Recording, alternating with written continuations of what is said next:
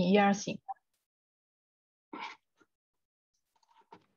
which is organized by the Technology Center of the Czech Academy of Sciences, together with Charles University and the expert group for supporting ERC applicants. This is the second online info day virtual format because of the epidemiological situation. We believe that next time it will be possible to meet you in person because we understand that networking is also a very important part of this kind of events. I am very happy that we have such a huge interest in this info day. We had more than 300 registrations. I can see that more and more participants are joining. So we will see later on how many participants will finally watch this info day. Next to me, you can see my dear colleague, Professor Zdeněk Strakos from Charles University, coordinator of the expert group for supporting ERC applicants, and my close collaborator. So I would like to warmly welcome him here and also thank him for being today with us. And before starting our program, I would like to give the floor to my colleague, Ms. Nadia Koníčková, who is the head of the NICER, National Information Center for European Research at the Technology Center of the Czech Academy of Sciences to open this info day. Thank you very much, Susanna. I hope the participants can also hear me and maybe see me.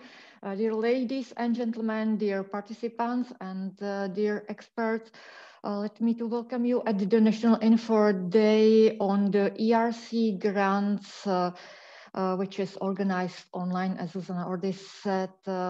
Most of you know that Technology Center provides support and services of the national contact points for all parts of Horizon Europe program, including ERC grants. And Technology Center very much welcome the initiative of Charles University and the Czech Academy of Sciences, which led to the creation of the expert group for supporting ERC applicants. The expert group, which is composed of ERC panel members and grantees and coordinated by our long-term collaborator, Professor Zdeněk Strakos from Charles University, significantly strengthens quality of the national support. Therefore, we are very grateful for the active participation in the info days, workshop, but as well mock interviews organized by the Technology Center.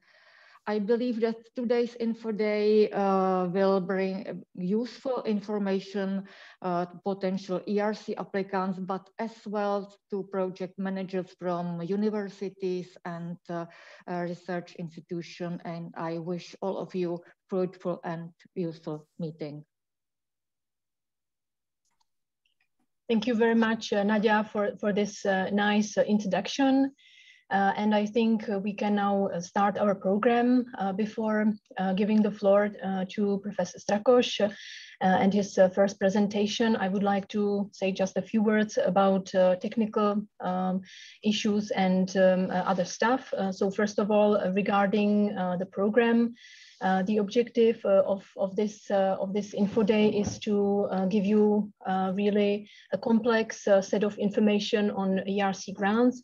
As you can see in the program, in the first part of the event, you will learn a lot of hopefully new information about types of grants, rules for participation, evaluation process, but we will start with a very important presentation on the philosophy of the ERC, because this is also very important and you should understand what is really behind this concept. And then after lunch break, we will have one session which will be related to the institutional support, which you can expect from the future host institutions. So we will have three presentations of 3 project managers or those who are providing support at institutional level. And after that, we will have also very important part where ERC grantees and ERC CZ grantees will participate and will not only present their proposals, but also give you some useful hints and recommendations what you should consider, not only talking about the ERC applicants, but also the institutions providing support to ERC applicants. And of course, throughout the whole day, you will have enough time for your questions. You can ask questions orally. It means as we are really numerous, it will be better if you can use the raise hand button in the reaction section on your control bar.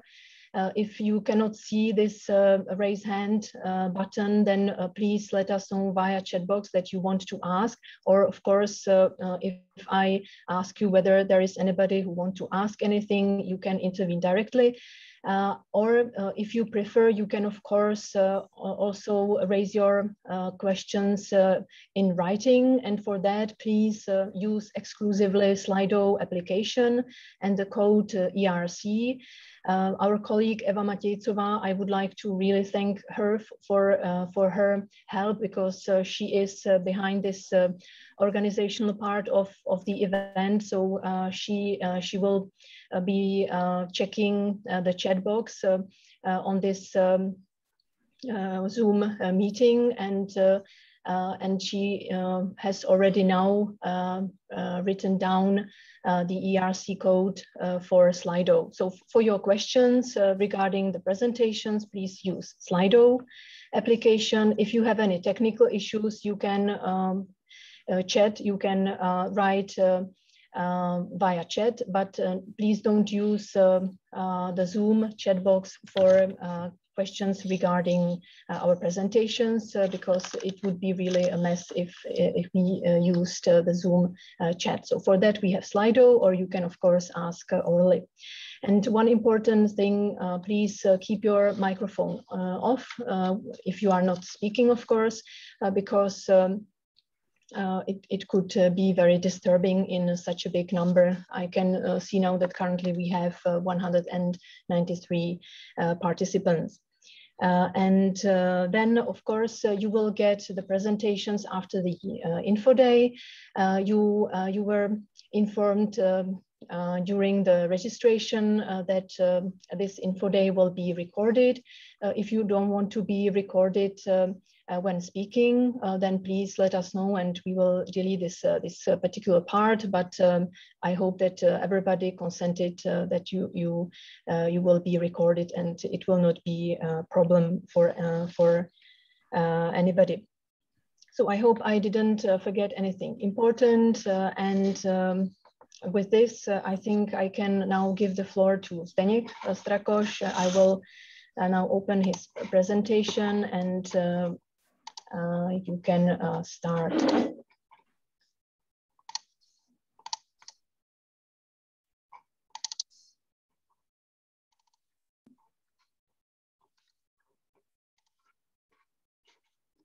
Here it is. The floor is yours.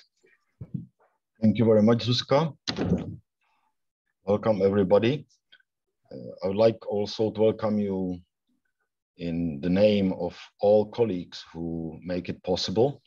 Some of these colleagues you will see during the because they will give presentations or they'll be present here, but some of you are hidden for you. So Eva Matějcová was mentioned already by Zuzka, but there are many others, and we are really indebted to them. And I also like to mention that most unfortunately, Dr. Valkárova, who is presently a member of the ERC scientific board, cannot be with us because she's traveling to Poland at the moment, so she couldn't even connect electronically. So next time, perhaps. So she is also greeting you in this way. And I'd like also to mention Professor Zažimalova and Professor Zima, who made possible this, born of the expert group by this declaration, and they also support this event. And just I would like to thank them for making this possible. In my presentation, I will start with say the roots. What makes efficient support of science possible? I think it's important to talk about that because ERC is really deeply rooted in the basic principles, and it's important to talk about that also in the Czech requirement, because sometimes the way the science is supported here is not that efficient as it could be. And we should take ERC as an example, as an opportunity. So this will be the meaning of my whole presentation. Later on, we will see more kind of technical and more focused presentations. And we made this program on purpose in this way, because we know that the audience is very heterogeneous. So it's composed for both managers, for people who should take care for talents in their institutions, and also for people who intend to perhaps apply in a year or in 2 years or whatever in the future for the ERC grant, who consider it seriously. So that's why this program is also a little bit mixed. It's not focused just on ERC say applications, but there'll be a lot about that also. So first, so what I mean by the philosophy. I like the quote from very famous mathematician and physicist Henri Poincaré, who on some occasion of giving him some prize, he said, well, why scientist does science? Because he delights in it. So it's not any kind of economic or whatever. It's a curiosity which drives it. And how it is related to applications? Well, it's good to have applications in mind and to give motivations. So in ERC applications, we many times see, okay, this is motivated by that and that. But to do science only in having the applications in mind, that would not work, because the curiosity must win and must drive the whole thing. And also from that, it is clear that what is decisive for a good science is initiative of individuals, of individual researchers, not a command from above, because that also doesn't work in the long term properly. So I think this is important, that curiosity and initiative is kind of very, very fundamental.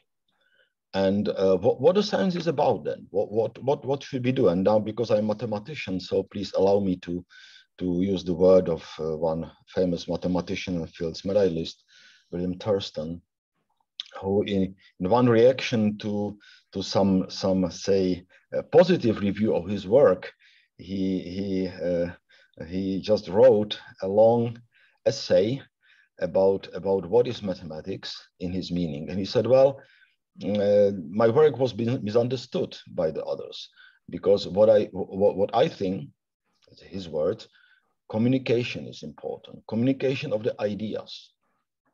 So not the technicalities. Technicalities are tools, definitions, theorems, etc., in mathematics, but the ways of thinking and explaining this is important. This is fundamental.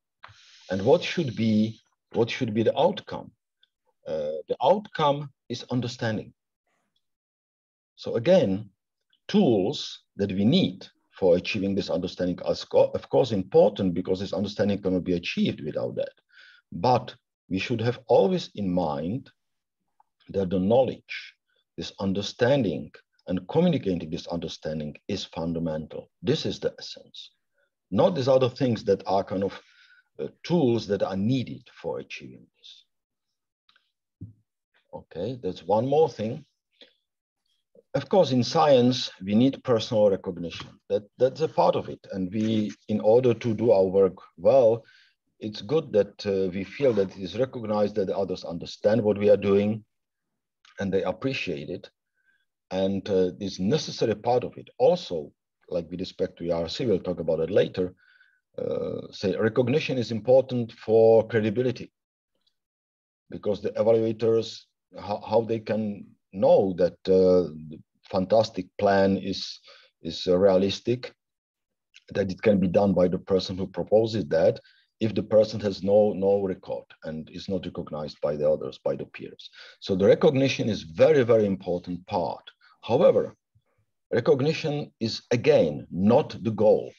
And if it is taken as a goal, which sometimes happen, it is dangerous.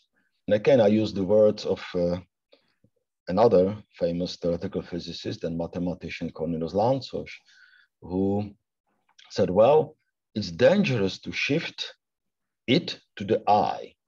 That means the emphasis should be on these things, not on that I have accomplished that. So it's important to stress what I have accomplished if I apply, for example, something. That's fine. There's not a problem with that. And it's even maybe more strongly C.S. Lewis, who was also, say, a scientist, but in a different field. And maybe many of you know him as a writer. But his scientific work was very significant. So he has said, well, we must be cautious, and we should not love our knowing. That means the fact that we do more than this knowing itself. And we should feel as, we should be happy if we can exercise our talents that are given to us. Okay, but if we are successful, then and got reputation, we must be a little bit, say, humble about this reputation, because if it becomes irresistible to just, and if we take this reputation as a goal, this is very dangerous for us as people. And I think it's very true. I have seen cases of that danger, that then really they have very negative effect on the personalities of people. So I think it's important to have this imbalance. And what is now with the ERC? So how the ERC kind of reflects these principles? Well, ERC was born within the program that was called Ideas. And that it was meant like, it is based on the ideas. And the idea of ERC, behind ERC, was to give space, create a space and conditions for initiative of individuals. So that was the main thing, not to control from above, but let it to people. And the second thing, it's focused on the frontiers research. What it means, frontiers research, that's something that is really on the edge, looks behind the horizon. This is not a phrase. It is meant really seriously. And it's not distinguished between the basic research, which is useful, and basic research, which is not useful, or oriented or non-oriented, as it is sometimes, in particular within the Czech science. It doesn't matter. It's just important to do the research that will lead to new knowledge. And this new knowledge can be applicable. ERC supports that, but may not be. ERC supports that also. The quality and importance is important here. So from there, it is clear again that the freedom of the scientist is absolutely essential. In big discoveries, it was always there, almost always there, okay? So then the second principle was related to this recognition. ERC aims at say, nurturing the leaders of the world science. What does it mean, the leader? Leader doesn't mean the one who is like celebrity. It means the person who has the highest responsibility, the biggest burden on the shoulders. A recognition must be a part of it, of course. It is naturally a part of it. But the main thing is this responsibility. The person leads the others. That's what is, say, the duty of this person who has this talent. And that's how the RC means that. And what does it mean in practice? So here I take the liberty and use the words of our visitor at the Charles University a couple of times, Jill Wells, who is responsible for science management, the support of individual grant programs at the University of Oxford. And she always emphasized these 3 points. First, that the strategic tool for the University of Oxford for the development and for the future growth of the university is or are individual fellowships. That means the strategic thing is invest to individuals. And that means also invest to those who want to take part. So she said, who are open, because not everybody, and not everybody must be included or must be willing to do that. But those who are, so they should be helped. And the third point, which is in particular important in our environment, if we say recognize the talents, we help them, or we just welcome the talents from elsewhere coming. So this is only one part, but we have also created such an environment that we can retain them. As an example, if we get people who comes from somewhere or even who are here and get the ERC grant, they create a group, and then the ERC grant ends after a while. So we should retain. I mean, that should be a clear program that these people are here, and it's in our benefit of all of us to have these people here. Not to ask them to support themselves by another grant immediately. That simply cannot work. So recruit and retain. That's again absolutely fundamental. And this is the word, what Jill Wells is saying. So this is towards institutions. Okay, that's how it should be understood.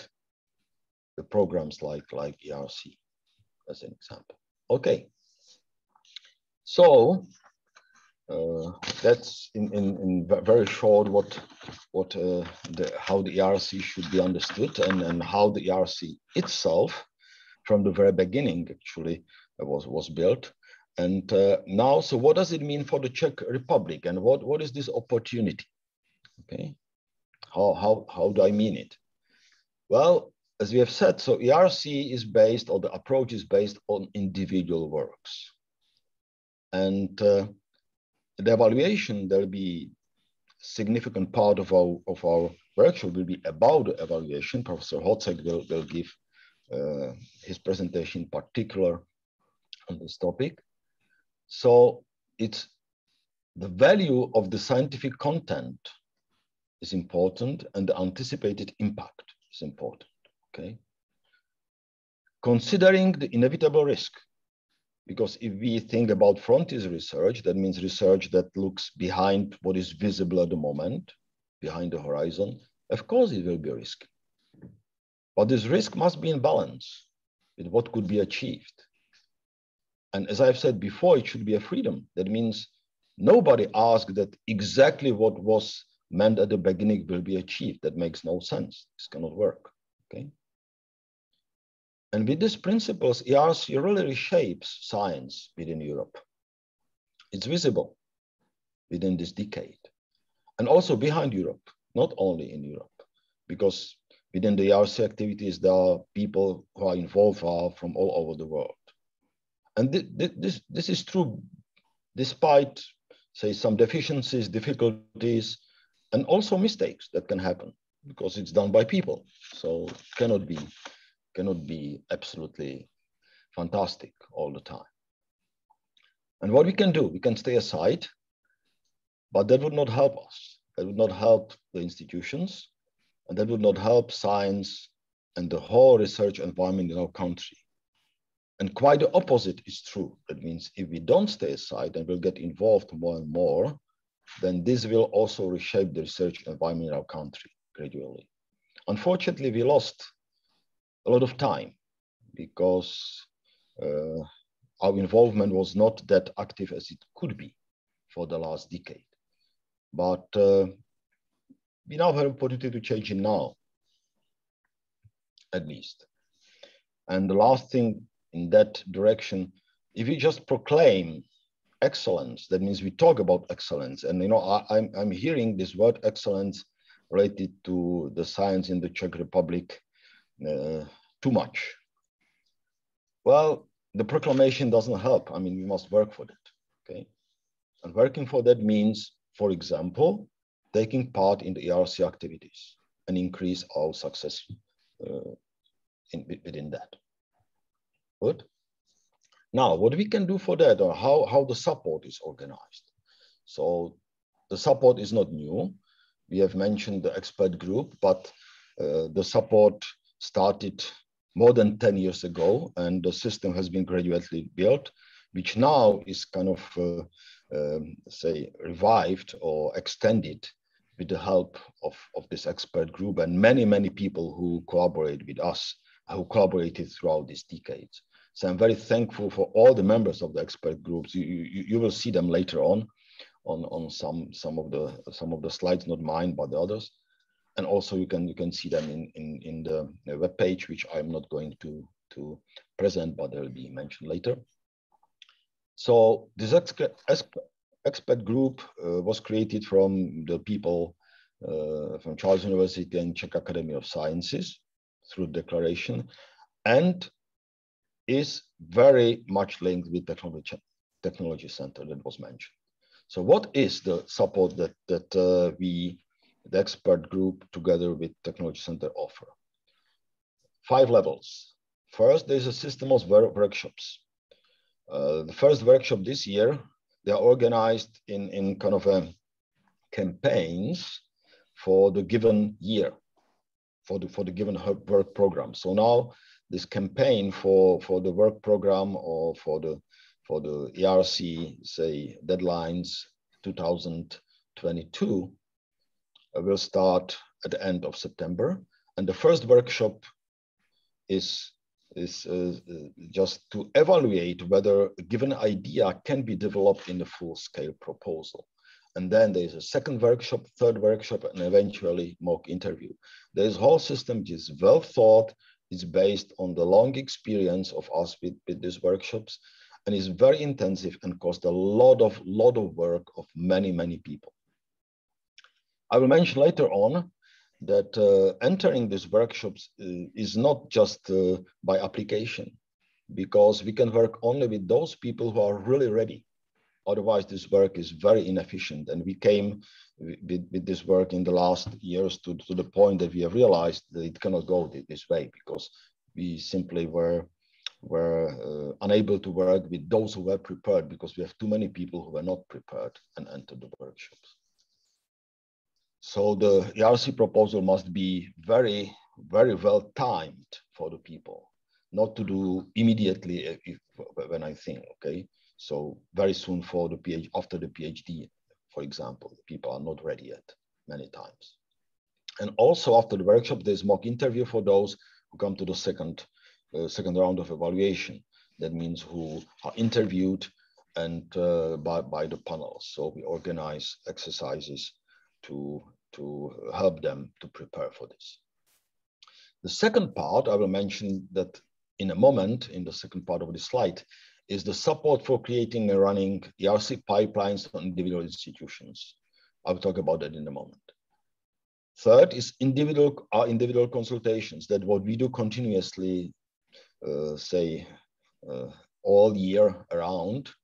And we consult with individuals, we consult with supporting people at institutions, etc., etc. The fourth, we have started an intensive discussion with Gacher, the Czech grant agency, on how to kind of more couple this activity for ERC with activities of Gacher. How to change perhaps some things so that the people who apply for the Gacher can get more ready for application for the ERC, which nowadays is not exactly so, because it's not say a problem of Gacher itself, but a problem of Czech legislature also, that some of these principles are not respected. And then the people, you know, within the Czech science had to much more focus on deliverables and promises, etc. And that doesn't work for ERC at all. And the last one, raising understanding ERC awareness. That's the Czech National Info Day. That's what we have right now. Okay, so this is essentially the program of the expert group. We can talk about that in discussion later on more. And now, in order to be efficient, in order to work, this institutional support, this help of the experts really needs the support of the individual institutions. And in particular, it doesn't make sense if we get applicants to our workshops that are simply not ready.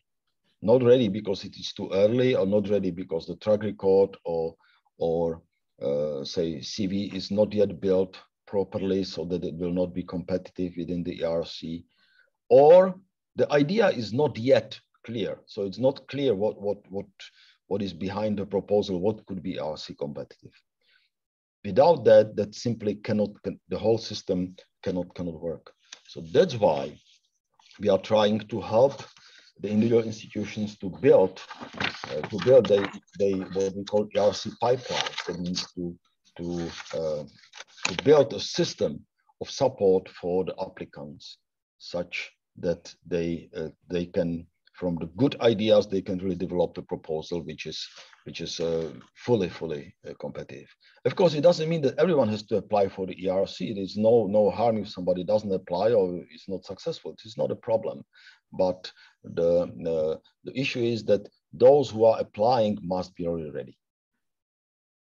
Okay. So finally, so what does it require if we wish to change the situation, which you will see is not very positive for us with respect to the ERC, say, statistics. So what does it require for us? First, we have to leave the comfort of our Czech science. You know, I have heard too many times within the years, many years, and it's more than 10 years, I work for that, the words like, we know all best, we don't need ERC. I've heard it for the highest officials of institutions. I was always very sad about it. That really doesn't help. And we should also realize that not everybody will be successful. The success rates nowadays depends on whether it's starting, consolidator, or advanced, but say it's from 13 to maybe less for the advanced, but it varies a little bit. It's around 10%, a bit more than 10%. So not everybody will be successful, but this is not really the main importance. If the people go through the preparation of the ERC exam, they do it properly. They really devote the energy. So this is very beneficial for these people themselves and also for the institutions. We know it by experience. We know it by experience of unsuccessful ERC applicants, but it doesn't matter that we should try to apply. Giving a try doesn't make sense. Or if it is considered as an exercise in some writing, kind of polishing some writing, no, this is not ERC grant, this is not a preparation. That's not what we do with these applicants. This is just misunderstanding. But if it is done properly, it is really rewarding. Okay, so I strongly believe, and also I not only believe, but I know it by experience, that if this motivation is present in the institutions, is rewarding in a long time period. There is no way how to change situation immediately, and it will not take 1 year, it will take longer time, but it can be changed. But we must work for that, okay? We should not prefer short-sighted views, because if our views are short-sighted, there is no hope.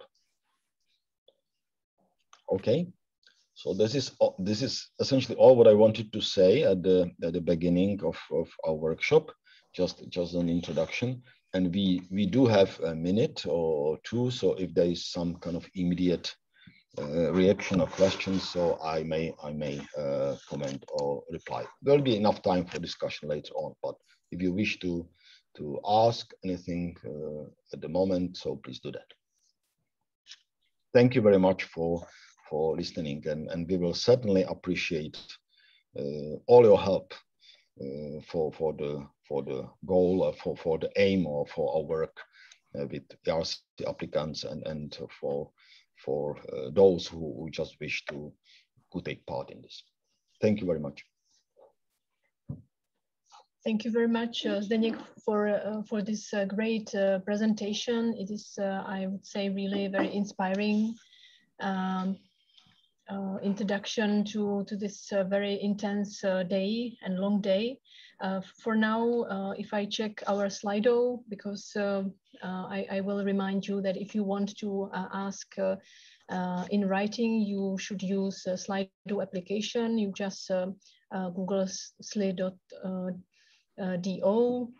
and then you will see the application. You just insert the code ERC, and you can ask questions in writing, or of course in also oral. I can see in Slido just one, let's say, more technical question concerning recording, so I can confirm to our participant that this recording will be publicly available. It will be published on the website of Horizon Europe. It means on the national portal Horizon Europe, and of course the registered participants will receive the link via email together with the link to the presentations. For now, I don't see any questions through Slido, but if you have any question you would like to raise orally, then please feel free to intervene now. We don't see any hands raised.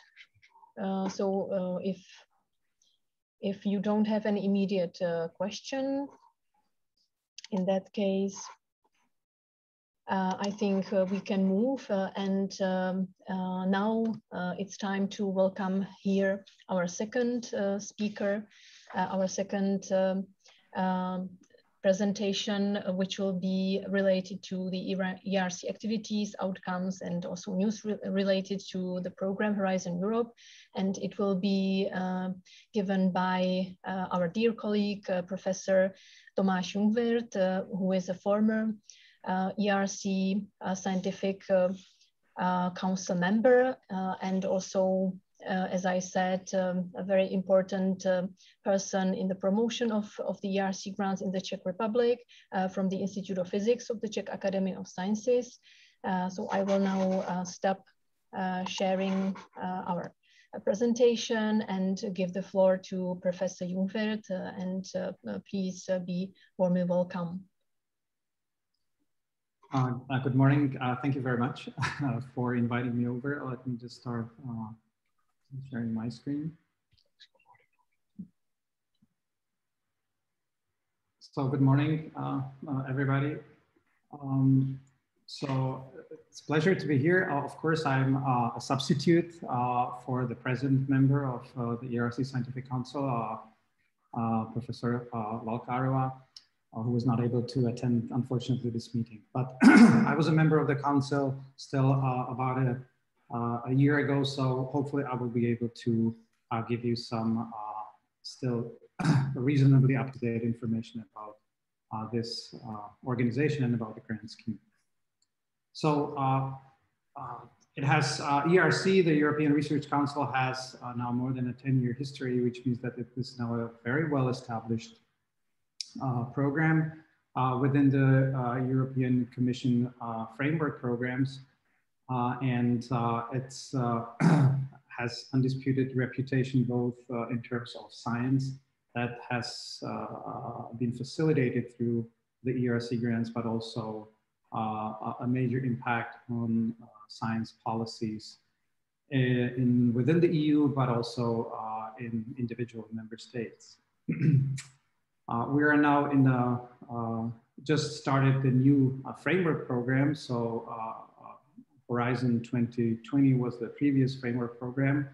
And these two slides are just a comparison of the position of European Research Council within the previous and the current framework programs. So regarding the previous one, ERC was already a major player. It was part of the excellence pillar there were basically three pillars, one on the bottom-up science, the so-called excellence pillar, and then the other pillars which were more top-down on industry leadership and societal challenges.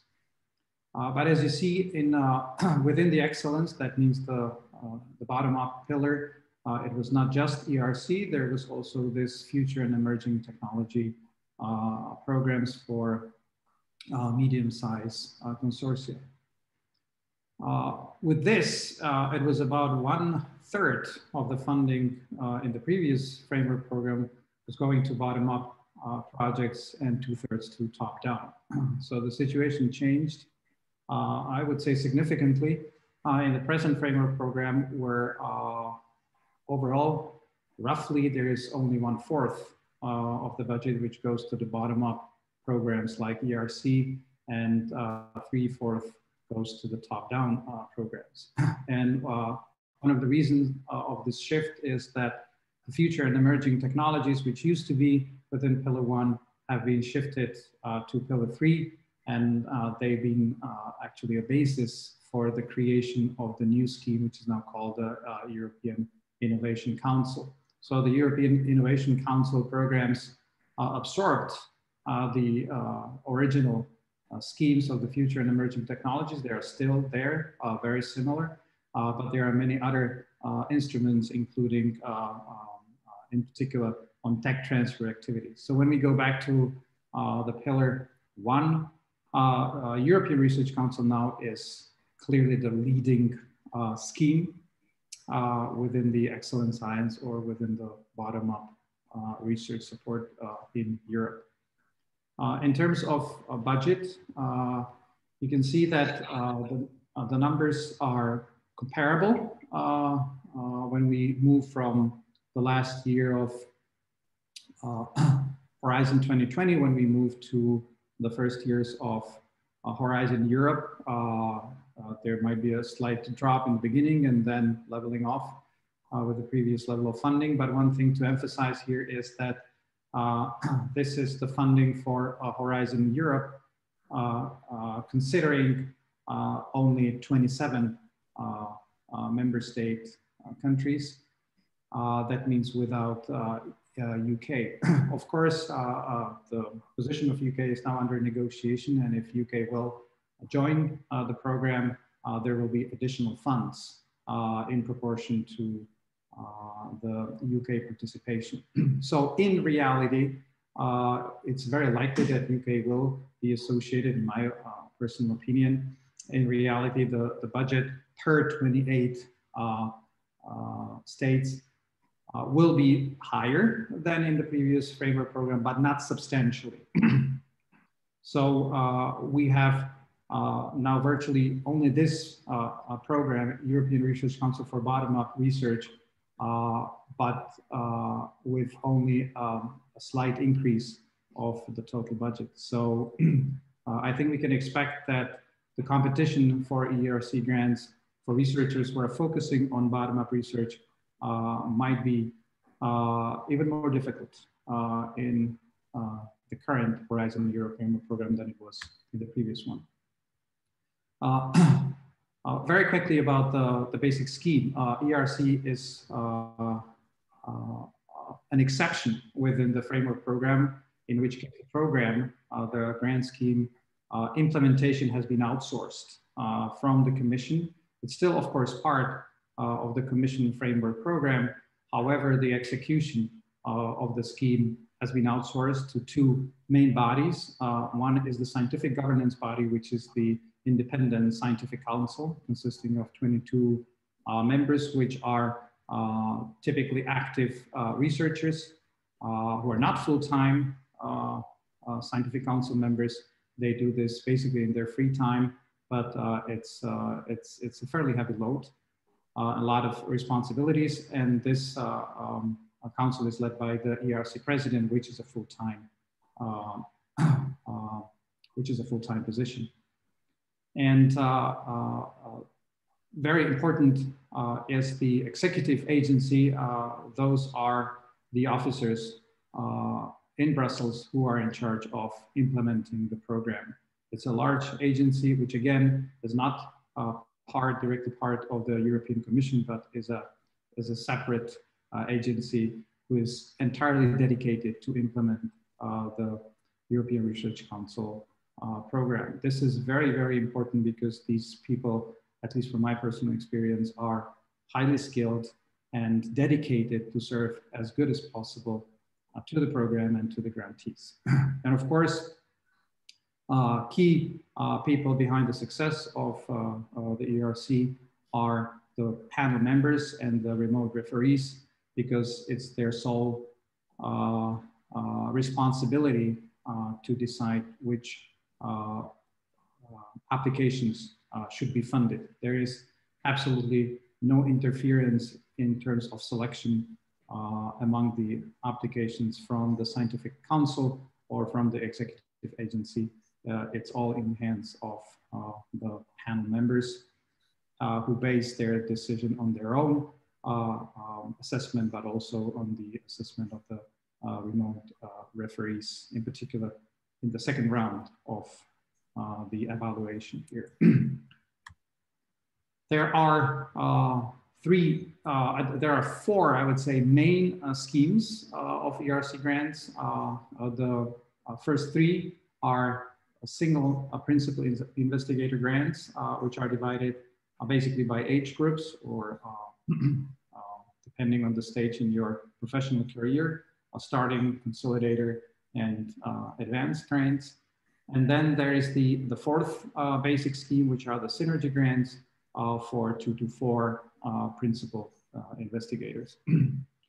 And the last scheme is a supporting scheme. It's a proof of concept scheme for the initial tech transfer activities of ideas that emerged from the main grants, which implies that only ERC grantees, either of currently running grants or recently completed grants, are eligible to apply for this proof of concept.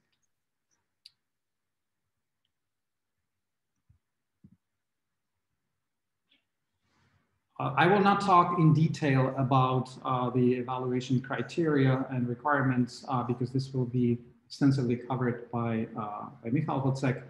So let me just very briefly go through this, that it's really in the DNA of European Research Council that it treats different age groups or different stages in the professional career separately, because it's clear that it would be very difficult on this top highly competitive level to compare applicants who are 2 years after PhD with applicants who are 20 years after PhD.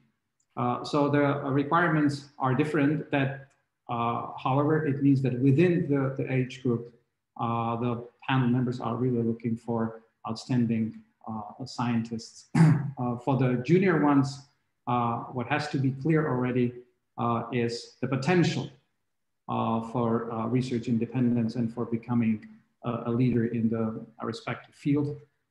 When we go to the senior ones, to the advanced grants, it's not the potential, but it has to be already clearly demonstrated that the applicant is a leader in his or her research field.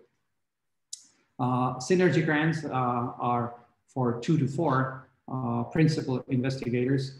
And here, the intention of the European Council was not to favor more senior PIs, but the consortium can be composed of PIs who are all on the starting or consolidator level. That is perfectly legitimate, eligible, and it was actually the idea of the scientific council to have these junior consortia as well. In reality, the statistics so far are that higher chances for getting these synergy grants are, from my opinion, unfortunately, for more senior principal investigators. ERC serves all scientific areas and or scientific fields. from life sciences, physical sciences, chemistry, and engineering, and also from social sciences and humanities. This is the current list of panels. It's very important to, for each call to check the panel structure and the individual descriptions or descriptors of each panelist, because these are changing depending on the development in the respective research fields, and the Scientific Council is regularly updating the list of panels and the individual descriptors for each panel. Again, I will not talk in detail about the evaluation process because this will be covered later, but just the main information for the starting, consolidated, and advanced. The evaluations is in 2 rounds. In the first step, it's only evaluated by the experts within the panel. And for the proposals that make it to the second round, they will also be evaluated based on the external review referee reports. An important update on this evaluation process is that from Horizon Europe, that means from now on, there will be interviews in all basic schemes. That means including starting, consolidated, advanced, and synergy grants. Now, a few remarks about our participation in these ERC competitions in Horizon 2020 and also in the previous framework program 7. So what you can see from this table is that Czech Republic has not been successful in applying for ERC grants in the past. What I highlighted here is a group of member states or associated countries which are of comparable size to the Czech Republic. And what you see that within this group of countries or states, there can be examples of countries which have almost an order of magnitude more successful applicants than Czech Republic. I think another comparison which is quite striking is a comparison of the total number of grants that is being awarded to institutions in Czech Republic, which as far as I have the latest numbers is 46 grants up to now. If you compare this number to the total number of ERC grants awarded to an individual research institution in other countries. And as you can see, of course, there are the usual suspects like University of Oxford or Cambridge, where there is a huge number of grants, many more than in the entire Czech Republic. But what I think is significant that when you go down the list, you have many individual research institutions which you would not maybe consider as the absolute top research institutions worldwide, but they still can have significantly more ERC grantees than the entire Czech Republic. The problem is, of course, twofold. One is that we do not submit comparable number of applications to the successful, when compared to the successful countries, and we also have a lower success rate than its average. As Denis Sarkoš already mentioned, that the success rate fluctuates around 10%, 10, 12%. In Czech Republic, we're currently at a success rate of about 6%, so we have about half compared to the average, not to the top countries, but to the average within the EU and associated countries. Now that's bad news. The good news is that the situation seems to be significantly improving when we compare the Framework Program 7 with the previous Framework Program, the Framework Program 8, which was called Horizon 2020. So In Framework Program 7, we had only 11 out of the current totals 46 grants, while in Horizon 2020, we had more than 3 times the amount of the previous framework program. So this is a significant increase in the number of successful applications. And also, if you look at this graph, this is you see that Czech Republic has a positive number in terms of increase of the success rate from Framework Program 7 to Horizon 2020. So we are more successful, and as a result, we're also getting more ERC grants. So we are on a positive track, but in terms of the total number, we are still well behind not only the leading countries in Europe, but also compared to the European average. Another indicator which shows that we could be performing, and that this trend of increasing number of applications can still continue, is the comparison of the number of ERC grants scaled with respect to the number of top highly cited publications.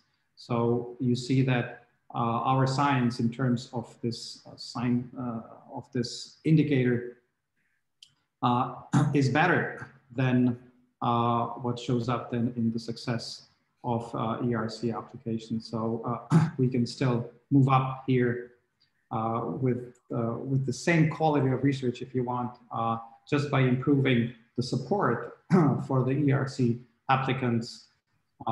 We should be able to still significantly increase the number of the successful ERC applications. However, it's only a limited improvement we can achieve by this. The next level would be, of course, we would need to improve the overall quality of science in the Czech Republic to really become competitive with the top countries in Europe. In terms of improving the support to ERC applicants, this has been already mentioned a couple times today, that the major player on the national scheme is the Czech National Support Team for ERC applicants.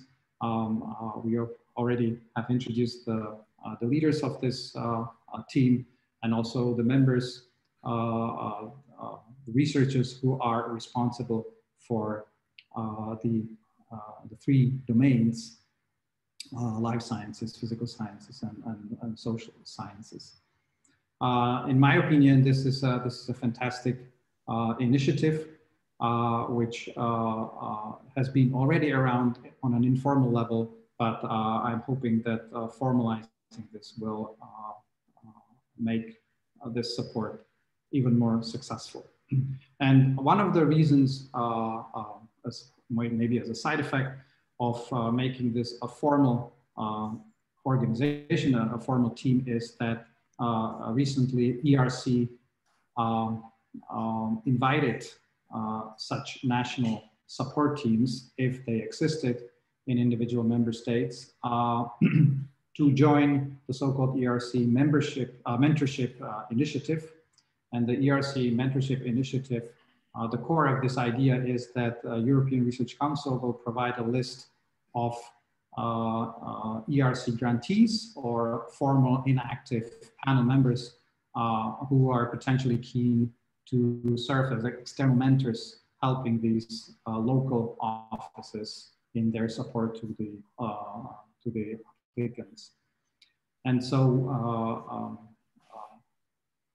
this Czech National Support Team has already joined this ERC Mentorship Initiative, which again, to me is very important, because we do not have to rely only on the local experts, which just because of the size of our country is necessarily limited, but we might be able to get help from experts also from other countries who have hands-on experience with European Research Council.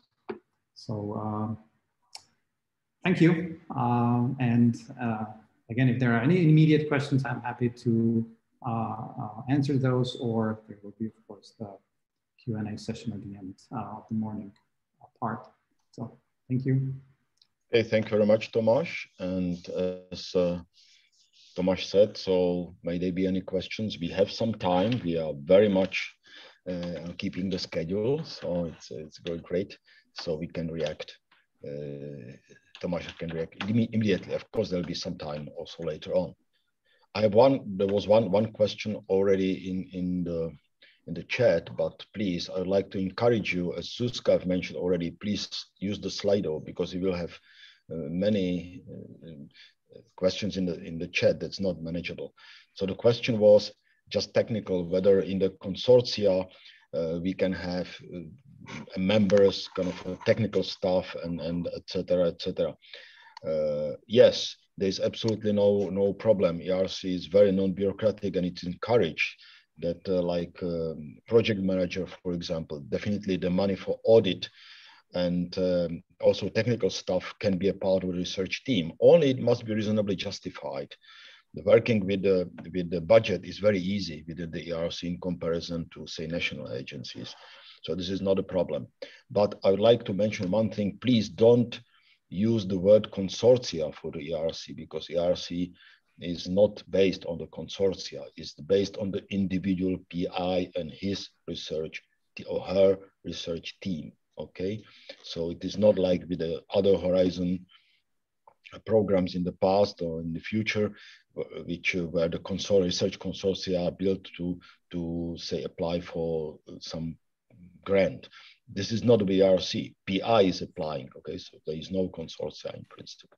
There's a little difference in this say team in the synergy. But again, that's not meant as a consortia within the other Horizon programs. Okay. So any questions we might have? Is there any hand raised to Tomáš?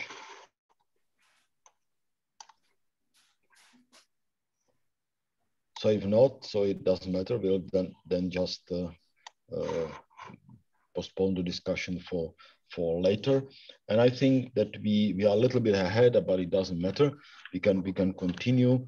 And it's my pleasure now to introduce Zuzka Čapková, who is an absolutely instrumental person behind all of this. And this event will definitely not take place without her and without her management of her team.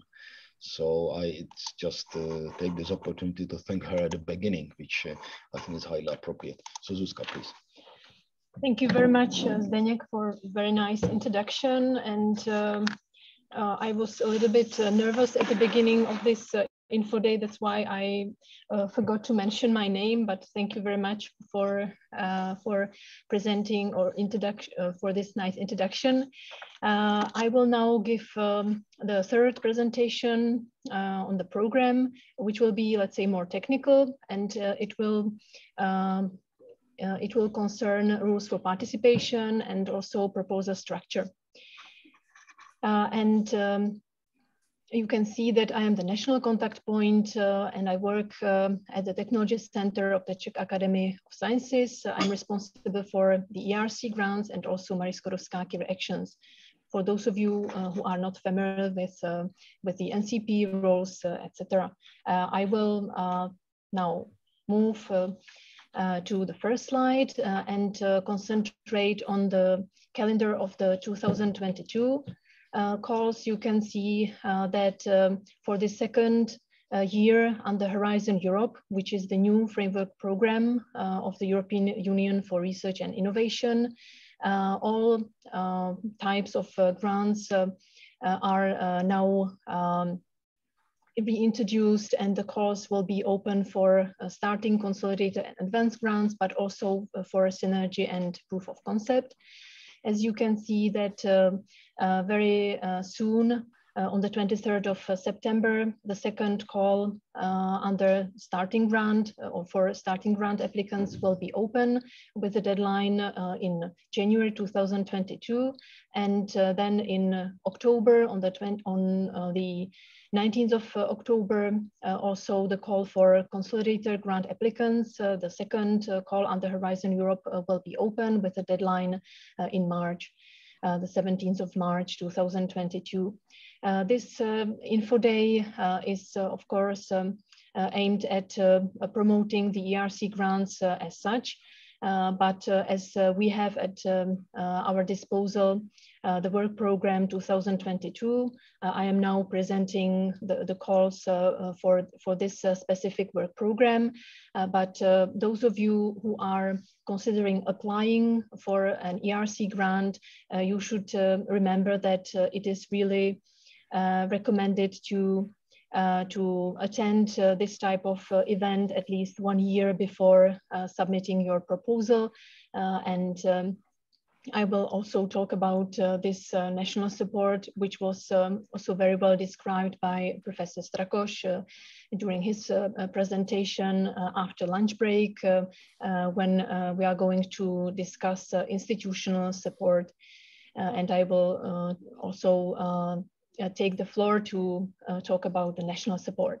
You can see that at the beginning of 2022, the ERC advanced grant call will be open in January with a deadline in April, and also which is let's say one novelty under this work program 2022, the first call of ERC Synergy grant will be or is introduced, and this call was already opened in July with a deadline this year, 10th of November. And then I also would like to highlight that under 2020, under the work program 2020, also the proof of concept grant is available. So because of this small delay in the introduction of proof of concept under Horizon Europe, under the work program 2022, we will have 2 calls, and within these 2 calls, there are in fact 4 deadlines. So the first call, which is just technically or formally linked to the work program 2022, was open on the 15th of July with a deadline in October the 14th. But then in a couple of months, the second round of proof of concept call will be open this year in November with the 3 deadlines as we are used to. And of course, this calendar you can find in the work program 2022 and also on the website of the ERC, and also on the funding and tender opportunities portal, through which you are going to prepare or submit your application. Here I have a summary of main novelties of this work program. I have already mentioned that the Synergy grant call and proof of concept call is reintroduced under Horizon Europe. And then I would like to also mention that we have a kind of complementary, the second complementary type of grant, public engagement with research award. This was piloted in 2020, and the ERC decided to open the second call under public engagement with research award, which means that you can, the ERC grants, it is important to mention that only the ERC grantees can apply and can get 10,000 euro complementary funding in 3 categories: involve for citizen science, inspire for public outreach, and influence for media and policy. So this is really linked with public engagement, and this specific call is supposed to be open on the 5th of October this year with the deadline in January the 11th, 2022.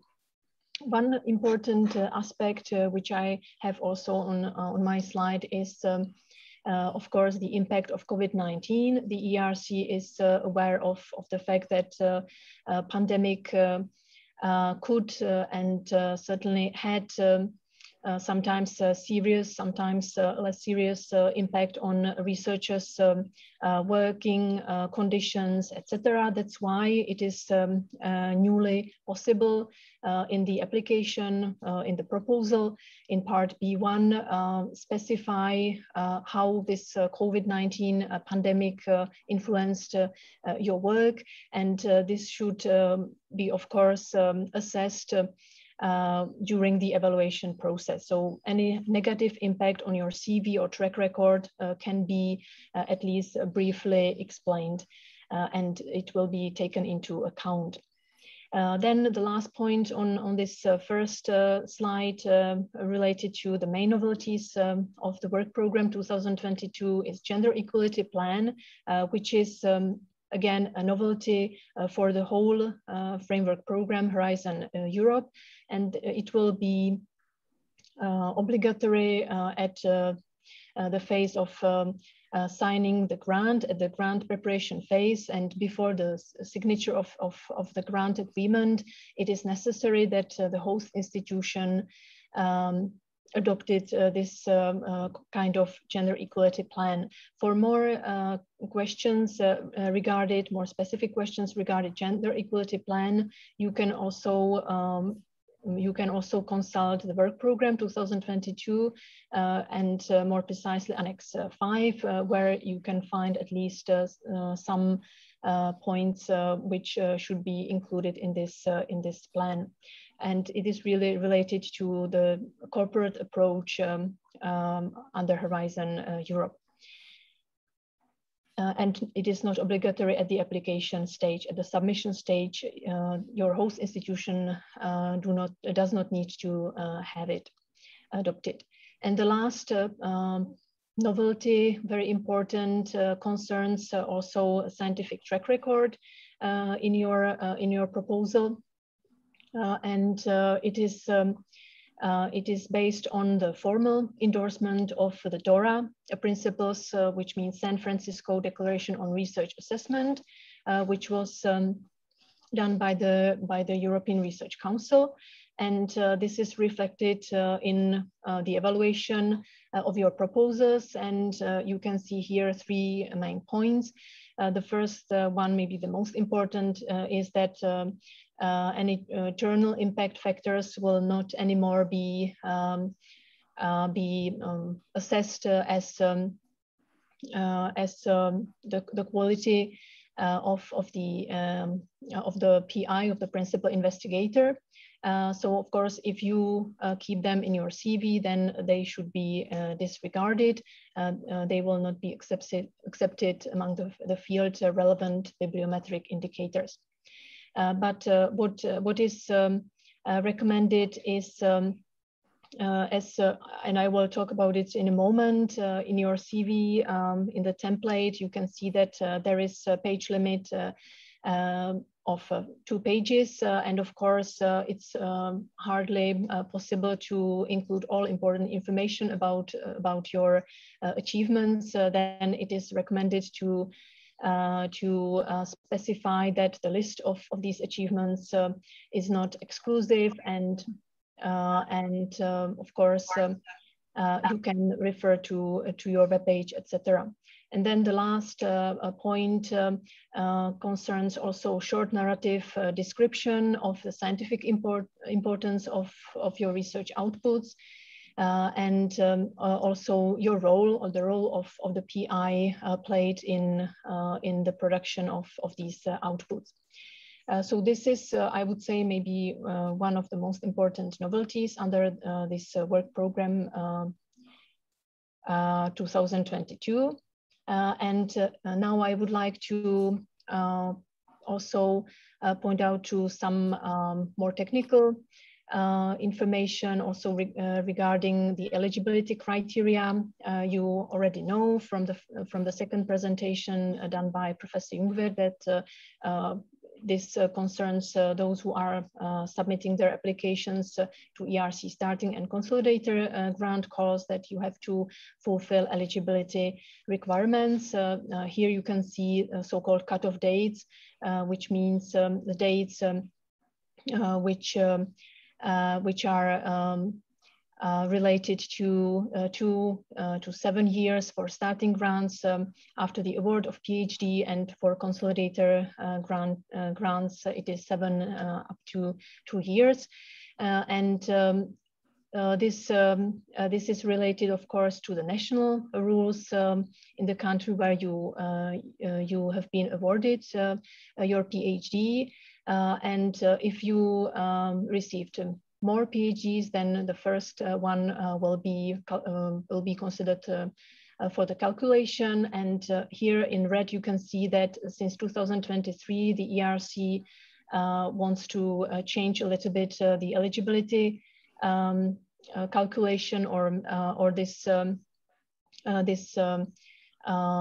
rule. It means the reference date, the 1st of January, will not be changed, but instead of date of the actual award, it should be the date of the successful PhD defense. And this should, according to the explanation of the ERC, simplify the eligibility check. And for ERC advanced grant applicants, there are no specific criteria regarding the eligibility. Then I received quite a lot of questions concerning potential extension of eligibility periods, and this concerns mainly ERC starting and consolidated grant applicants. And you can see here a list of some circumstances which allow you to ask for the extension of this period. Of course, the first one is maternity or parental leave, depending, of course, on the national system. And here it is possible for each child born before or after the award of PhD, ask for the extension of 18 months. And for this, the female researcher needs to as a supporting document, also upload an official document that links the researcher, the applicant, with the child, which means birth certificate, passport, etc. But it is also possible if the researcher stayed more than 18 months on maternity or parental leave, then it is also possible to ask for longer extension, and for that it should be sufficient to upload any document which confirms the date, the start and end date of this leave, and signed by HR person at your institution, at your host institution. So this is quite important, I would say. And of course, in case of part-times, they are taken into account, and then this eligibility period can be extended proportionally. If you have any more specific questions regarding the eligibility, then of course your main contact should be at your host institution, a project manager or an employee of a project or grant office. And if you don't have any support at institution level, of course, feel free to contact me, and we can check together whether you can apply for ERC starting or consolidator based on your, for example, family reasons, etc. But maternity or paternity, which means you can ask for the extension of the actual time taken off before or after PhD. This is, I would say, one of the most usual reasons for the extension, but there are other reasons: military service after PhD award, or clinical training. Also, in case of clinical training after you've been awarded a PhD, and up to 4 years maximum. But also you can ask for extension if in case of long-term illness, if you were ill not only yourself, but also a close family member of yours, and this should be over 90 days of illness.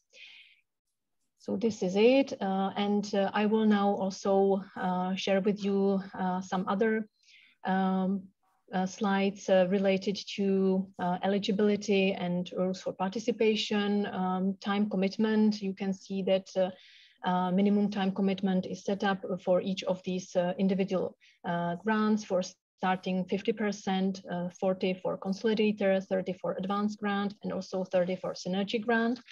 And apart from this minimum requirement, you have to also spend at least 50% of your working time in an EU member state or associated country. Professor Jungwirth also mentioned the association process of the United Kingdom. So this is most probably it will happen that the UK will associate, but for other countries, just to let you know, most third countries associated to Horizon Europe are expected to be associated to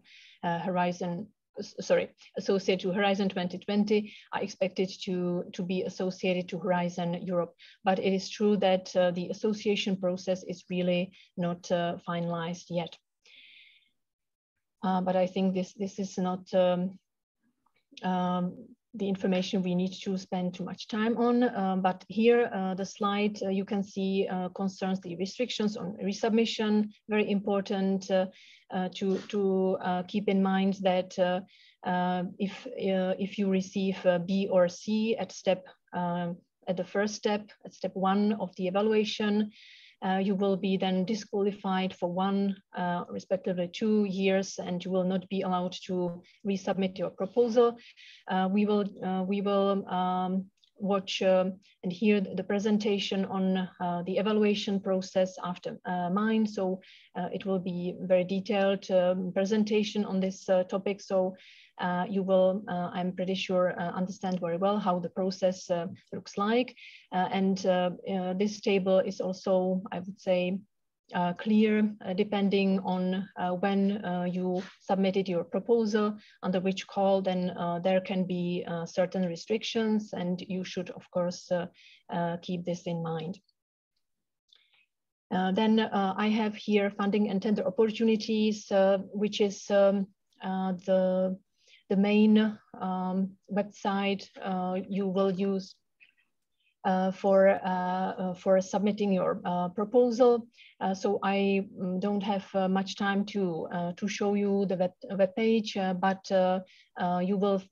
I hope you will find everything easily. And if you cannot, then please feel free to contact firstly your institutional support, and then secondly also me.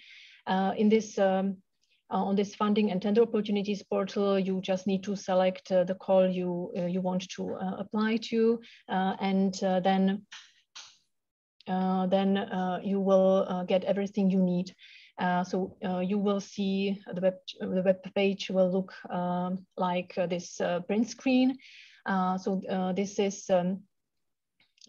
is for ERC starting grants webpage, and I would like to highlight the section topic conditions and documents, under which you will find all necessary documents like work program, information for applicants, which is kind of guide you should read carefully as a researcher, as a future applicant, and of course project managers usually read it also for you, because they can check everything for you, and then you will find also propose a template in PDF, model grant agreement, rules for participation, etc. So this is really the web page you should visit as soon as possible when considering applying for an ERC. And here you can see also the 3 main supporting documents, or the 2 ones the ERC work program. The link is active, so after the info day, you will get the presentation in PDF, and you can just click on it, and you will get this work program, and also information for applicants depending on the call you want to apply to. This is a more detailed guide where you will get other supporting information you should not miss before submitting your proposal. And of course, to create or register your application, you need to have an EU login. Once you have an EU login, which you will create on the Funding and Tender Opportunities portal, you can create your let's say profile or your proposal, and under section submission, and this will allow you to download in Word a proposal template B1, B2, and also host institution support letter. Now I am coming to the proposal structure. You will have to fill in some, let's say, more administrative information directly into the Funding and Tender Opportunities portal, which is so-called Part A, according to the terminology of the ERC. Which means that it includes the information about you as the PI, principal investigator, your host institution. You have to write down the acronym, the name, the title of your grant, etc. But also this administrative part includes budget table, description of resources, which is limited to 8,000 characters, including spaces. There is also other sections such as ethics, security, tables, time commitment, etc. This shouldn't be really a challenge for you. And then the project proposal as such consists of two parts, B1, B2. Professor Hutzek, who will soon give or take the floor, will talk about the evaluation process and also more in detail about these two parts. But I will just explain that in this part B1, you have so-called extended synopsis, 5 pages, where you describe your proposal. And then an integral part of this B1 is your CV and track record. Here there is also page limitation, 2 pages for CV and 2 pages for track record. And then part B2 called scientific proposal and a page limit of 14, where you are supposed to describe state of the art, the objectives of your proposal, of your research, very deep description of methodology and the budget, which is now included in the online forms. And then also one important information, a part of B1 is also abstract of 2,000 characters. You will also find there other important parts or mandatory supporting documentation you have to upload, such as a PhD certificate and support letter. And if necessary, of course, other supporting documentation, for example, regarding ethical aspects, etc. I will not talk in details about the ERC budget, but I would like to now say that if you have more specific questions regarding the creation, preparation of your budget, don't hesitate to contact my colleagues, legal and financial NCPs. Here you have the link to their contact emails, and they are used to consulting the ERC budget part. There are certain cost categories: direct cost, subcontracting, purchase, and internally invoiced goods and services. I will just mention one important thing. You can also ask for additional funding, which means for starting consolidator advanced grant applicants, it is 1 million euro. And for synergy grants, it is up to 4 million euro. And these additional funding costs can be used to cover, for example, relocation expenses if you move from a distant country to purchase major equipment, or to cover access to large facilities, or to pay major experimental costs, etc. So all these categories included in the budget table should be, of course, at least briefly but clearly described in your proposal. I will finalize my presentation, and here you can see the evaluation criteria you will find in the work program. You can see highlighted the key terms, keywords, and of course you should go through them and try to answer all these questions in your proposal. So this is for firstly for research project and principal investigator, and also for proof of concept. You will get the slides after the info day. Here, the panel structure. Again, in the Annex 1 of the work program 2022, you will find this complete list. And I think this is my last slide. I will not talk about it a lot. We will have in the afternoon session one of the ERC-CZ grantees who will also explain a little bit this program, which is linked to the outcomes of your ERC grant. And it is a national funding scheme, but for now, I think this is the last slide with useful links, the main webpage of the ERC, very instructive ERC classes videos.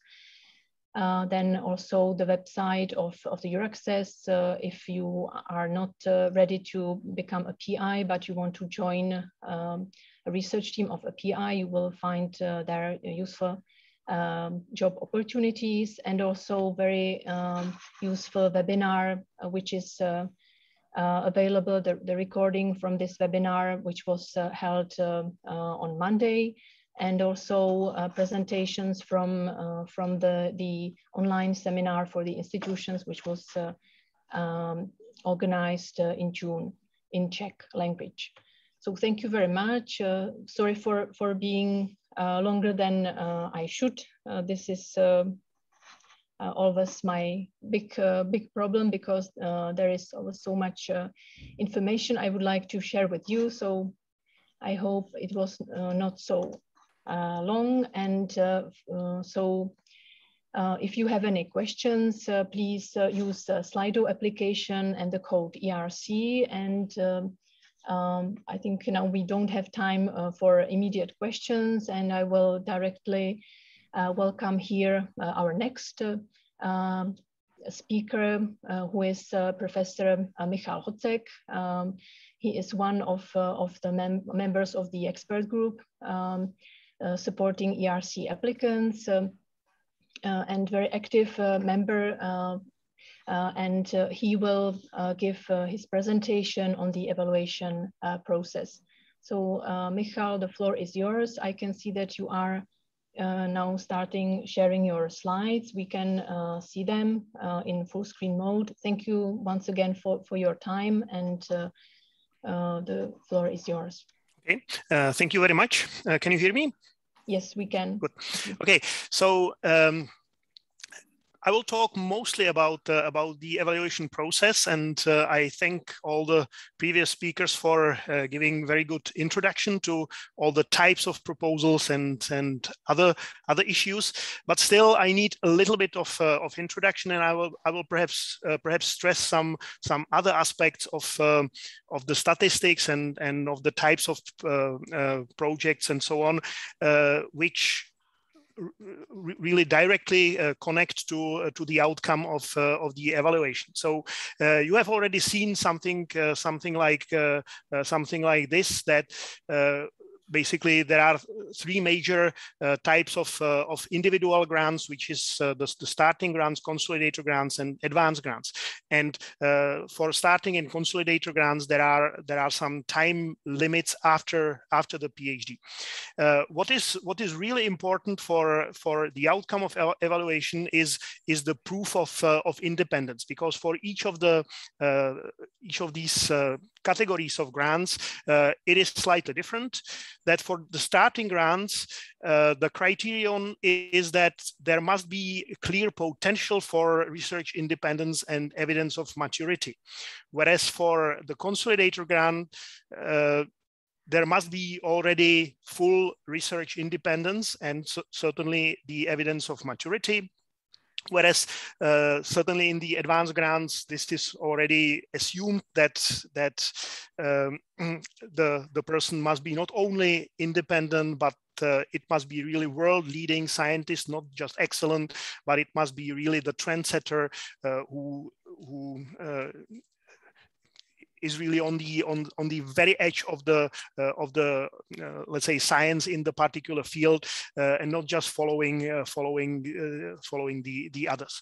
So the advanced grant calls are like really super competitive, and basically there is no question there about the let's say insufficient research independence. But for the starting and consolidator grants, there are always some issues, because in different countries there are different career paths, and in some countries it is very difficult to become fully independent within the 7 or 12 years after PhD, and you can see also then from the statistics that it really reflects in the success rate and in the outcome of the proposals. So you have already seen some statistics, but I'm showing some slightly different slides. So this was the last finished call of grants 2020, and as you can see, in the starting grant category, the success rate was about 13%, as it was already mentioned, and in the starting grant category, there is the largest number of submitted proposals. So last time it was over 3,000. Then, sorry, in the consolidator grants, the success rate is slightly lower, but basically about the same, also about 13%. The number of proposals, as you can see the comparison, the number of proposals is significantly lower compared to the starting grants. Also because the time window is only 4 years, so not too many people fall within this particular category. And then for the advanced grants, it is now really competitive, and the success rate is only 8%, because here the time window is unlimited. So you compete with really senior scientists, you compete with Nobel Prize winners, you compete with Max Planck Institute directors and so on. So this is very difficult competition. But certainly the number of submitted proposals is not so high as you might expect, simply because people are realistic and they simply anticipate that unless they are really world-leading scientists, they have not high chance, and not so many people apply actually in the ERC advanced grant calls. So now let's have a very quick look at the success rate or at the success of different countries, or based on the host institution. So as you can see in the starting grant category, in the last call, there were 25 countries which received at least one ERC starting grant, including many countries from the Eastern Europe. But let's say these Eastern European countries received just very tiny number of grants, typically one, 2, or 3, which is something which really should be improved. Tomáš Jungwirth also presented some statistics based on the, let's say, the size of the country and the number of inhabitants, and he already showed that very successful countries are especially Switzerland, Israel, Sweden, and also Austria, as you will see, and these are the countries which we would like to maybe not surpass or equal, but to at least let's say try to come closer to their very high success. Then in the consolidator grants, there is only 23 countries. And again, the same trend that basically the Eastern Europe gets very little. This was actually here the Czech Republic doesn't look that bad but it was an exceptional year for the Czech Republic in this grant call. Usually we get less than 4. But again, as you can see, the same countries are on the top, and very little, but still something for the Eastern Europe. But now, if we move to the advanced grants, so in the last call there was not a single grant to the Eastern Europe in all the domains. So this is something which is really like very discouraging maybe for us, but it should not mean that we should not apply, because if we don't apply, we will never get anything. I'm showing also this comparison. This is for consolidator grants, and basically these are the graphs of the success rate, once based on the country of the host institution, and then based on the nationality. And it shows, some trends which are quite disturbing, that in some countries, or that some countries are not really attractive for the people to stay and do their research, whereas in some other countries it is completely opposite. So the striking example is Italy. As you can see from the bottom graph, the Italians are probably the smartest nation in Europe, because in the number of grants which were given to Italians, they win. But how many of them are based in Italy? Only 17 of them. So it means that only 1/3 of the Italians who get ERC consolidator grant stay in their country, and most of them are outside. And when you look at maybe the opposite side of that, look at the UK. That the UK was awarded 50 consolidator grants, and only less than half of them were to British citizens or British nationals. So it means that Britain is very attractive in actually getting people from outside to do the research in Britain. So one would say, we cannot compare to Britain, but look at Austria. So for instance, Austria obtained 18 consolidator grants, and only 8 went to Austrian citizens or to Austrians. So it means that also Austria is very attractive for people to come to the country and do the research.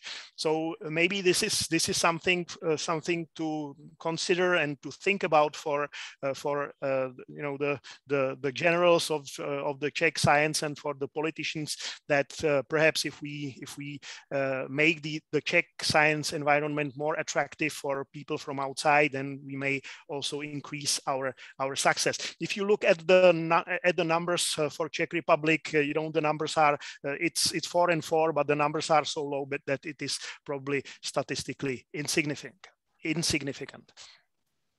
Okay, so as it has already been mentioned, the evaluation of proposals is done fully by the panels. Actually, the scientific council does not directly interfere. So all the evaluation is only in the hands of the panels. And as it has already been mentioned, there are 27 different panels covering the different disciplines, and they are, let's say, subdivided into 3 main domains, such as physical sciences and engineering, life sciences, and social sciences and humanities. And each of the panels, as it is shown on the example of panel PE5, contains a number of sub-disciplines and a number of keywords which are important for the selection of the appropriate panel where one can submit their proposal. And each panel is then composed of several panel members. There is one panel chair, and then several panel members. So let's look more closely on that.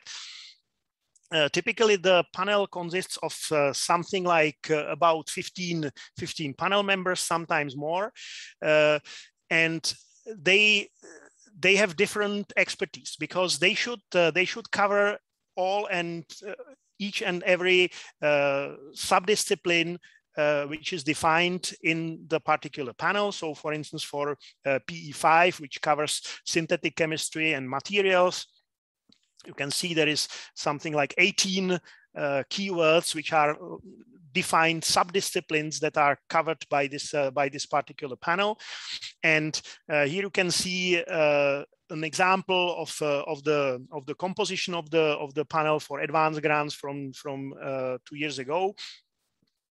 And basically each of these panel members must be expert on at least 2 or maybe 3 of these subdisciplines, so that basically each and every of those fields are covered by at least let's say 2 panel members. They are also selected from different countries, sometimes even outside the EU. In the panel which I served, there was 1 member from the US, one member even from Australia. And as you probably also know, there are the panels alternate biannually. So it means that every year the panel will be completely different, or between 2 consecutive years the panel will be completely different. But each member can serve maximum 4 times. So in each, let's say, renewal of the panel after 2 years, about 25% of the members are exchanged. It is certainly just on average, so sometimes it's more, sometimes it is less. And if you want to have some guess who will be in the panel, because the composition of the panel is not known. Actually, the panel members should not talk about their membership until the call is completely finished and the results are announced. The only person who is known publicly is the panel chair, but the members are not. But if you want to have an idea who might be in the panel, you can check the previous panels, because basically the panels in the odd years and the panels in the even years will typically be similar in the next call, with, let's say, something like 25% of members exchange. So if you let's say have some enemies in the panel, or in the opposite, if you feel that somebody who was in the panel 2 years ago is a good expert in your field and it might help you, then you might let's say strategically, let's say, plan whether to apply this year or next year based on, let's say, the guess of the panel composition. But certainly you will never know, because some panel members also resign because of different reasons, because of conflict of interest and so on. So until the competition and the call is closed and the results are announced, you don't know the people in the panel. So it has already been mentioned that basically the application consists of 3 parts: the electronic form, the B1 form, and the B2 form. To be able to let's say talk about the evaluation of each of these parts, we need to have a look at what is actually in the B1 and B2 form. So again, as Zuzka has already mentioned, in the B1 form, it consists of 2 basic segments, and this is the extended synopsis and the PI profile. I will talk about the extended synopsis on the next slide, but I would like to spend a few minutes on the PI profile, because this is also very, very important. So the PI profile should serve to present the evidence of the excellence and independence of the PI, of the applicant. So the excellence should be somehow manifested in some like evidence of groundbreaking research which they have performed and published before. Because that gives them the credibility that they will be able to do, let's say, the same or even better quality and excellence in the future. And as I already mentioned, for the starting and consolidator grants, it is absolutely crucial to provide the proof of independence and independent thinking. Zuzka has also mentioned that you should give and justify any career breaks which you may have had, and some of them can be counted for or subtracted from the number of years since PhD in the category of starting and consolidator grants. And she already mentioned all of them in detail, so I will not repeat it. But she hasn't mentioned another thing which you can also give in this PI profile, and this is to mention if you had maybe any unusual career paths. They will not be subtracted from the number of years, so they will not help you to still fit into the consolidator grant or starting grant category, but they still can be taken into account by the reviewers and by the panel members. Because, for instance, if somebody spent some years in industry before going back to academia, or somebody may have, worked as secondary school teacher and then go back to research, for instance. So if something like that happened, you should definitely mention that in the PI profile, because at least it will be taken into consideration that maybe you have lower number of papers and citations simply because you didn't work all the time in science and research. And so now let's have a look at the extended synopsis. This is by far the most important part of the proposal. It should be the concise description of your research project, and there is only 5-page limit for this section. So it is very, very difficult to fit within this 5-page limit and cover everything what is needed to be covered. So you should describe the project, and you should still keep in mind all the eligibility criteria, such as the novelty, high risk, high gain, non-incremental science, and so on.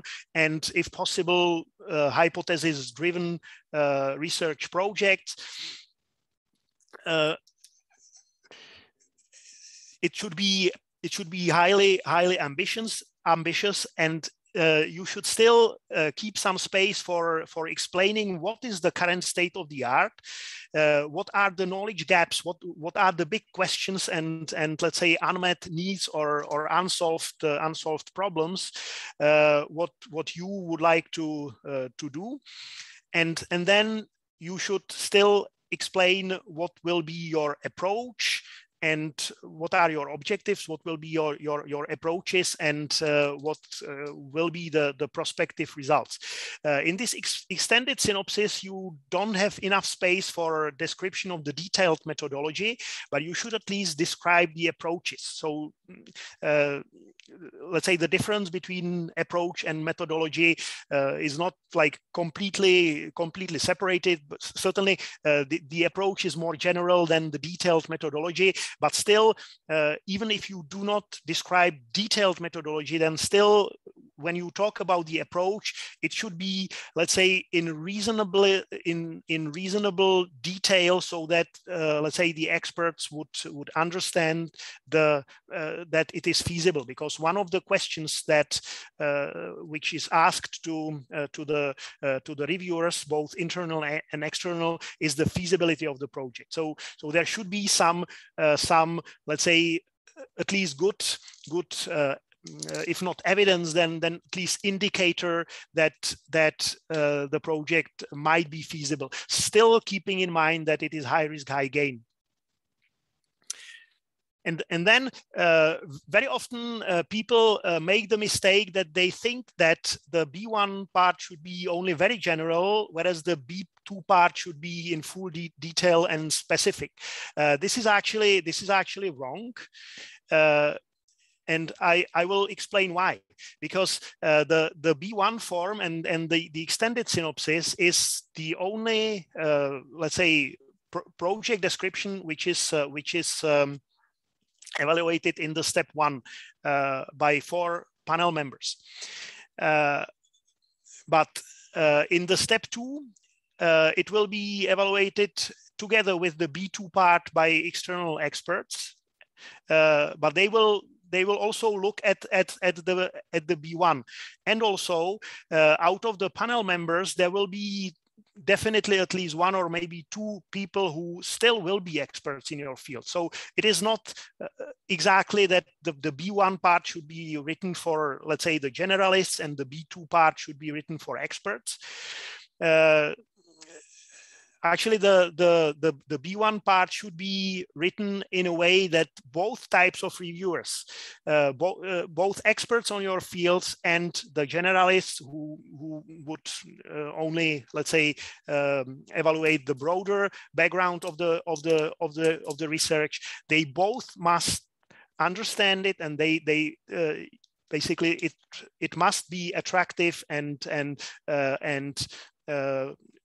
like important for both types of the reviewers. So that's why it is so much challenging to correctly write up the B1 part, and at least to my opinion, the B2 part is much easier to make, because you have enough space and you basically know how to write it. Okay, so the B2 form is the main document for the step 2, and it will be reviewed by the external evaluators, but also by the internal evaluators. So the external evaluators will probably see only one single proposal, so they will have no comparison, whereas the internal evaluators, which are the panel members, they typically evaluate something like 20 proposals, so they have nice comparison of the level of quality between the different proposals. The B2 form should include the full project description. So now you should really fully address the state of the art. Again, you should mention the gaps of knowledge and the big questions and unmet needs, which will be basically addressed by your project. The objectives. But now you should, and certainly the chosen research approach as in the B1 form. But now that there are some other things which must be added, and this is the detailed research methodology, the work plan, and also it is very important to make some contingency plan how to mitigate the high risk, because the proposal should be highly risky. but it should not like be too linear that you may have 5 different objectives, one following the other, and if the objective number 2 fails, then the whole project is unsuccessful. So you should try not to make it that linear, and you should have some ideas. If this doesn't work, we will do something else, or we will somehow circumvent it in another way, but still save the whole overall global goals of the project. So it is very important to have this contingency plan, and perhaps also to include some Gantt graphs of the different work packages and objectives, how they support each other and how they are cross-linked, and what would happen if this particular thing doesn't work. How would you, let's say, change your plan if this happens? And still, you should keep in mind, similarly as in the B1 form, that you should always stress the novelty, originality, the high risk, high gain, and hypothesis-driven research, because this is exactly what the evaluators are asked for in their reports. So now, what about the evaluation process? As it has been already mentioned several times, it is a two-step process. In the step number 1, only the B form is reviewed, and it is reviewed only by the panel members.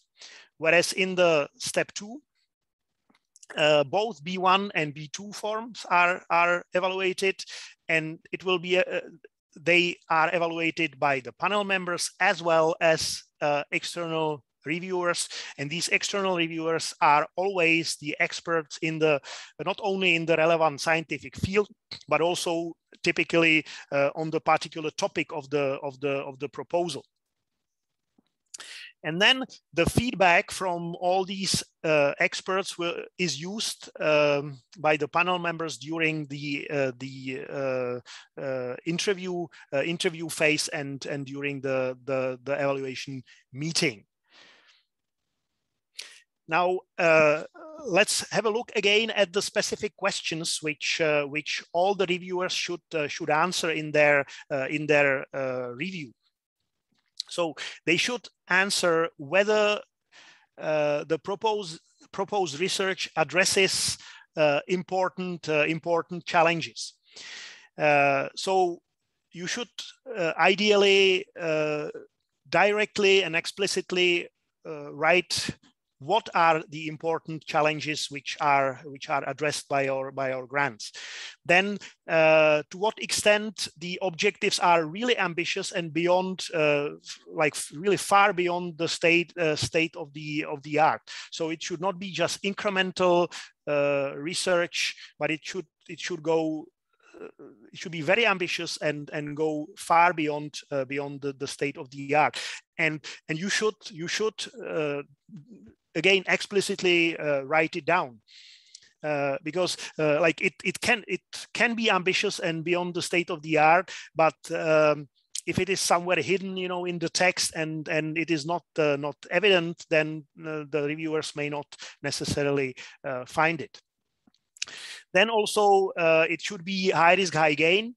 But certainly you should find some right balance, because in the next question the reviewers are asked about the feasibility. So on one hand it should be high risk, high gain, but on the other hand it should be like at least with some high chance feasible. So to balance these two like really counter acting questions, it is not easy, and basically here it is probably the most important problem that should be that the successful applications solve correctly, and that decides whether it can be the proposal can be granted. So so in the B1 form, in the step 1, there is only question about whether or not the scientific approach is feasible. Whereas in the step 2, if your proposal gets to the step 2, there are 3 additional questions which go about the research methodology, whether it is appropriate and whether it is novel. And also another question is about the time scale, resources, and commitment of the PI. And then both in B1 and B2 evaluation, there are questions about the PI, about the applicant. And so the first question is whether the PI has already demonstrated the ability to conduct groundbreaking research in the past, whether the PI has the required scientific expertise and capacity to execute the project, and to what extent the PI provides the evidence of creative independent thinking. And this is especially important for the starting and consolidator grants, because for the starting grants, basically some people are not yet completely independent, and in those cases they should provide at least some evidence, from their postdocs, for instance, that they really intellectually contributed to the publications they have made on their postdoc. But in the consolidator grant category, the people absolutely must have fully independent papers without any of their previous peers or bosses or heads of departments and so on. And actually, this point is also decisive for many starting and consolidator grant applications, that the PI is not sufficiently independent. And as I mentioned, in some countries, it is very difficult, because basically the career paths in some countries, and I think Italy is one of the examples, and that's why they are not so successful, that it is very difficult for the young people to become fully independent. So in the how does it work in the step 1? So each proposal in step 1, each proposal is reviewed and ranked by 4 panel members. And if the proposal is interdisciplinary, which is very often the case, then the panel may ask for opinion of somebody in a different panel. So it is at least 4 reviews, sometimes 5, if they ask for additional expert from another panel. Here, most of the panel members certainly are not experts in the particular field or in the particular topic, and they mostly act as generalists. But 1 or 2 panel members will or might, but in reality, they will be experts in your particular field, not necessarily in exactly the same topic, but at least in the particular field. And they will act as experts. So this is exactly the reason why the B1 proposal should be written to be comprehensible and to be appreciated by both types of the reviewers, both generalists and experts. So it should be interesting and comprehensible for the generalists, but it should be also sufficiently rigorous for experts. And that is very, very difficult to balance on the only 5 pages limit. Okay, then all the proposals are reviewed by the panel members, and during that reviewing period, the panel members should not talk to each other, so that really every review is really independent and not influenced by the opinion of others. And only after this phase is closed and all the reviews are finished, then there is preparatory stage for the panel meeting, and then all panel members will see all the reviews made also by other panel members. And now each proposal has a so-called lead reviewer, who is responsible for somehow summarizing of all the individual reviews on that particular proposal. And during the panel meeting, the lead reviewer presents the particular project. All proposals are provisionally ranked based on the rankings from the internal review, but this is just the help for the panel so that they can see if all the individual reviews are matching, or if there is a big discrepancy in ranking by the different panel members.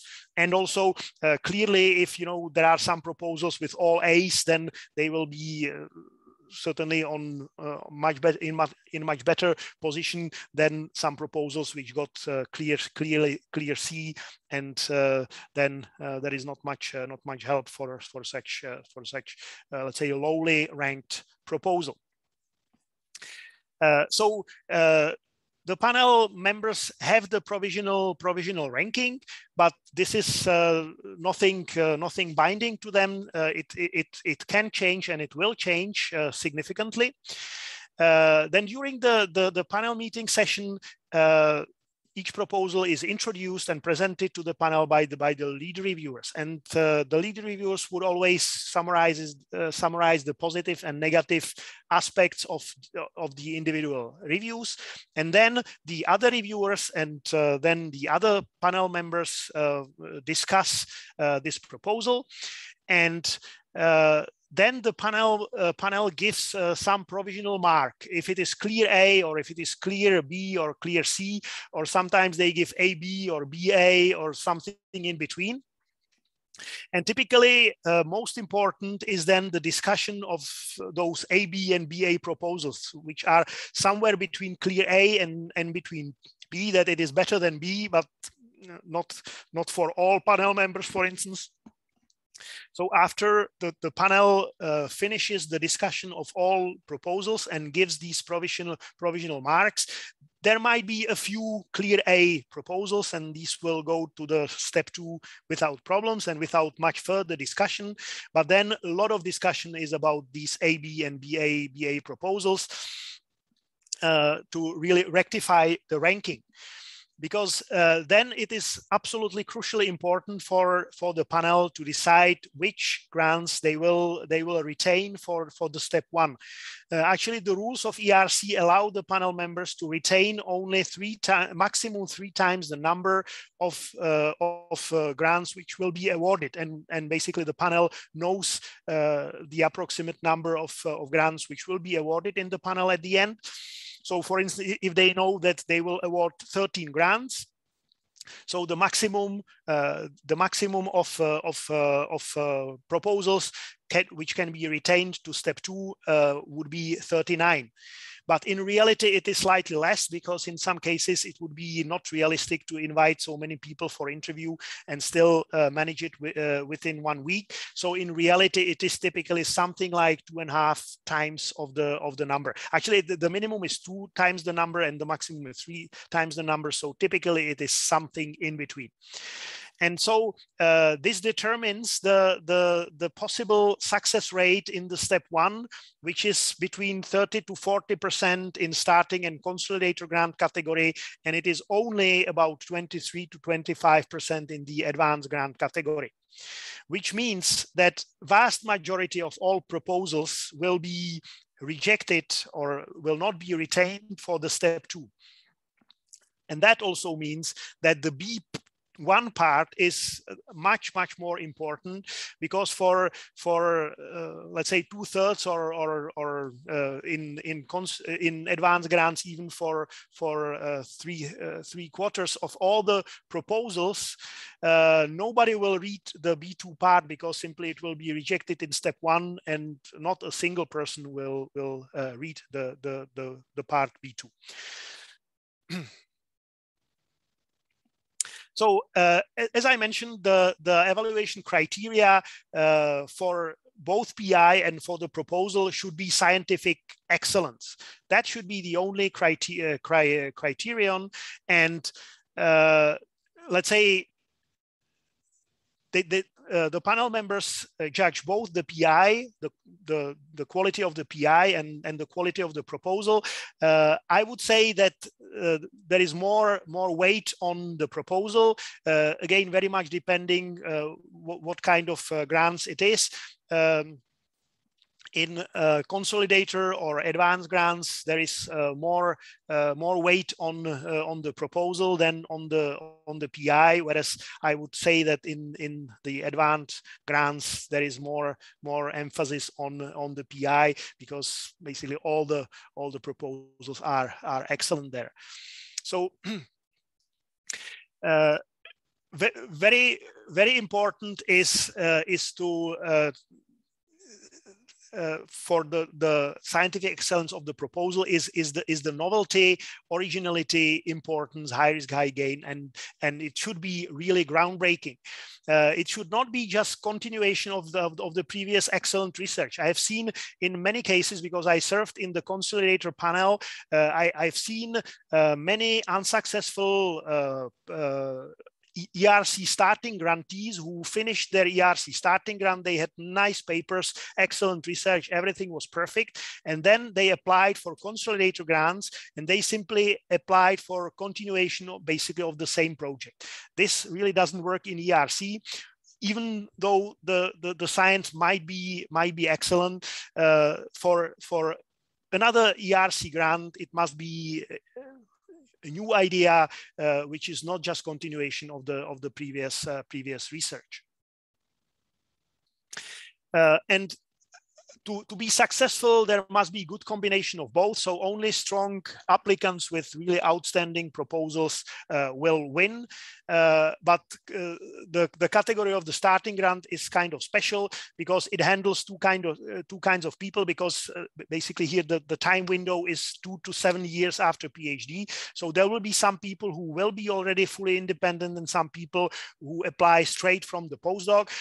Certainly the panel members will take this into consideration, but for those who are not yet fully independent, then it is much more difficult to prove the let's say the potential for independence and to prove the independent thinking.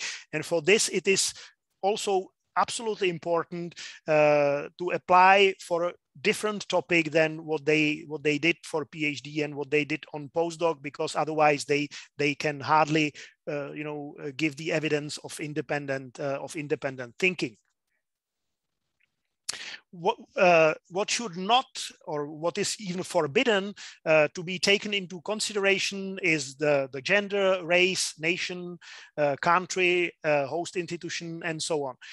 So the panel members should not look at this, but certainly in reality, if you are from some very prestigious host institution, you certainly get probably higher attention than if you are from the Eastern Europe. And this is one of the things or one of the issues which we really need to improve, that we should apply more, we should get more grants, we should publish better to get better known and to be considered that our institutions are let's say on the same level as some of the top institutions in the Western Europe. But like officially, it should not be taken into consideration. So then the panel meeting continues. Now it is already decided which grants will be retained, or which proposals will be retained to the step 2, and which will be rejected. And then the lead reviewers should write the final evaluation for all the rejected proposals, certainly with the contribution of other reviewers. And they should always give some main reasons for the rejection. It should be always constructive. They should give some advices what should be improved in the future. And the thing is that the rules do not allow any, like, I would say, harsher or dismissive comments or statements, which is certainly good. But in many cases, it leads to, I would say, too polite and too politically correct reports where the applicant does not get too much feedback. So sometimes you do not really learn too much, and this is simply because you know, the officers of the executive agency, they check the reports after every panel members, and they say, you know, you cannot write this is too dismissive, and so you should let's say down edit it, and sometimes what remains is not very useful. And then there are certainly some consequences. Zuzka already mentioned that if you get B or C in step 1, you have some limitations for applications in the next year. And then on the same panel meeting, for each proposal retained for step 2, some external reviewers are suggested and selected. Typically, some between 6 to 9 names are selected, but in some cases, even this is insufficient, and the panel members should still suggest some other reviewers. These are really experts in the particular, not only field, but in the particular topic of the proposal. And now, after the meeting, the ERC office sends out the proposals for the external reviews, and they aim at obtaining at least 3 external reviews. But since they send out more requests, so sometimes they often get 5 to 6 reviews, but at least 3 must be received. And then also each proposal is also evaluated by four panel members. So altogether, at the end, there will be something between 7 to 10 reviews obtained at this stage. So it's quite a lot. And then again, before the next panel meeting, the lead reviewer compares and summarizes all of them and composes a draft evaluation report, and also should prepare some questions for the interview. And now comes the step 2 and the panel meeting. The panel meeting consists of the interviews and then panel evaluation. So again, the panel gets the provisional ranking based on the both internal and external reviews. But each applicant who was retained to the step 2 has an interview. The interview typically takes 20 minutes, but it may differ panel by panel. They decide on the duration. In our panel, it was 20 minutes. And in our panel, it was that the applicant had exactly 10 minutes for the presentation, for the talk, and there was another 5 minutes for discussion, and then 5 minutes for the closed session of the panel. So the discussion is always led by the lead reviewer, and the lead reviewer asks questions covering the critical points especially raised by the external reviewers, because the external reviewers are not present at the presentation. So every significant critical point raised by the external reviewers should be asked by the lead reviewer, and then also other panel members may ask other questions. The first question typically is, what is your standing in your field? Who are your major competitor? And so what is your advantage? Why do you think that you will be better than them? And after the presentation and answering all the questions, there is a closed discussion of the panel. And again, they give some provisional ranking like A, B, B, and so on. At the end of each day, they slightly rectify the ranking, but they still didn't see all the applicants, because it typically takes 3 days, the interviews, or sometimes even 4 days. So after each day, they give, let's say, rectified ranking. But after the last presentation, the last day, or it is probably, it is not the last day, but it is the last day of presentations, after all of them are presented, then there is rediscussion of all the proposals, and especially again there might be a few proposals with clear A's, and that they will not be discussed any further. They are clear, but then there will be a lot of A, B, and BA proposals, and these are rediscussed a lot. And then the panel should make the final ranking. which should be then approved, by all panel members. And this session typically takes till late night. You know, one time it was until 11 p.m. We didn't have any dinner because simply there was so much discussion that it was so long. And also, and then after this is finalized, then there is one additional discussion, and this is discussion of the appropriateness of the budget. Actually, the panel does not penalize anybody who asks too much money. But if they ask too much money and this additional money is not really well justified, there might be some reduction of the unnecessary costs. Actually, in our case, we had some examples where the applicant asked for additional 1 million euro to buy some really general instrument, and it was clear that this general instrument is for the whole department. It is not just for this particular grant. So in those cases, the panel might suggest reduction. It is quite exceptional, but in one or two cases, it might happen that the panel would suggest the reduction. Okay, so some observations from the panel meeting, at least my personal observations. Controversial proposals which would have discrepancy in rating. So, for instance, it would get A, B, B, C from 4 different reviewers, but which would be enthusiastically advocated by one panel member, which is typically the expert in this particular topic, would almost always score better than all gray proposals. Which if all reviewers will give you B, then you will have no advocate who would fight for the proposal. So in this respect, one should be really ambitious and try to be attractive for at least some of the reviewers who will then hopefully advocate for them. Excellent or weak performance at the interview mostly prevails over the ranking. I have seen a proposal with not so good ranking, but during the interview, the applicant was so convincing and so convincingly answered all the questions regarding the critical points of the reviewers that they got the grant. And I have seen exactly the opposite, that an applicant with excellent external reviews performed very weakly at the interview and could not answer some additional questions by the panel members, and they did not get the funding in the end. So this presentation is really important.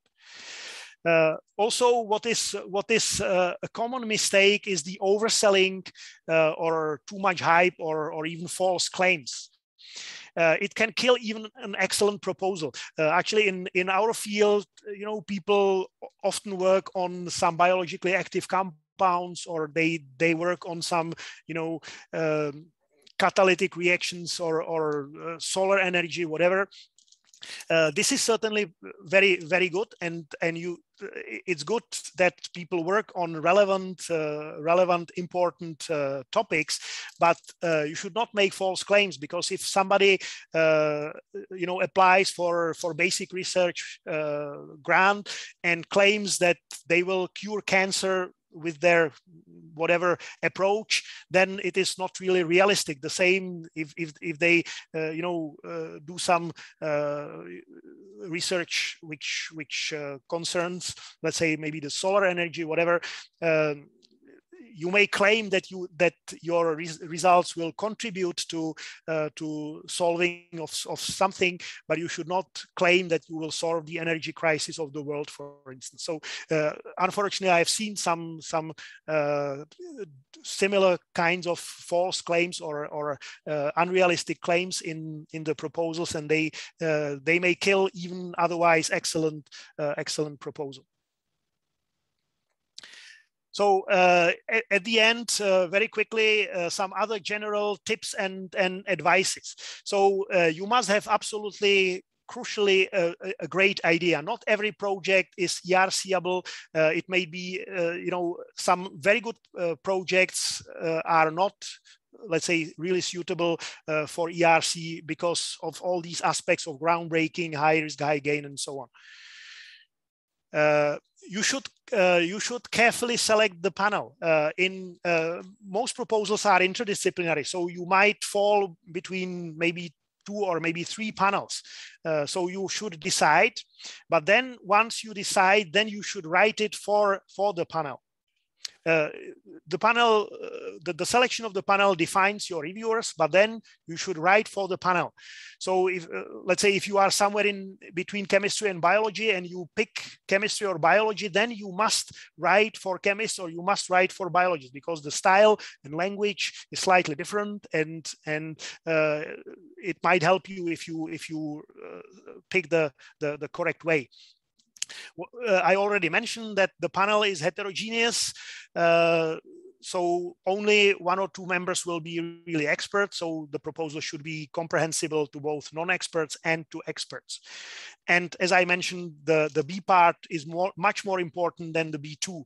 So my advice is to start always with the B1 part and fully optimize it. And only then, once this part is fully optimized, then you can approach to the B2 part, because it is always easier to extend something from 5 pages to 15 pages rather than to shrink, B2 part from 15 pages to 5 pages. It really doesn't work. One should be really ambitious and original. The ERC is not funding for butter and bread research. And as I mentioned, it must be a new idea. Even if your research is highly excellent and outstanding, the ERC proposal must be based on a new idea.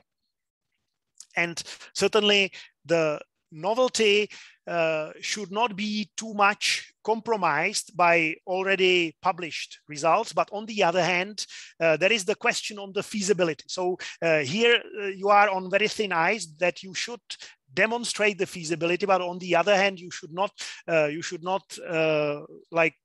limit your novelty. And very often it is difficult to find the right balance, but also the timing of your proposal. So if you plan to go for ERC grants, and it is very highly advisable to get some proof of concept preliminary results that at least show that, at least let's say the key point of your proposal is feasible. But on the other hand, if you publish too much already on that, then you compromise your novelty and originality. So I advise to have some proof of concept results, but not publish it before you apply for the grant, and keep it just as preliminary unpublished results, and use it as the proof of feasibility. You should, especially in the starting and consolidator category, one should really work on your CV and be independent. So the successful candidates must have previous excellent achievements, that's for sure, but they should be also independent. So for consolidator grant, they should have independent position, like even in the structure of their institute or department. They should have papers as corresponding authors without any previous supervisors, and also without their current mentors, bosses, department heads, and so on. You should really avoid so-called guest authorship of any kind. In many institutions, it is still required, that maybe the head of department or head of the group, they request that they should co-author all the papers, whether they contributed to it or not. So the young person should not include them if possible. But there is also another way, or another wrong way how to treat this guest authorship, that in some cases the young person feels I have a good results, good paper, but I have no, my name is not known. So if I send my paper to some well-known journal, prestigious journal, it will not be accepted. So they may ask some famous colleague, would you please co-author my paper, and then increase the chance to be accepted in the high-profile journal. But this is also a big mistake, because then it compromises the independence of the person. And certainly you must be better than others, because only outstanding proposals of the outstanding candidates will win. You should, especially in the B1 part, you should clearly say where is the conceptual novelty and why it is important, because the panel members and reviewers answer these questions in their review, and you can compare and distinguish your project from the current state of the art very clearly, because again, the reviewers don't have time to go into the literature and check what is known and what is not. It should be clearly stated in your proposal. You should keep in mind that, especially in step, I know I should finish, but it will be just 3 minutes. You should keep in mind that, especially in step 1, each panel member will evaluate something like 40 proposals, and they have maybe 3 weeks for it. So they are under pressure. They don't have too much time to do it. They have no time to check literature. So you should give the current state of the art and distinguish your proposal from it. And you should not lie or oversell. As I have already mentioned, overselling or unjustified claims can kill your proposal. And also you should avoid buzzwords which have not much meaning. Some panel members are really quite allergic to that, I would say. Fashionable topics not always win. In every field there are some topics which are currently considered to be very timely and important, but also those topics get stronger competition. So like the ideal successful proposal will be the next future fashionable field, right, or topic. So you should come with a new idea which is not, let's say, considered to be the mainstream now, but it should be the next future fashion, I would say. And the last thing is that you should really use graphics. You should use some well-designed schemes and figures, because they are much more efficient in explaining, ideally for the reviewer who does not have enough time to read carefully and go into the literature.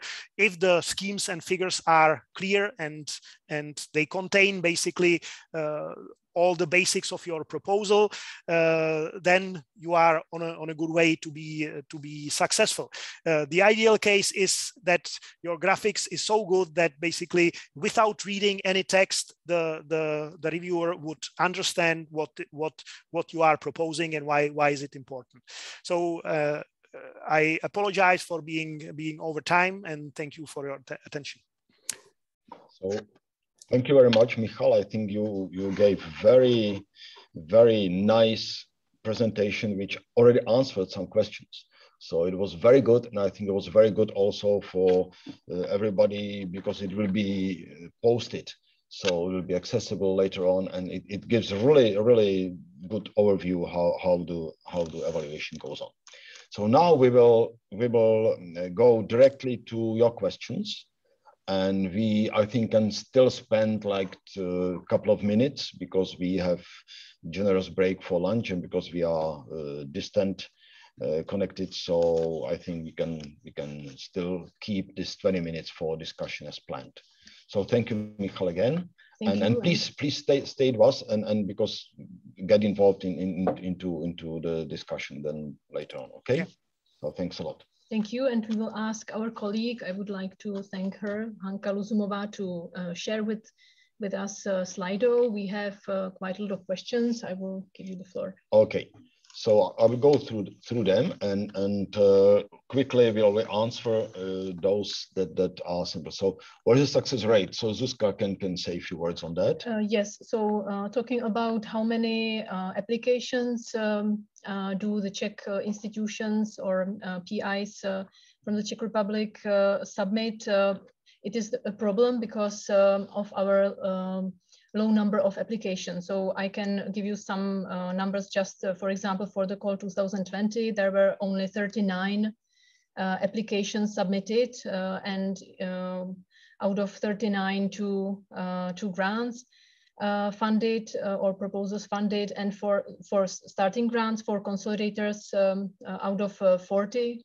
applications, there were 4 grants, but in general, what we need to stress is that we would need to apply more because of these numbers, and these are stable numbers, let's say. Maybe one comment. So this year we have 10 applicants in the second round of evaluation. That means they will go for the interview.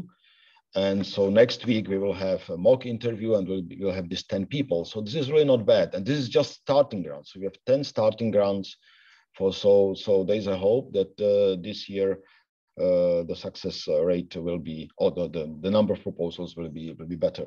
So, but it's still single digits. So ambition is to definitely get it to double digits. That's important. How is evaluated an interdisciplinary proposal? For example, combination of chemistry and physics, or geography and history. Well, this is always difficult. I can only say the experience of the panel chair, how it is evaluated. Panel has always the right to ask for a secondary opinion. That means the panel chair may ask for opinion from different panel, and this happens. But what is important to say that it's absolutely crucial that if the proposal claims interdisciplinarity, it must be novel in both fields. It doesn't work well if some tools from one field is just used routinely in the other field, and then it is claimed as interdisciplinary proposal. That is a killer, because the other panel or the people from the other field would just say, oh, there's nothing novel in our field at all, and that would kill eventually. What should be said, however, that the panel that leads the evaluation, that means where the proposal is evaluated, is doing the evaluation. That means if somebody else from the other panel is asked for the supplementary evaluation or supplementary, report, the person who writes the report is not present in the discussion, and this is very important. Okay, that's what you should have in mind, because the discussion is only within the panel that needs the evaluation. Okay.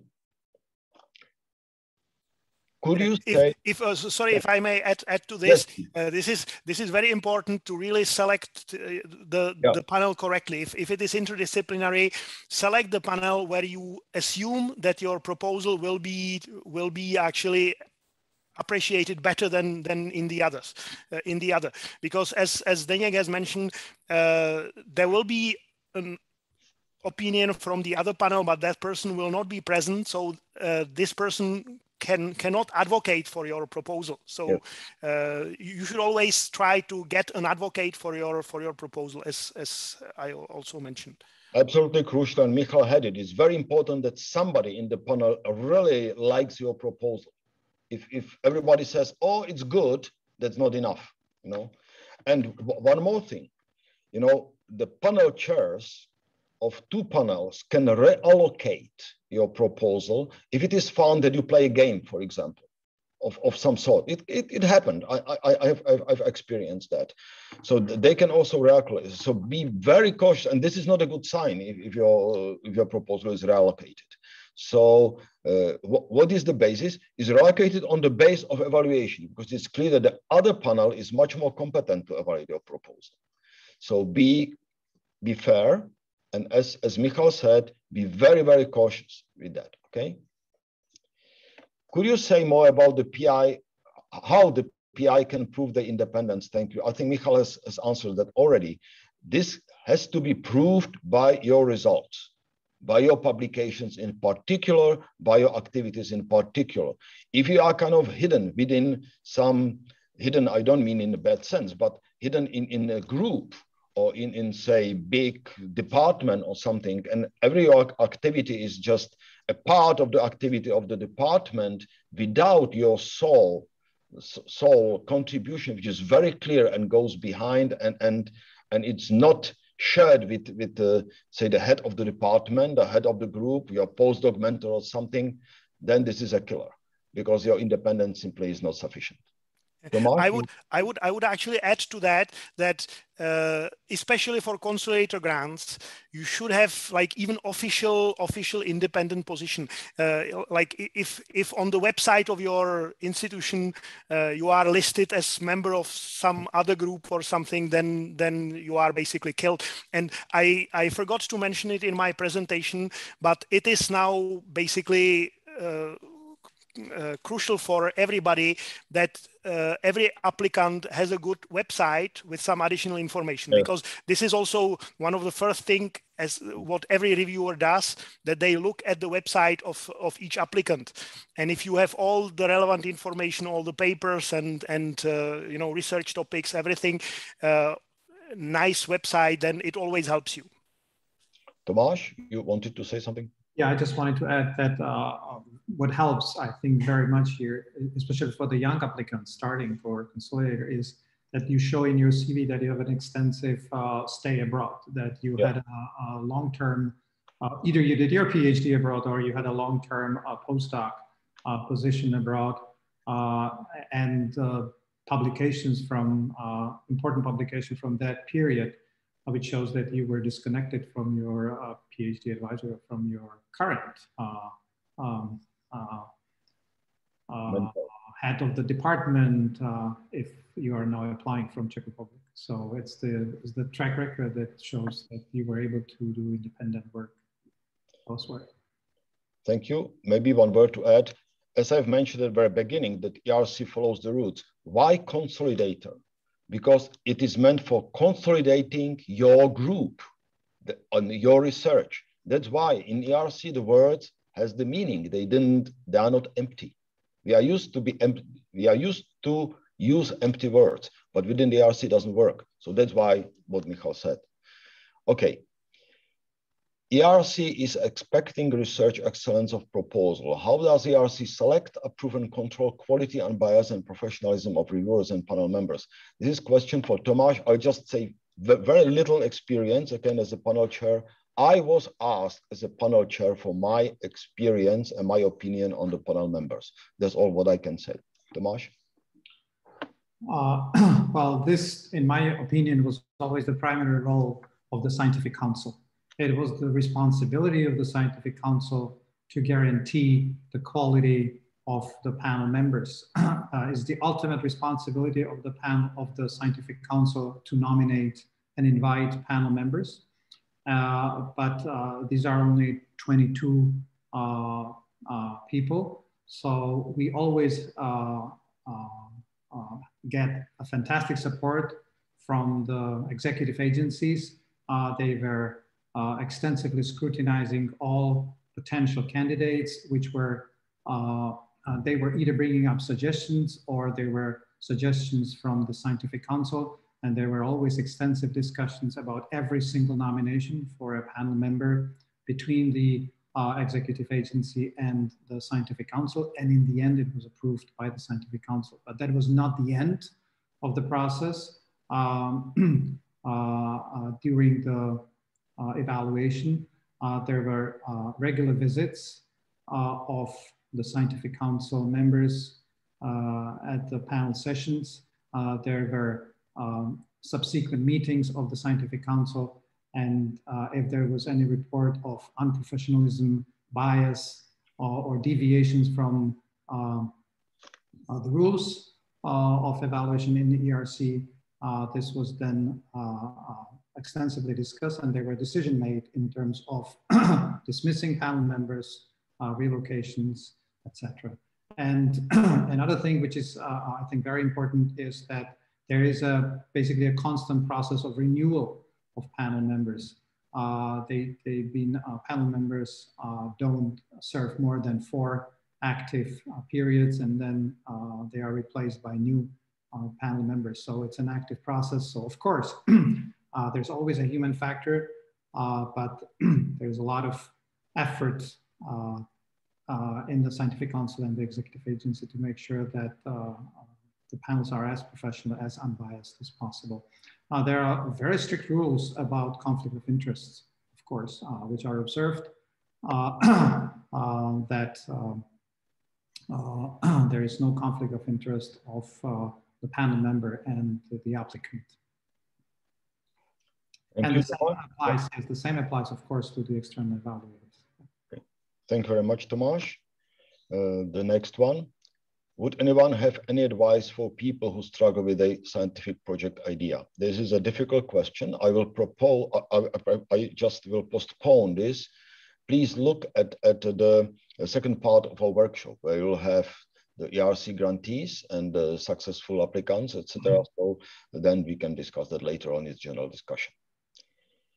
Is there any kind of reward for proposals that are high quality but don't get ERC, especially from Academy of Sciences, as includes synergy grants too? Well, if you ask for the particular institutions, then you should ask the particular institutions. We cannot answer now in general for the Czech Republic, for all the institutions. But what we can say, there is this program ERC-CZ that rewards those who get into the second round of evaluation, and in particular those who get A. But to discuss, we don't have now time to discuss in detail how this program works, and in particular how it is supervised, because there are some pros and cons, in particular related to the money that has to be approved by the government, and they are not approved continuously, but they are approved in some kind of a shift of the 5 years. So it's not that simple as it is sometimes proclaimed. This program exists, many people got it. Again, we will have one awardee of ERC-CZ in the afternoon. So Tomáš, if you like to shortly add in anything. Yeah, maybe very quick additional information that basically, if you get an A in the second round, you should get a full funding for the full typically 5-year period of your grant. If you get a B in the second round, you get an equivalent of a 2-year funding of your original ERC proposal. So that's one of the basic information. The other one concerning synergy. As far as I understand, it's still the case that synergy are not part of the scheme. And the reason for this is that the synergy grant has only a meaning if all the PIs are supported. And maybe if there was an exception that there was a synergy grant exclusively of Czech PIs, maybe there is a chance to try to apply for ERC-CZ as an exception. But typically there will be international PIs, and then the Czech program would not apply to this. And we cannot, and this program cannot fund just a portion of the Czech PI contribution, because it just doesn't make sense. The synergy grant only works as a whole.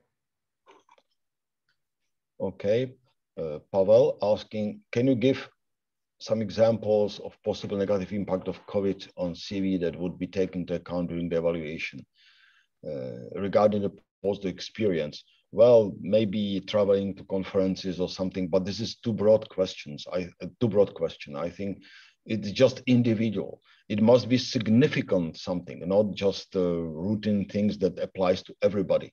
If it applies to everybody, that it cannot really create some kind of specific say treat of some single person. So again, I would just leave this to the commenting perhaps for the general discussion after the afternoon session. How important is to have a Nature Science publication? I saw that the successful PIs in consolidated chemistry have them. It seems it is a necessity. This is a mythology. This is simply not true. Okay, so may I answer, because this is probably... Let me to finish first, okay? In the afternoon, you will see ERC grant holders, they don't have Nature and Science, okay? And they are from the Czech Republic. So there are proofs of what I have said. Of course, it is important to get the best publications you can have, but ERC doesn't count the number of papers in Nature, Science, etc. At least it shouldn't. So, and the proof that people who don't have Science and Nature and got the ERC grant prove that. On the other hand, of course, it is important that you that you schedule your application the best possible way. Then I have a publication that will be published soon, so it's better to apply afterwards than before. Michal? Well, it is true that in the consolidated category, it might be true that most of the successful PIs actually do have a paper in Science or Nature, but in most cases they didn't have it when they applied. Actually, I follow, at least from the calls where I evaluated the proposals, I follow the career of those who were awarded, and I agree that most of them finally succeeded in publication in Nature or Science, but I would say that hardly any one of them had the Nature or Science paper before when they applied. So it is definitely a myth. Certainly, if you have a paper in Nature or Science, it will help you. It will give you the credibility that you are able to perform groundbreaking research, for sure, but it is not a necessity. Thank you. Would you say it's better to create a personal website for the PI or sufficiently and appropriately update the host institution? Clear answer. Do create your own personal website. That's it. It is possible to involve a company in the project. For example, when verifying a method, yes, there's no problem. You can have a contract. It can be independent contractor. There are ways how to do it. I mean, there's not a problem within the ERC. What salary we could offer to PI and postdoc? Can I comment on the? Yes, yes, please. Yes, please. I think this would very much depend on the quality of the institutional website. Yes. There can be institutions that have very good professional websites, allow you to create your own under that general scheme, which is a very high quality, in which case I would recommend going through that route. Because it allows the evaluators to also look at you in the context of your host institution in an easier way. So it really, but of course, if the host institution has a website scheme which is inappropriate or useless, then of course you have no other choice. But if, yeah, that's all I wanted to. Yeah, but what I meant is it's always good to, institutions typically have the websites for the people, but at the same time, the websites follow some rules, and there is some additional information. So it's many times, it's maybe not always, but I think in the majority of times it's better than to say, okay, the further personal information is over there. I have seen that many times, and I think it's fruitful. And I would add to that you should ensure that your institution updates the website, because very often they are outdated and there is old structure, and it's maybe the applicant is already independent, but it is not yet on the website. So they should really make sure that the official website of their department or institution reflects their independence. Essentially, the rule is try to offer as much information as possible that the evaluator can easily, without spending a lot of time, get. That's the rule, okay? Follow just this rule. And that's a problem. The evaluator could simply Google you, and the first link he would get is your institutional link. So I think it's actually more important to take care of your institutional link to be in a good shape, rather than spending a lot of time of developing your own websites, which may not be the first link that the evaluator would hit. Again, that's technical. We should not spend too much time. No.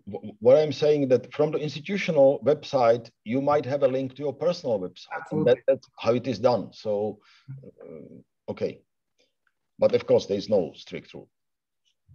What salary could we offer to PI and postdoc employees funded by ERC? That depends on your institution. You can offer the highest possible salary that follows the rules of institution. You cannot go behind that. There are some rules on that. The detailed things then I think are questions of the budget and can be discussed again. We can postpone for the general discussion or ask the people at Technology Center that can give you the detailed thing. But it really depends on your institution. If your institution has some very strict rules on the salaries, you cannot just go, you cannot ignore them. Tomáš? May I add to that one thing? There is one significant difference between Gacher and ERC, that in Gacher, the PI must ask for money for themselves. They must ask for salary, whereas in ERC, you don't have to. Yes.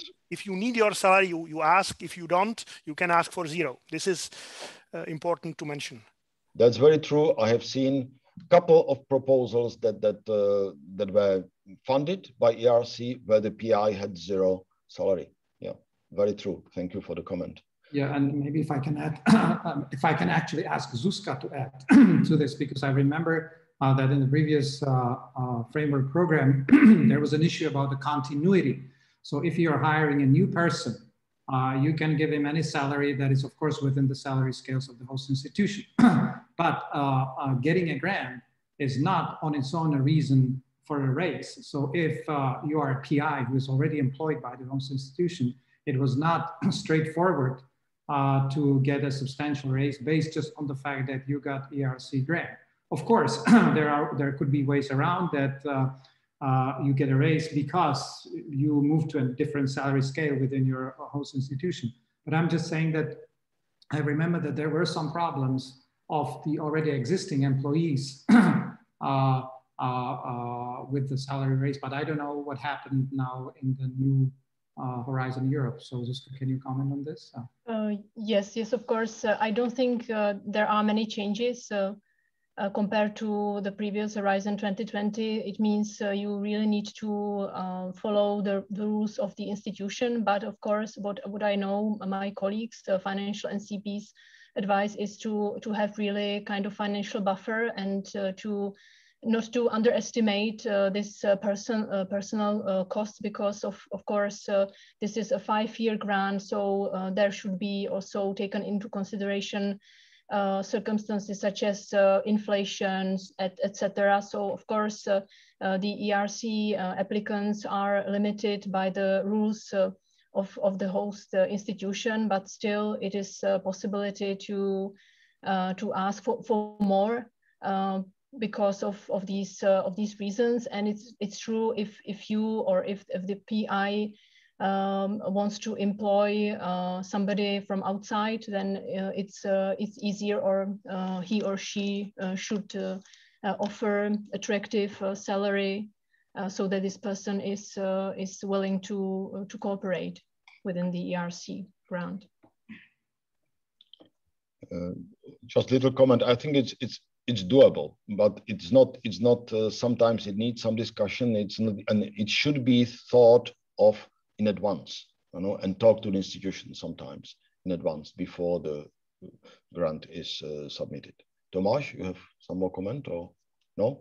Well, I just, it's simply, I think there are different, in principle, there could be different rules for people who are new employees, who are employed on the grant, and who were not employees in the institution before, and existing, and people who already had a contract before the grant was awarded. So just reminding people to be careful about this, and seeking advice from the financial NCPs or finance office of their local institutions is actually appropriate in this case.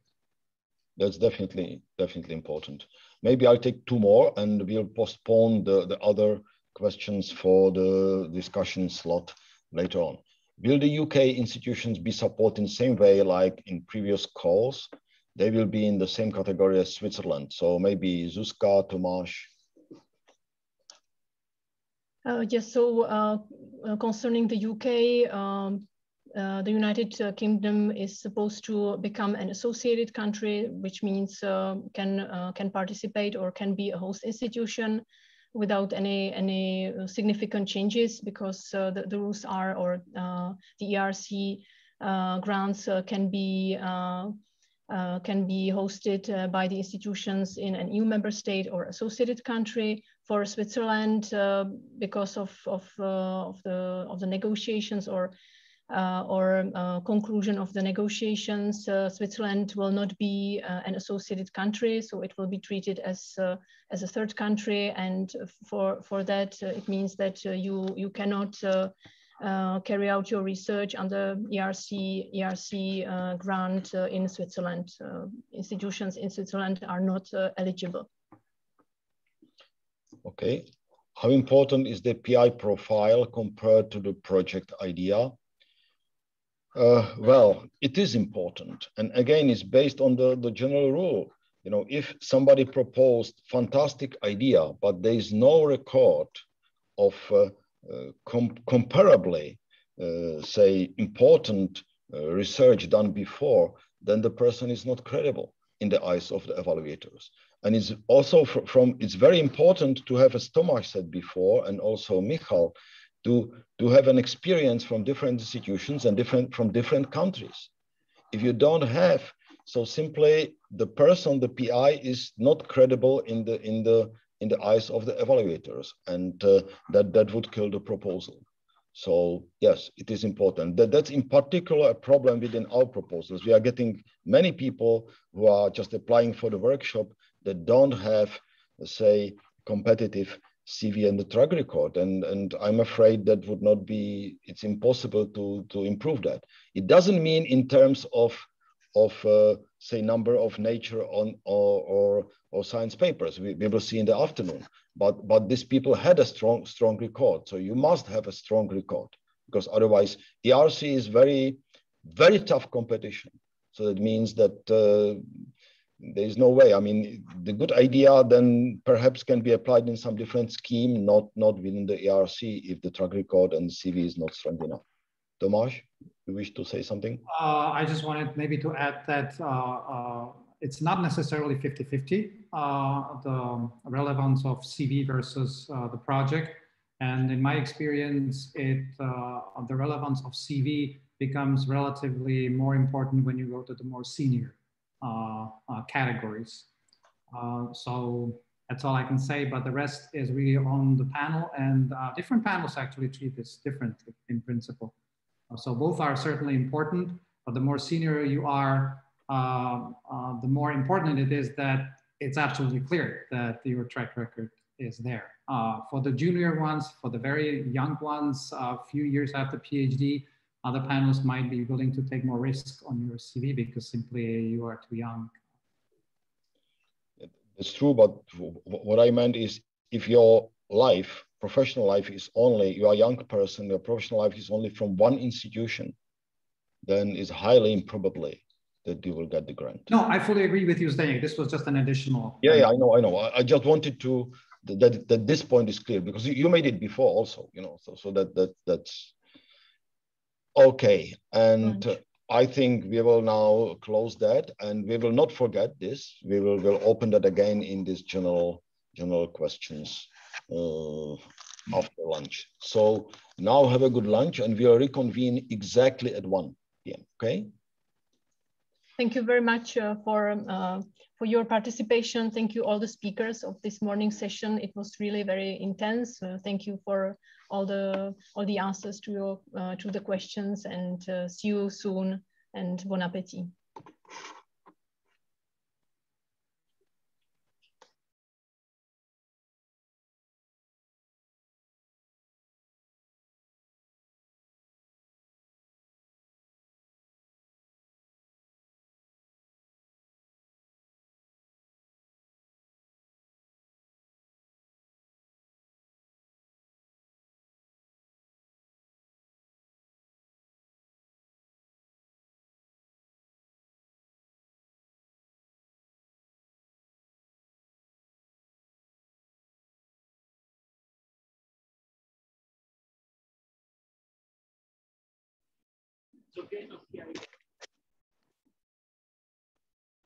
I couldn't see her, so I want to disappear.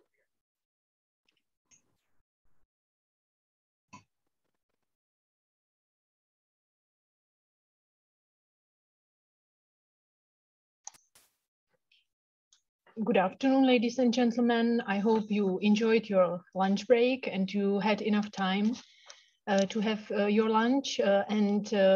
As we don't want to be too late, we will start already now.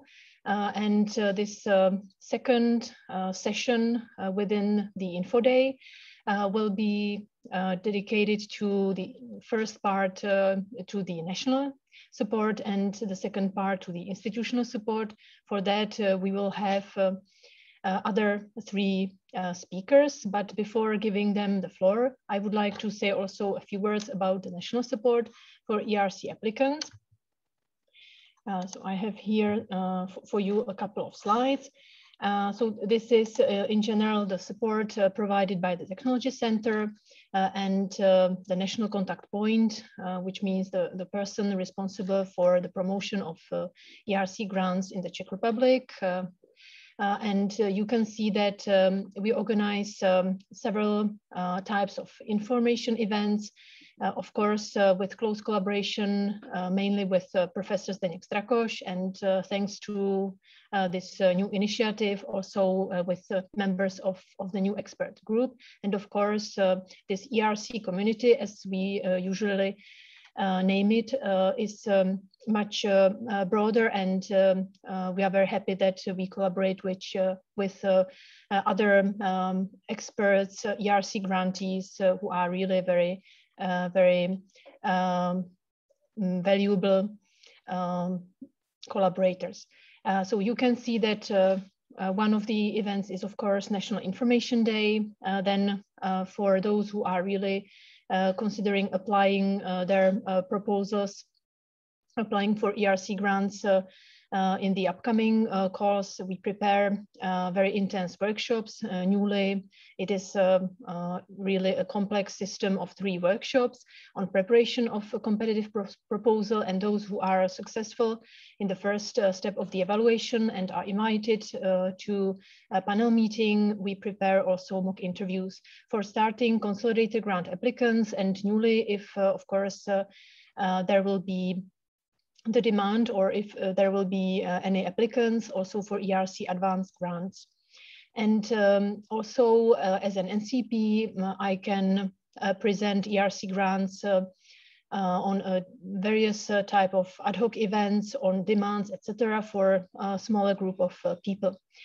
Currently, we are preparing with my colleagues, financial NCPs, and also Petra Fedorova, my predecessor, who will hopefully soon join us, a brochure on ERC in Czech within the edition Vademecum, which should be handy. And of course, my agenda consists of individual consultations, also proposal pre-screening, and I'm really grateful for the collaboration, especially when organizing the information events with key stakeholders, grantees, and evaluators. And we have already discussed the work of the National Expert Group. Here you can see the website of our expert group. So you have here the link. I think I can show you. I don't want to spend too much time on that, but if you click again when you receive the presentation, it is active link, so you will visit our website, the new National Portal Horizon Europe, and you can see that there is a specific section expert group under which you have other or subsections, information about the expert group calendar, where we of course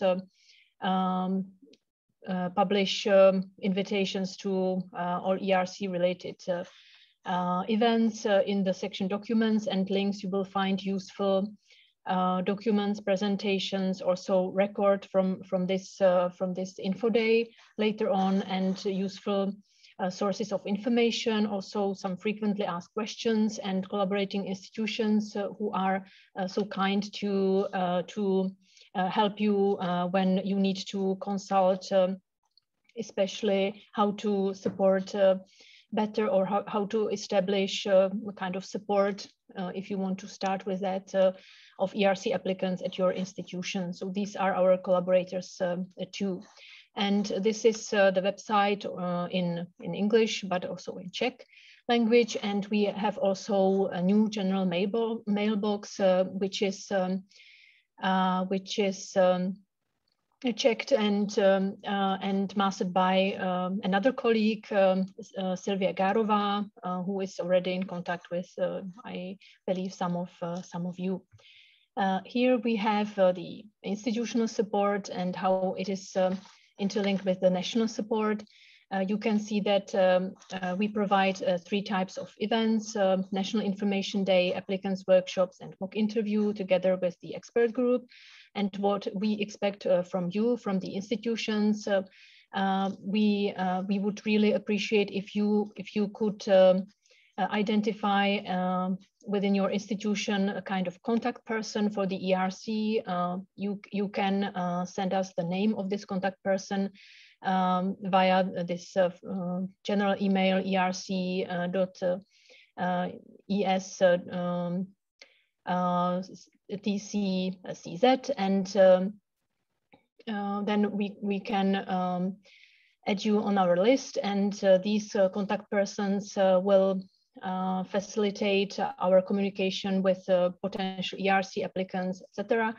So far, we have, I think, more than 40 contact persons already identified. So I believe that this communication and cooperation will be really facilitated. So within your institution, you should identify potential ERC applicants and give them feedback on their CV, whether they should, for example, go abroad to get some international experience, etc. Provide relevant information about the ERC grants. And then, of course, if there is any potential ERC applicant, he or she should be sent to attend the info day. And as it has been mentioned at the beginning of this info day, those who are considering applying for their ERC grants, they should attend this National Information Day at least 1 year before applying, because the year when they want to apply, they should attend the 2nd level of our national support applicants workshops. And from your side, now I am talking to the institutional support grant or project offices. You should help them to prepare the documents, which means provide administrative support and consult, of course, depending on the level of the expertise within the institution, with them their ERC proposal. Here you have the basic requirements for attending the workshop, what we needed this year, and it will be the case also for the following years. What we require as really a necessity if an ERC applicant wants to attend this workshop, he or she needs to have already his or her abstract, CV, and track record prepared according to the ERC rules. And then we also need to confirm that this person is in contact with the institution and has a kind of confirmation or recommendation, and can expect that when he or she will be submitting their proposal, also the letter of support, which is an obligatory document, will be signed by the legal representative of the institution. And after this workshop, of course, the applications are submitted, and you should monitor the result, the outcomes of the submitted proposals, and send, if you have any successful applicants who are invited to panel interviews, then also send them to me, which means we have or we can prepare mock interviews organized by the Technology Center together with the expert group.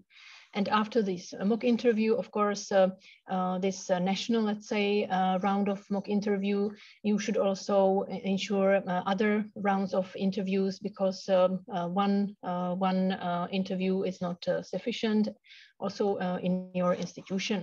And then you will wait for the results of the second step, and then, of course, within your institution, we expect that you will monitor the evaluation results, assess the reasons why your applicants were successful and or not, and then, of course, use this as lessons learned. So this is in brief the system and cooperation we would like to initiate, and that's all from my side.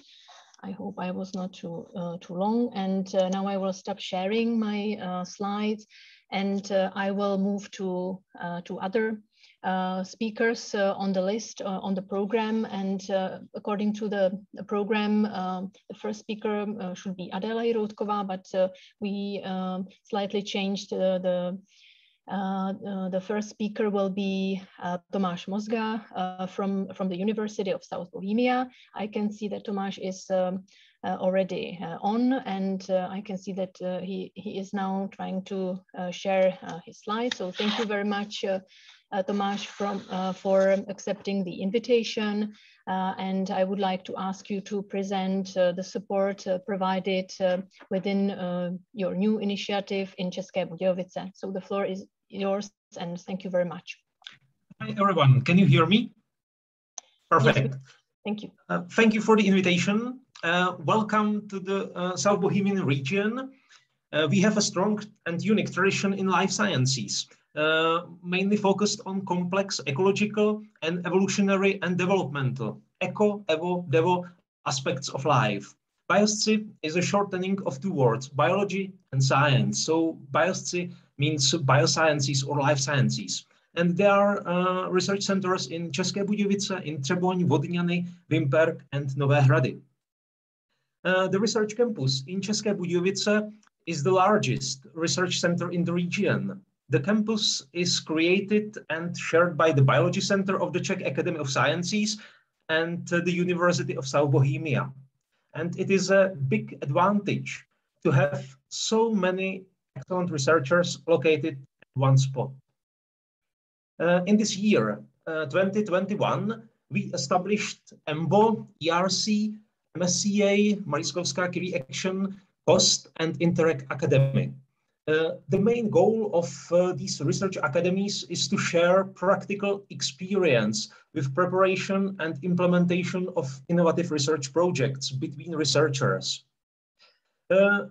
We know that the success of EMBO, ERC, MSCA, and COST projects is mainly based on research excellence and novelty. So we try to network excellent researchers working in the region, and we try to strengthen new applications by giving feedback and recommendations of top researchers who have previous experience with such a research program. Applicants for ERC projects have opportunity to discuss their research ideas and proposals with a team of highly experienced researchers. As you can see, 3 ERC grantees, Vojtěch Novotný, David Doležel, Kateřina Sam, 4 ERC CZ grantees, Julius Lukeš, Alena Paniku-Čizíková, Iva Mozgová, and Jan Hrček, and 1 external ERC holder or ERC grantee, Jiří Friml, from the Institute of Science and Technology Austria, are involved in our ERC Mentoring Academy. And they all are very open to share their knowledge, to discuss proposals, to encourage and give helpful advices to new generation of ERC applicants. Biosci ERC Academy provides basic information service and motivation, sharing of knowledge and experience, long-term coaching, planning and preparation, provides feedback on research excellence and novelty, also feedback on applicants' competitiveness, provides support for preparation and implementation of ERC projects, training for interviews, and etc. The ERC mentoring is mainly based on individual consulting and specific work with each applicant, because each project is unique and each applicant is unique. So everything, the whole mentoring consulting is based on individual basis. We closely cooperate with Zuzana Čapková and Technology Center and with Zdeněk Strakoš and Czech National Support Team for ERC applicants. Zuzano and Zdeňku, thank you very much indeed for your amazing job and amazing support. It's very, very helpful for us.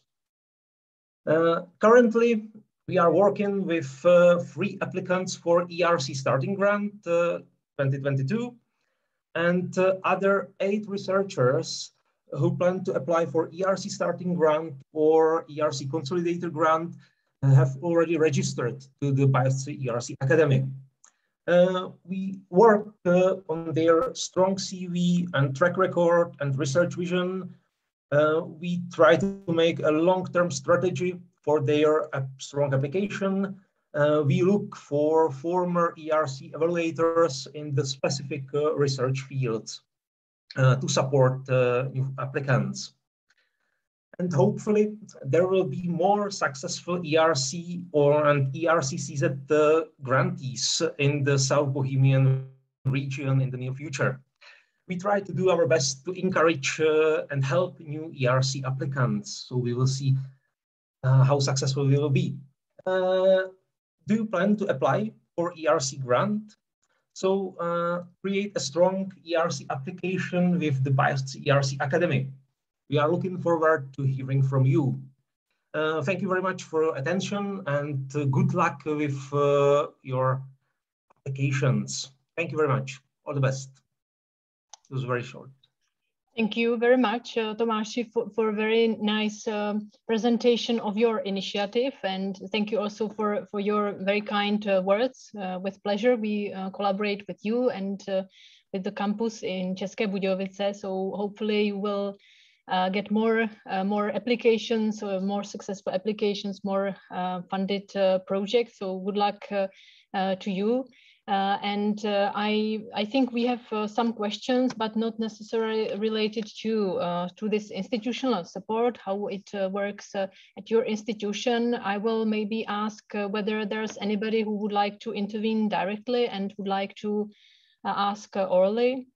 Or I am here available so we can discuss after all presentations.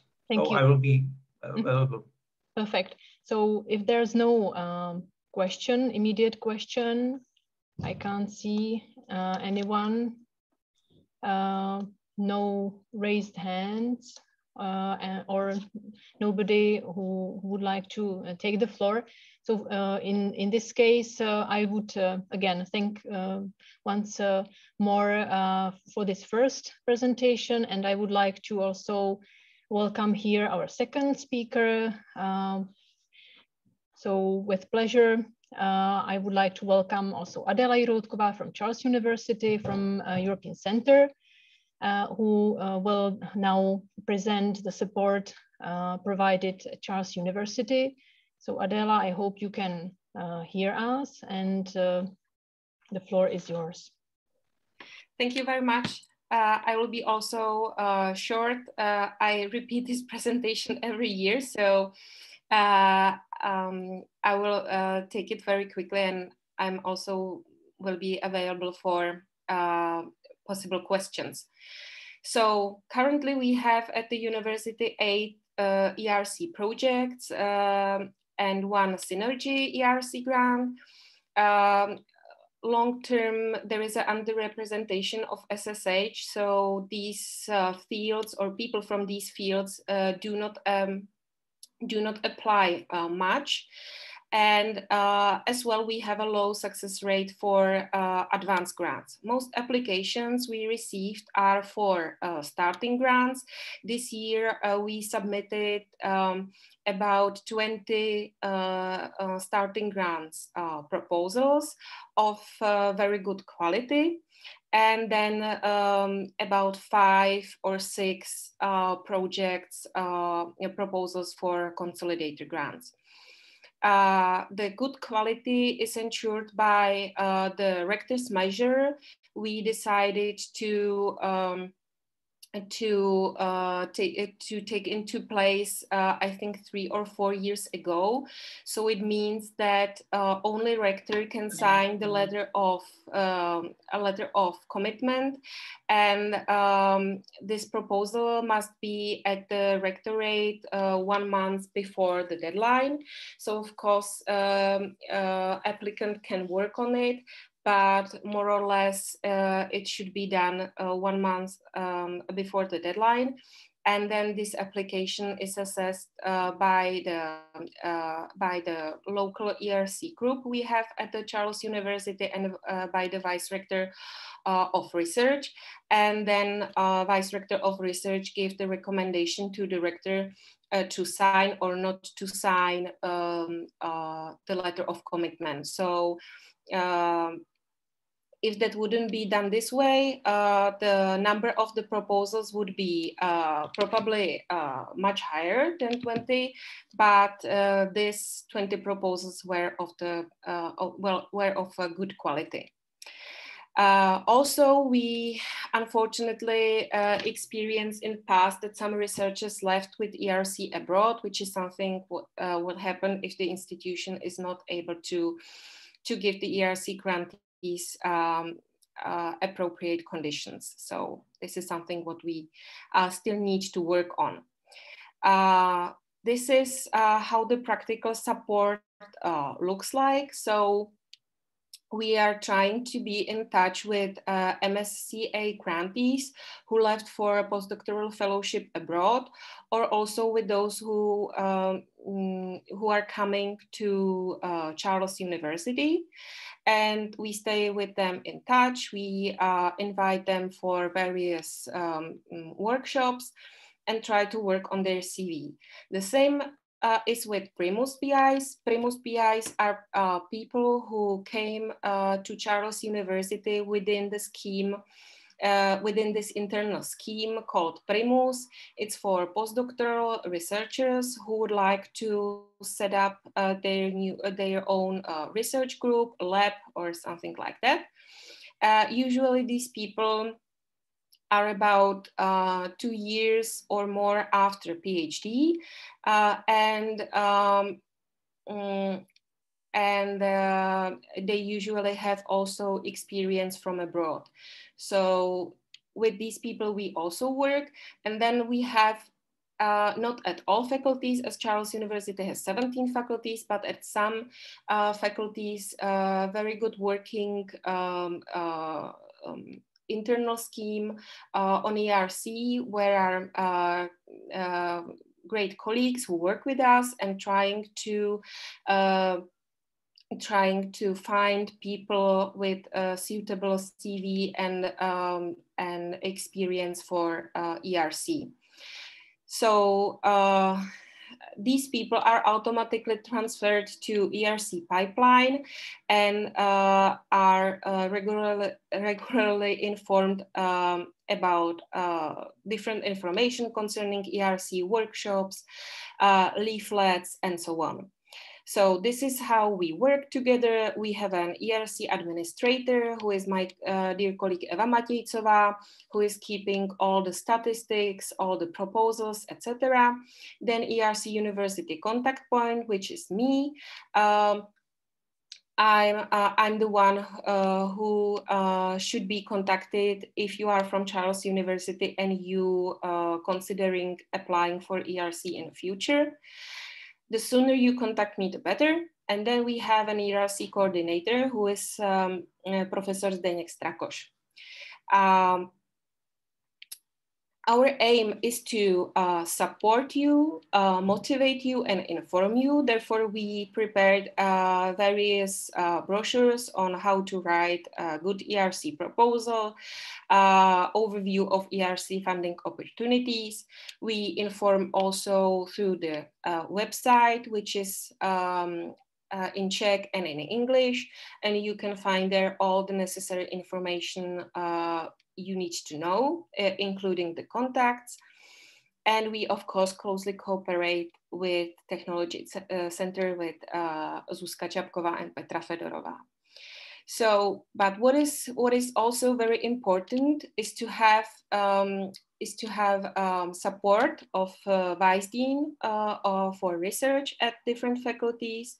So that's why a couple of months ago there was an initiative to organize this event for Biotechnology Center and ERC expert group with heads of departments, vice deans for research and so on, because it's very important to let them know what ERC is and to encourage them to create a good environment for these people and encourage them to better their skills, their CVs and track record, and to, in the future apply for ERC.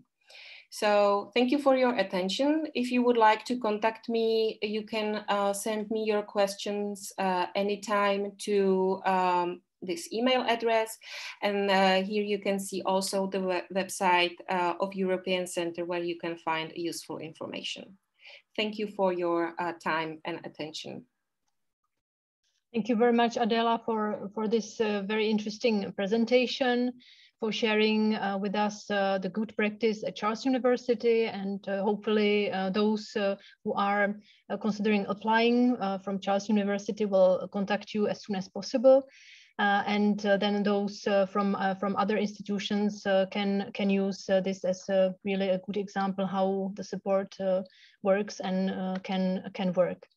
So thank you once again, and I will now give the floor to our third last speaker of this session. I would like to warmly welcome here Ladislav Czech from Masaryk University, from the rectorate of Masaryk University. I would like to give him the floor to present their support, how they work with ERC applicants. So Ladio, I hope you can hear me, and the floor is yours. Thank you for coming. So thanks a lot. Thanks a lot for inviting me to say a few words about how we support ERC candidates at Masaryk University. So just for the beginning, my name is Ladislav Czech. I work at the grant office of rectorate at Masaryk University, and I am the main contact person for ERC support. Basically, I'm sort of running and administrating our ERC support scheme. We have an ERC support scheme running since 2014. And so far, we've been lucky to help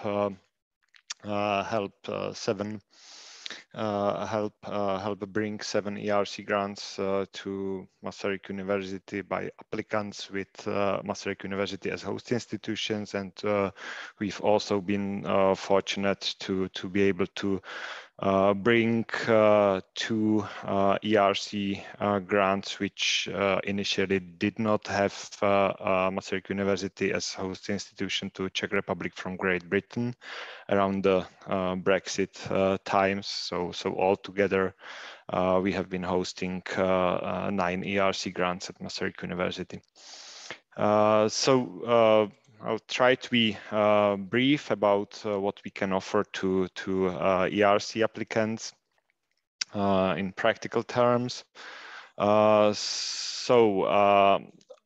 Of course, there's always some administration involved in applying for any type of grants. So that is what is done by faculty project offices. I believe basically all faculties and research centers at Masaryk University nowadays have well-working support to help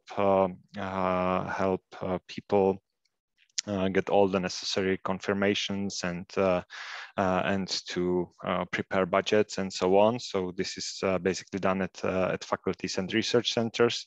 At the rectorate, we are trying to do some sort of advanced support in terms of consultations. So I am the contact person for that, and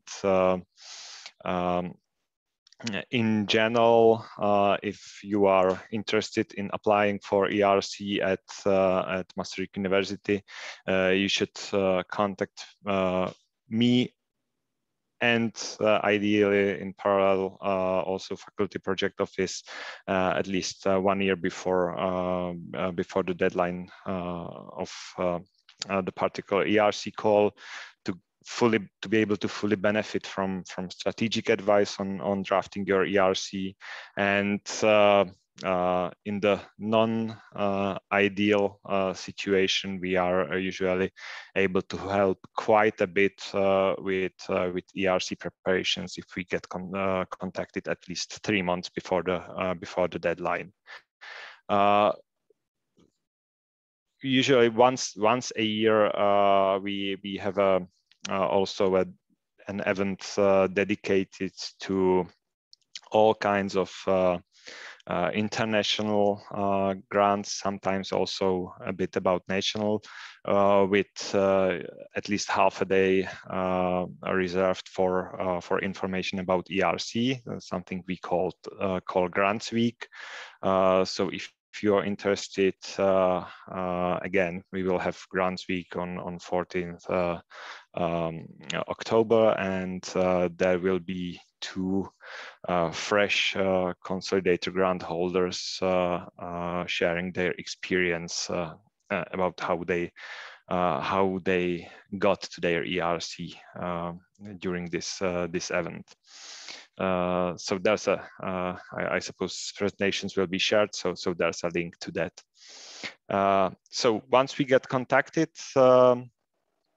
basically always we get to start with some introductory individual talk, me and the applicant, about what it entails to apply for an ERC and what kind of support we can offer in general. And also when talking about the national support and the ERC expert group workshops, it is basically a prerequisite to enter the ERC expert group workshops to first get in contact and get some brief intro from our central level support. Once we get through the introductions, we will ask you to get some confirmations on whether your faculty is really supporting you to enter our more deep scheme to aid you with ERC preparation. It's something we call ERC support scheme. So to enter into this pipeline, you need to have basically a confirmation or expression of support from faculty, from the dean or director of a research center, and you will also be asked to send us some CV of yours. If you are enrolled in ERC support schemes, I am basically available to you and also my colleagues at Rectorate for individual support, continuous questions and answers. We can provide feedback on the drafts you deliver. We can also enlist some external consultants in that. We can give you some financial support for proofreading and stuff like that. And if you get to the second stage of ERC evaluation, we can also help you organize mock interviews. So this this support scheme works very much on an individual level. It of course depends on how you deliver your drafts and and what are your needs based on discussion with yourselves. There's one more thing I would like to mention concerning ERC support at Masaryk University. I've heard Primus has been mentioned from Charles University. So we have something a little bit similar, but not the same at Masaryk, and that is called Mesh Junior. So it's some sort of startup grant for people who are going to establish their research autonomy, their independent teams, who are coming from another institution, so not Masaryk University internals, but people who have been at Masaryk University maximum 12 out of the last 36 months. And these principal investigators need to be maximum 8 years after PhD. So we opened this call for the first time last year. Now we have it open again. The deadline is 12 December 2021, and it's also connected to the requirement of ERC submissions by the holders of Mesh Junior. And what is probably different from Primus is that you need to have your place, the conditions and facilities for your team pre-agreed with a faculty or research center. So you need an expression from a particular part of the university that they are willing to support you as an independent team leader. If you have that, and if you are successful in the evaluation of the Mesh Junior, you may be able to get 2 million Czech crowns grant per year for 3 years, with a possible extension for another 2 years. And this grant will basically be free to allocate as you wish. There will be no predefined budget. You will be able to use it for whatever is necessary to build your team and establish your independence. So that is all I wanted to say, and again, thanks a lot to the ERC support group, to Zdeněk Strakoš, and to Technology Center for what they are doing. We really appreciate that. So thanks. Thank you very much for your very interesting presentation. Thank you for sharing with us your support system at Masaryk University. For now, I think we don't have an immediate question for our speakers of this session, but I think any question will be welcome. So maybe I will ask whether there is any immediate question. May I have one immediate kind of comment or opinion, maybe? I've seen in all three presentations that basically there is a lot of support, but I somehow feel that most of that is kind of a bit restrictive and, you know, aiming for exclusivity rather than for inclusivity. Because both at Charles University, you know, they say, you know, only the rector can sign it. We limit the number of applications which we can, you know, let through. Also at Masaryk University, you say, you know, just very few, you know, people can go through. The thing is that the host institution is not an eligible, it's not a criterion. I think, you know, taking into consideration the very low success rate in all the calls, limiting the number of, you know, applicants to certain numbers is not necessarily always a good thing. I certainly understand that we should filter off some outrageously weak proposals, that's for sure. But otherwise, I'm not really sure if you know, to be too restrictive will bring the fruit we want. Because I know some institutions around Europe that are very open, that if you want to apply for ERC grant, they will sign you the letter of commitment, whatever it is. And it's up to you to succeed. And if you succeed, then you may further negotiate with them. And I don't necessarily say that this is the way, but something in between maybe. So maybe if you can comment on that. Yeah, I can comment on that for sure. The inclusion into ERC support scheme, it's okay, it's some requirement, but it's not very restrictive. And we actually we sign host institution letters to people who are not formally involved into the ERC support scheme too, if they get support from faculty. So the only need we have is for some faculty, department, research center to be able to host them, to be able to provide them with the infrastructure they need, with the conditions that will then be necessary to retain them. We need some commitment that they will get reasonable conditions, and that is something that is also written in the commitment letter itself. So we are not. It may have looked like we are sort of restrictive, but in fact we are not. Whoever gets support from faculty will receive their host institution letter. But then, even with this approach, we're not getting too many applicants. That's the fact. Yeah, if I may.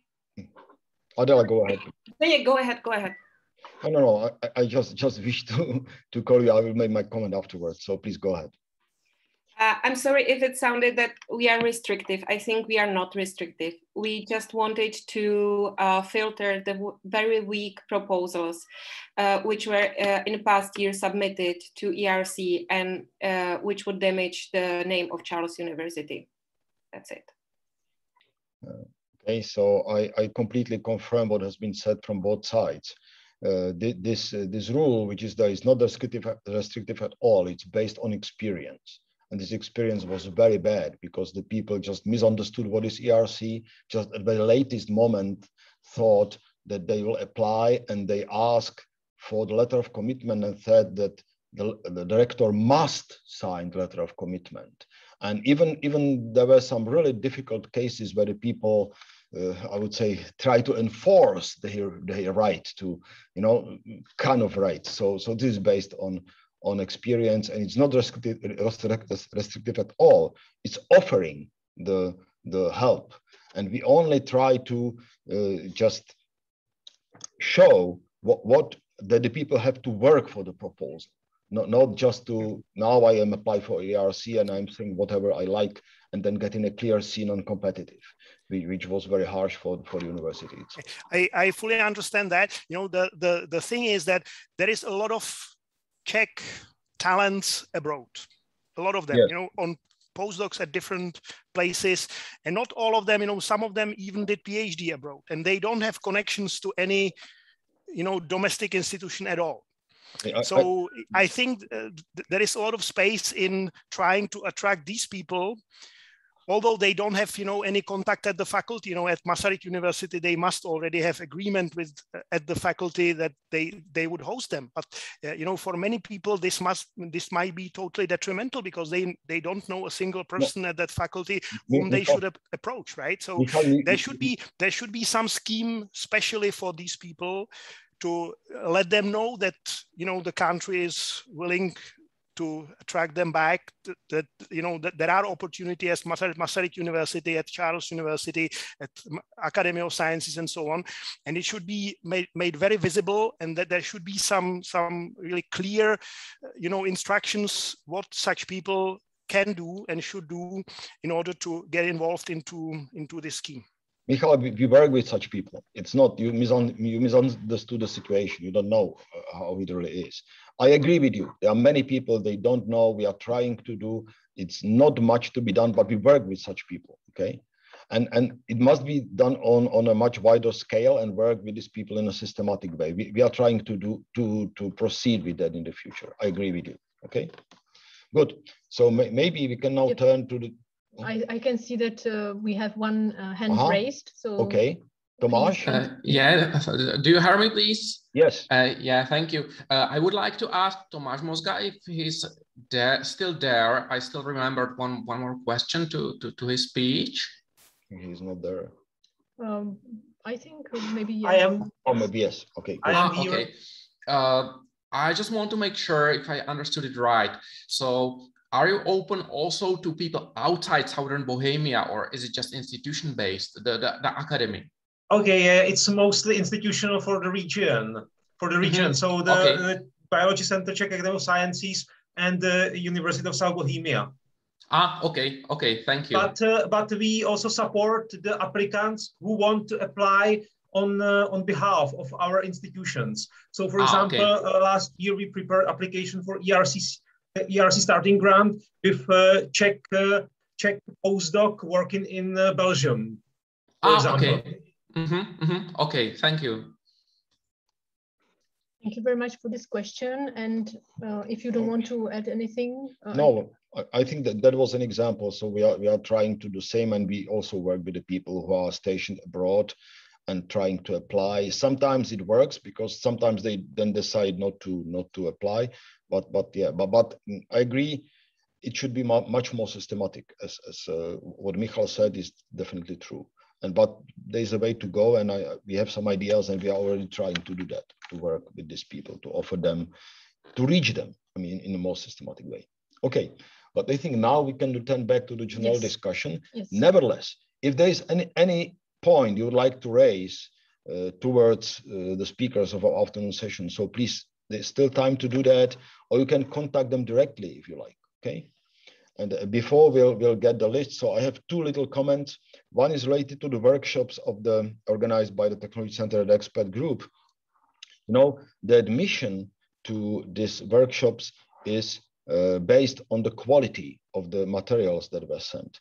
We have to evaluate that because we simply cannot manage to work with the applicants first. Of course, our energy is limited. So we cannot work with many applicants. And now we have a very large number of people who applied for these workshops. And some of them simply don't really fit into the scheme because the ideas didn't fit to the ERC scheme itself, or it's simply not good timing because it's too early. They apply too early, or simply they are limited by the CV or the track record. So it's necessary for us to be able to work efficiently. We have to limit the number of applicants. So it's important, and I emphasize that the institution prepares the applicants to the workshops in such a way that they send good quality materials, because we then have to make a choice based on this and based on say the potential in the near future, because we cannot work for this workshop for the applicants that will apply say 3 years ahead. It doesn't make sense because these workshops are intended for writing the proposal in the next say call. Okay, so that should be just understood. And a little comment, there are many more groups who work with the people, like in the Institute of Michal Hutzek, for example, or HUB, or in the Institute of Physics, or Faculty of, say, Sciences of Charles University, Faculty of Mathematics of Physics. So we are very thankful for these groups that work in addition to those that you have seen here. Okay, and one little comment, that encouraging comment. So you have asked, some of you have asked about statistics. So the last year we have 20 applications at Charles University for starting grants, and 5 of those are in the second round of evaluation, which is 25%, which is not bad. If that will be every year, that would be great. Okay, it is not every year, unfortunately, but let's go. Like if we succeed to do that, that will increase in general across the nation for this. So we will be well off. Okay, good. So I will just continue. Regarding the interview in step 2 of evaluation, does the applicant obtain the reviews beforehand? Of course not. The applicant is not aware of what the panel thinks. the panel just keeps it for themselves for the good reasons. So you should think ahead of time, where are your weak points, where are your, say, strong points, what do you like to talk about? You have a chance to kind of set up a little bit the stage, because you have initiative, you have a presentation at the beginning, you know, so you have to speak about things that you are strong, but you have to anticipate what might be the questions. This is very, very important. Michal, do you have any comment on that?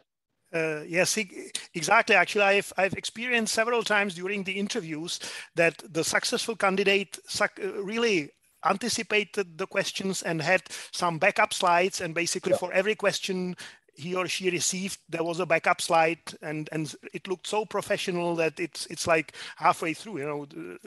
That's the winning point. Yes, yeah, exactly. Great, thanks. So that's about it. The next one, please. So how do institutions go about attracting ERC applicants to come to do research there from abroad? Well, there is no general question. You have heard Tomáš, and you have heard all essentially who have presented. You know, you attract them by the local environment, so it must be appealing for them to go to this. So there's no general question. If they find that there's a good environment for them to live and to work, then you can get them. So offer them a good condition for work, and also stability. That is important. What is a big problem here at the universities here is that our system of, you know, docent and etc. and going through all this is difficult. So if you have a good researcher abroad who is on a position equivalent to the professor, full professor, I mean, then it's still terribly difficult to get a professorship quickly, full professorship at the Czech University, because of some, you know, general rules, laws, and restrictions based on the institutions themselves, not only within the law, because there are some options within the law, but they are rarely used. But just create a condition. Okay, next one. In terms of independence, for starting grant, do you need to have PhD students who already defended their thesis? I don't think so. I mean, it's again individual. Of course, it's a big plus if you have students. It's a big plus if you defend PhD thesis. For general ERC applicant, if you are a consolidator or advanced, and you have a student or your postdoc who then got ERC grant, then this is the best recommendation for you, because the influence to young generation is an important point. But in ERC, there is no must. There must be something, otherwise the person is non-eligible. There's nothing like that. Michal, you wish to add? Exactly. In the starting grants, it very much depends on the real number of years from your PhD, yes. Because there are people who are 3 years after PhD, and there are people who are 7 years after PhD. So it very much depends. And the panel members really look at this, and they decide individually. So there is no rule. Yeah. Okay, the next one, Lubomir. How much bureaucracy needed for the grant administration is involved? I would perhaps postpone this one for general discussion after the ERC grantees and CS grantees holders would speak, because then they have a fair comparison. So I think that we should return back later. Okay, so please keep that one. Then anonymous, from 2023 PhD ref data change from data events. Will there be a template for PhD to confirm? Can host institution provide? Well, probably yes. There will be some way how to do it, but it's a technical question, so I think that's not. I can answer quickly. So there will be no template provided by the ERC. Which means it will be necessary only a written confirmation of this date, but without any template. And of course, it will be then precise once the work program for 2023 is published. So this is just for the future, but for 2022, the rules are the same, so there is no change. Okay, Stefano, how are the PI profiles evaluated for the synergy grant? It depends on the years from the PhD. Well, the individual PIs for the synergy grant are evaluated according to rules for the standard grants. There is no difference, okay? Of course, for the synergy, the people are encouraged to apply. It doesn't mean that people must be on the advanced grant level to apply for the synergy. That's not true. But on the other hand, they must clearly be leaders, because the synergy grant is kind of on this kind of level. But there is no restriction and no rule of that kind. But the rules for evaluating the, say, the previous achievements of the PIs, they don't differ. Michal? Michal, do you have anything, or because no, okay. Okay, so there's no difference. What is the view on hiring external professional consultant to help with the proposal preparation? Are they beneficial, specific recommendations? Well, tricky question, because, you know, PI is responsible for the grant proposal. And if somebody hires somebody else to prepare the proposal, and I'm not saying about kind of to help and comment on, that's fine, but create the proposal, and then the person will just come and, so I will tell you, this will be your end. And not only for this single proposal, I would say, because the people have a memory. So this is your, just, of course, to help. What we are offering here, and it's at every institution in the world, they offer help, they offer comments, they offer whatever. But to hire external professional consultant to kind of write proposal, I would say this is against the spirit of ERC. And on myself, if I would find out about that, if I would find out about strong involvement of professional consultant writing the proposal, I would definitely be against accepting such a proposal. Yeah. Michal? Yeah, well, actually, there is a big difference between the ERC grants and some other types of grants, like the consortia grants Yes. of the type of ETN and so on. I've been involved in several ETN applications, and basically whenever we had a professional company to help, we received the funding, and whenever we tried to do it on ourselves, we didn't. So I don't say it was statistically significant, you know, number of applications, but I think in this type of grant where there is a lot of garbage which is not really scientific, then the company can help, or the professional consultants can help. But in ERC, I don't see much space for this consultation. And in a way, you know, our group works like instead of such consultants, because we give you the same feedback as and for free. Maybe two more little comments.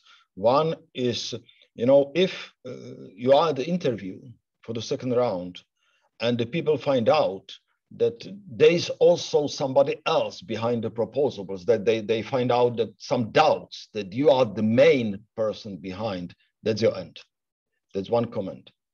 I mean scientifically now, not in kind of shaping the words or whatever. And the second, I have been at the Morg interview once where there was a person who presented his vision how to do in Brussels, because that time was still traveling to Brussels for the interview. And it was very clear from the very first moment that this was created with the help of some professional consultant. So my first question after the presenting of this interview was, you have asked some agency to help you? And the person said, yes, I did. I said, okay, so please, if you wish to be successful, throw it away and start from the very beginning. It was because it was absolutely terrible. It was just based like if you go to do the presentation on some, I don't know, political office or something like that. Totally out of course, not every consultation is so non-professional, but yes, as Michal said before. Thank you. I think this was the last question in our Slido application, and I think it's also time to move. So if you have any questions, of course, there will be also time after the last part of our program. But before giving the floor to our ERC grantees and ERC CZ grantee, we will have a short break of 10 minutes to have some coffee and to have a short rest. So we will be back at 2:10 and we will continue and you will hear 4 presentations of 4 grantees. So stay with us and enjoy a short break.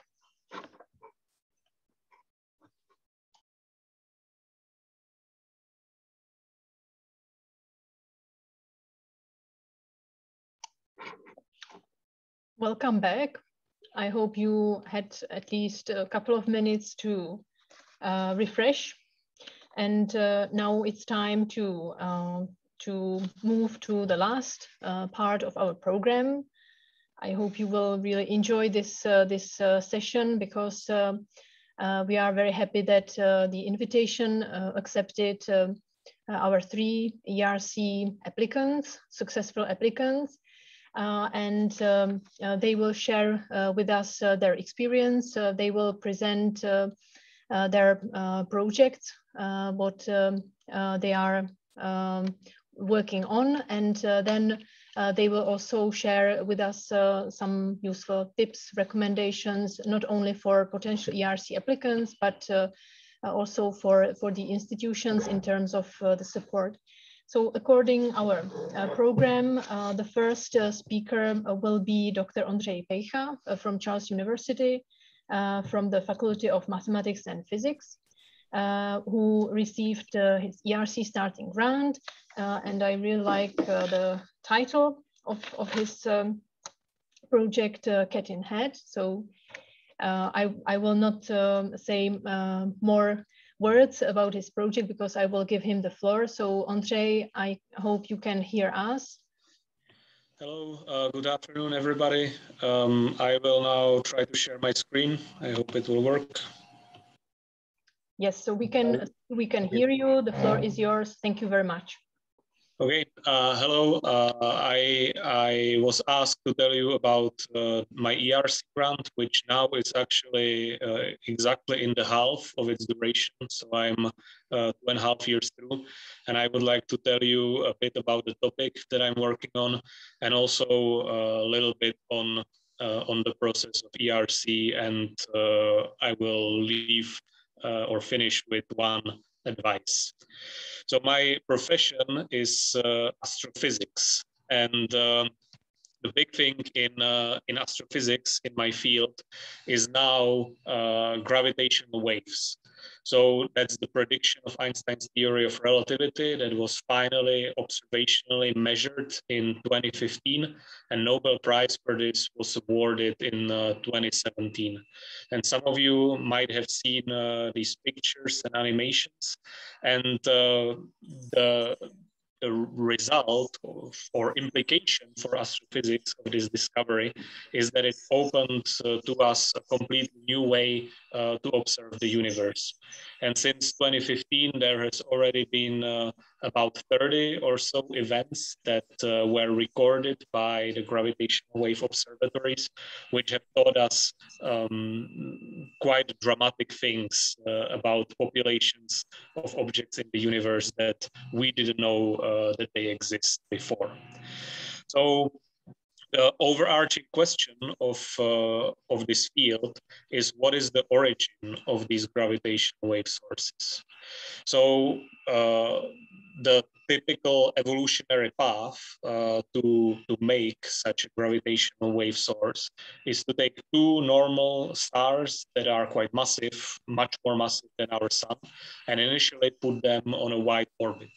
And then these stars evolve, and something happens during their evolution that from these 2 big normal stars, we end up with 2 stars that are very small, like 2 neutron stars or 2 black holes. Remember, if you took our sun and convert it to a black hole, the radius would be only about 3 kilometers. So very small and very compact and very heavy objects, but they also need to be on a very small orbit. And this generic scenario of making something, making the core of the star very compact, removing the envelope and shrinking the orbit of the two stars is a very common process that is required to explain not only the gravitational wave sources, but also many other things in astrophysics. And it's been investigated and unsolved since 1970s. So my research ties into these questions, which are most exemplified by these gravitational wave sources. So what is the aim of my project? So I want to understand better the catastrophic interaction that connects normal binary stars with sources of gravitational waves or weird single objects, which occur when the two stars don't survive, but they actually merge into something very peculiar. And my project addresses basic questions in the field, like what happens to the orbital energy of the binary star, what is the physics of the brightening or explosion that accompanies this catastrophic interaction, and how are magnetic fields amplified during this process, because we know that at least some of the objects that come out of this interaction have very strong magnetic fields. So these are the basic goals. And what do I bring in? So based on my postdoc research in the US, I brought in the realization that many of these binary interactions occur over timescales that are much longer than people previously thought, and that these long interaction or long preceding interactions are potentially very important for what happens during this process. So here I will show you my slide from the ERC interview in Brussels, which explains the basic points of my proposal.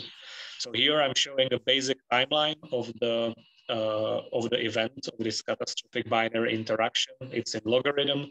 It's the numbers approximately correspond to number of orbits of the binary star. And there is a time before the binary approaches, there is catastrophic interaction, and then it evolves afterwards. And the tools that are currently used to understand this phase are limited in their time span. We have 1D stellar evolution codes, which are very good for investigating processes on very long time scales, but are not very good to understand processes that are not spherically symmetric, that are inherently 3D, and that are very violent in nature. So then we also have fully compressible hydrodynamics, so simulations that exist, but these, as a result of their nature, can only be used in a short vicinity around this catastrophic interaction, simply because of numerical stability and the limited amount of computer time that is available to us. So in my proposal, I want to bridge the gap between these two approaches and make calculations that are based on a modified version of hydrodynamics that will allow me and my team to study the phases that currently are inaccessible to the tools that we are developing. Or the tools that are available. And so that's one point of the proposal. And the other is to study the brightenings that are observed and that have been discovered only about 8 years ago or so. And here we propose to develop a different version of hydrodynamics, a different combination of tools that was not available before. And we, at this point, we were actually able to succeed. So quite recently in developing this part of the proposal. So I'm quite happy about this. And I will finish with small advice. What was my path to ERC? I applied twice. My first attempt included more of a traditional proposal that was a good proposal, judging from the response to other places where I said the same thing. But for ERC, this was unsuccessful. And based on the comments and reviews that I received, I modified the proposal and significantly increased the risk of the proposal and also the gain that we can obtain, and focus the proposal more toward development of new methods with which we can address these fundamental questions. So that's all from me, and I hope I wasn't too much over time. Not at all. Thank you very much, Andrzej, for your very interesting presentation and also tips at the end of your presentation. So I believe that it was really encouraging also for those who are watching us. I don't see any immediate question via Slido. I would like to ask or I would like to invite our audience. If you have any question, okay, I can see one hand raised, so maybe this will be an immediate question which should be answered by Andrzej. So Sabine, if you can unmute yourself, and the floor is yours. Hi, thank you very much. Could you say something? Can you hear me? We can, yes. Could you say something about how risky this plan can be? I mean, should it be something like 50-50 or success expectation, or? Yeah,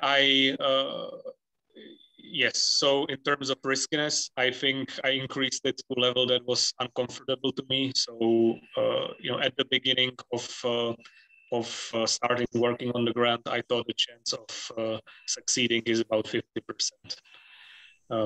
So I think we've developed sort of half of the goals that we proposed, and the other half still remains to be done. I have an additional comment to that. You know, risk is not evaluated just based on how much is achieved of what has been thought at the beginning, but the motive of what the evaluators think of is, even if this proposal is unsuccessful, is it worth the money? That means, would there be some substantial outcome, maybe different, or maybe there'll be just dead end, but this will bring a knowledge which is substantial, even if this proposal is a dead end, okay? So there is not just one variable, how many percent. It is much more, the evaluator doesn't ask you, ERC doesn't ask you to fulfill the promises. It asks you to really push forward the knowledge sometimes in the direction which cannot be anticipated at the beginning. And even the dead end can be very significant moving forward, okay? Because you in the situations like this, or in the many other situations, simply you cannot know 5 years ahead what will happen. You might come to the crossroad, and then you don't know, should I go left, right, to the crossing, where you cannot anticipate this say crossing or this at the beginning of your proposal. That can happen, but you're handling the risk in your proposal. One must say, okay, whatever happen, if something like that happen, then I will try to think about this or that. No, I don't know at the moment. I cannot say. So in this sense, the risk is multidimensional. And if the evaluators come to the point that, okay, whatever happened, this is worth, that's perfect. If I may add to that, it's really important to have some contingency plan, as I mentioned in my presentation. So you must be aware what are the most risky parts of your proposal. Some of them might not necessarily work. That's part of the risk. But you must have a plan. What happens if, let's say, step number 2 doesn't work? That it should not mean that the rest of the grant will not be done simply because you are done, right? So you must have some alternative plans. What to do if this doesn't work?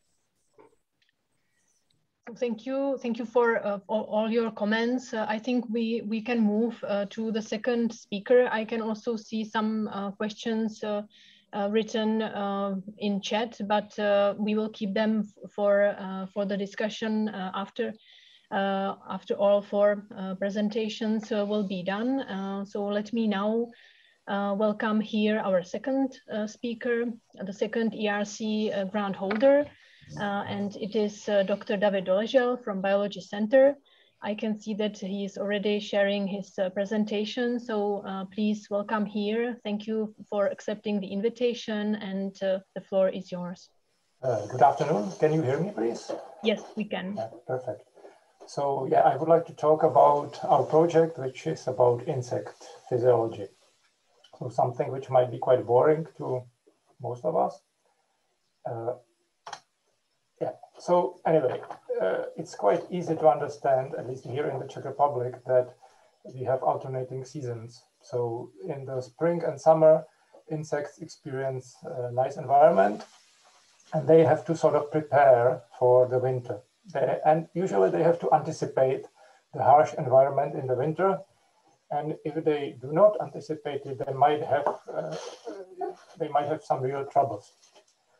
And the most reliable information is the day length, the photoperiod. And again, it's quite easy to recall that these days the days are getting shorter, the photoperiod is shorter. So this is really the most reliable information which tells us what time of the year it is.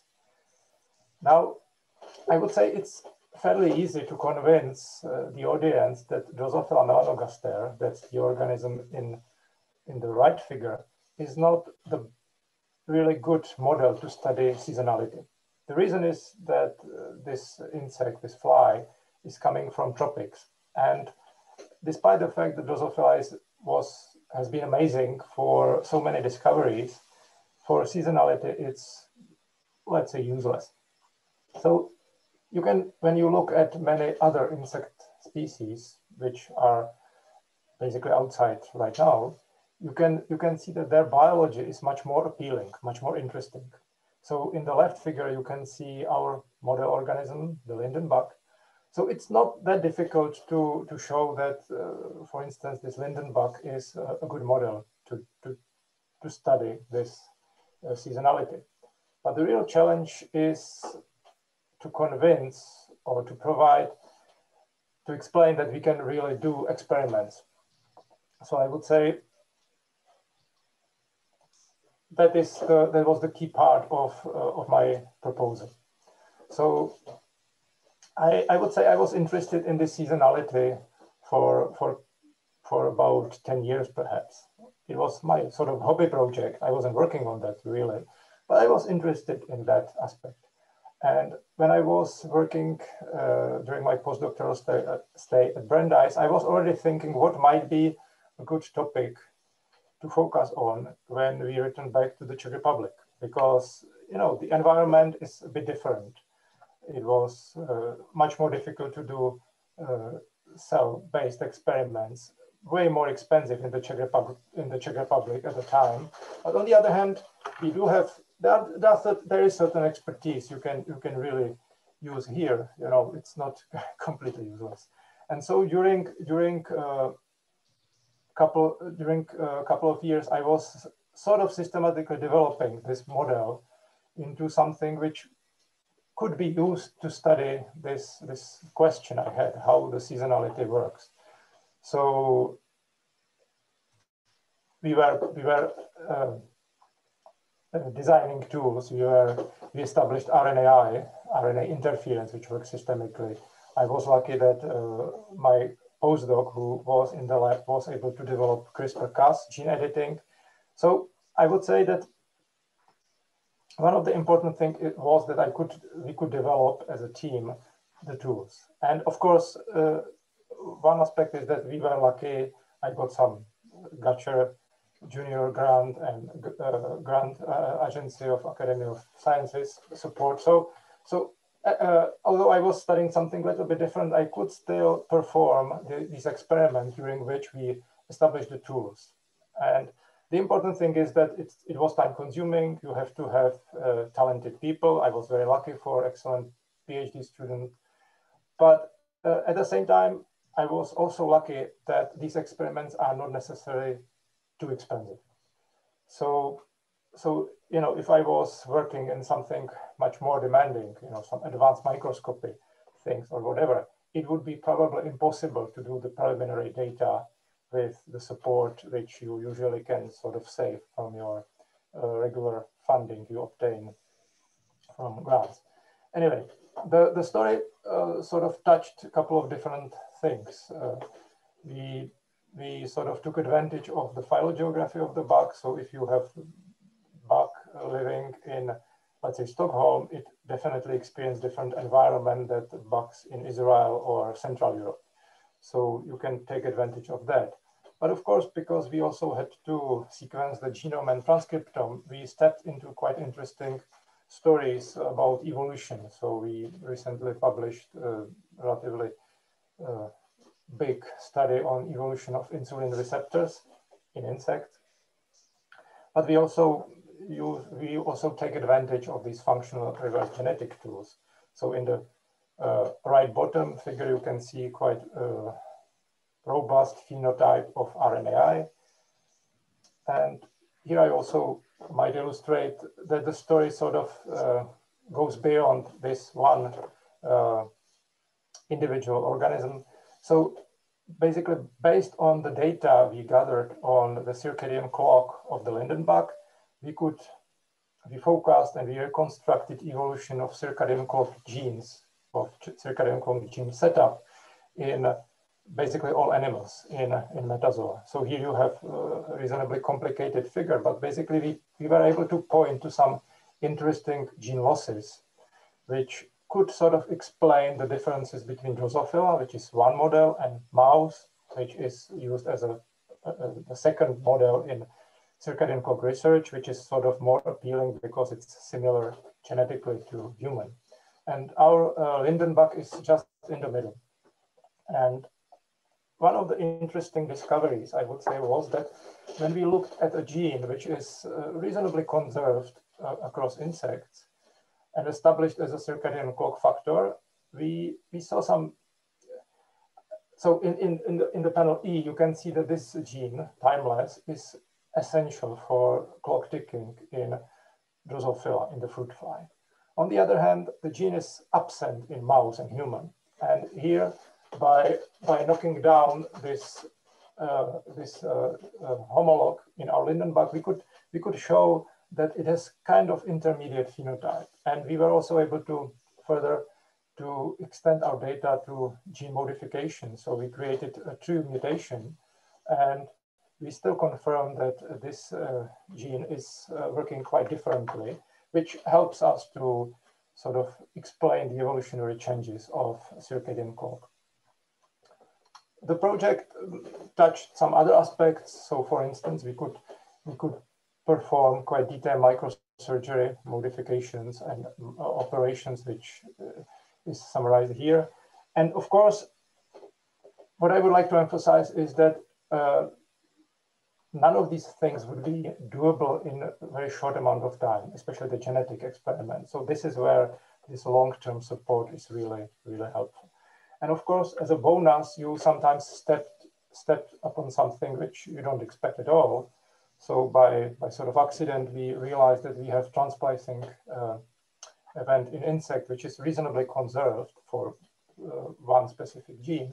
So we are sort of putting together a study that seems to be just interesting. You know, it's something that we are not primarily focused on, but it seems to be interesting enough that it might or it should result in a decent publication. So basically, I wanted to, during this talk, I wanted to illustrate that long-term support is important and necessary for, or helpful for really enjoyable research. But at the same time, I also would like to emphasize that the importance to prepare the preliminary data is probably quite high. And you either have to be lucky in the sense that you are working on something which, as me, is something where you can gather a lot of preliminary data with reasonably low budget, or you have to have some good support from the institution.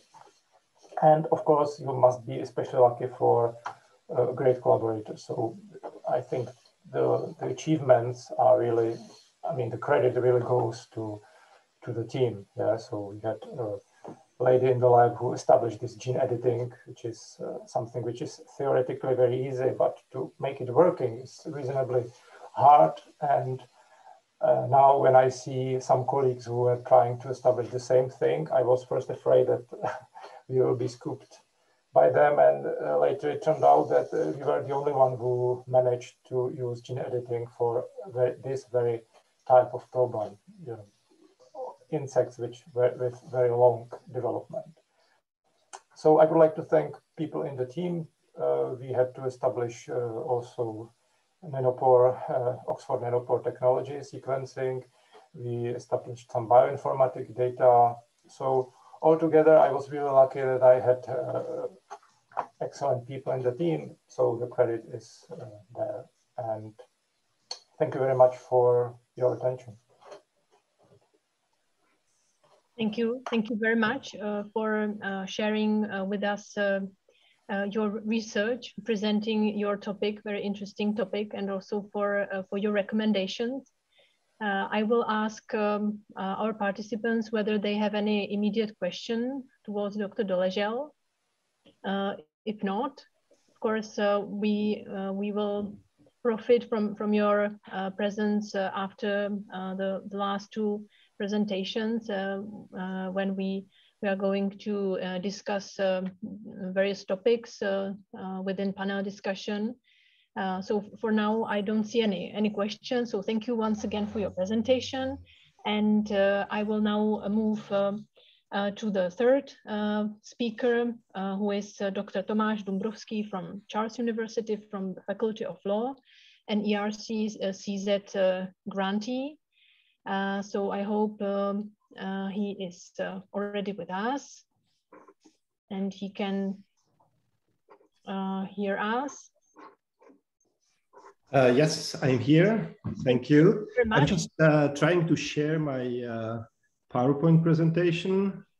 Yes, so just click on the green button, share screen. You should see the bar, and then choose the presentation. You need to open it firstly.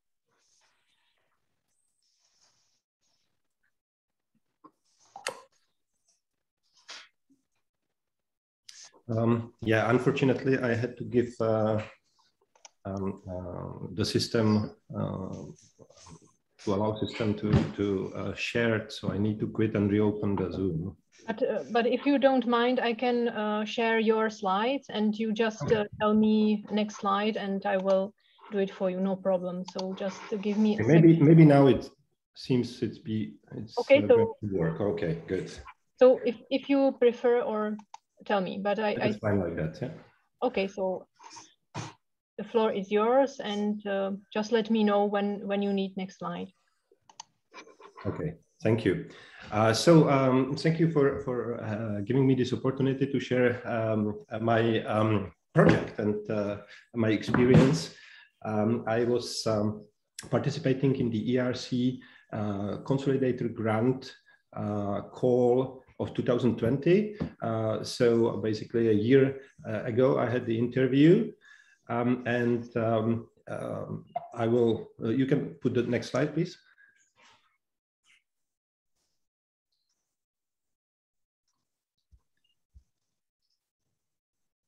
Okay, so I was not successful in the second round, but there is a scheme which is called an ERC CZ grant, and this is a grant scheme offered by the Czech Ministry of Education to support ERC grants, which of all three categories, which were successful in the first round of the last ERC call, but did not receive the funding. And then there are some differences between whether you received A or B. If you received A, you can apply for the full length of your proposed project, and you are applying with the same project and same more or less the same budget. And if you receive B, you can get the funding for 2 years. So the idea is to allow you to execute part of your ERC project, and thus increase the chances for your success with the ERC proposal in the next round, which you are obligated to submit before the end of the ERC CZ funding. So that's the advantage. It allows you to create a team and to basically do some pilot project and persuade the panels that your project can be executed, and that you have already done more substantial work than in the last call. Next slide, please. So in law, we work with words. So I'm not going to have animations and graphs. I had some picture which I added later, so it's not in this slide, but you can then probably see it in some shared space where these presentations are going to be put. So our project title is Identity Constitutionalism, the Community Building Capacity of Constitutions in the EU MENAP region. And the idea is that constitution, as the value-oriented common point of reference, can serve as the primary source for collective identity formation and replace some concepts which proved historically as ill-fated, like nationalism and sovereigntism and so on and so forth. So objective is to identify the conditions and their composite variables that affects community building capacity of constitutions. So the content of our research is a comparative research of selected countries of the European Union and Middle East and North Africa.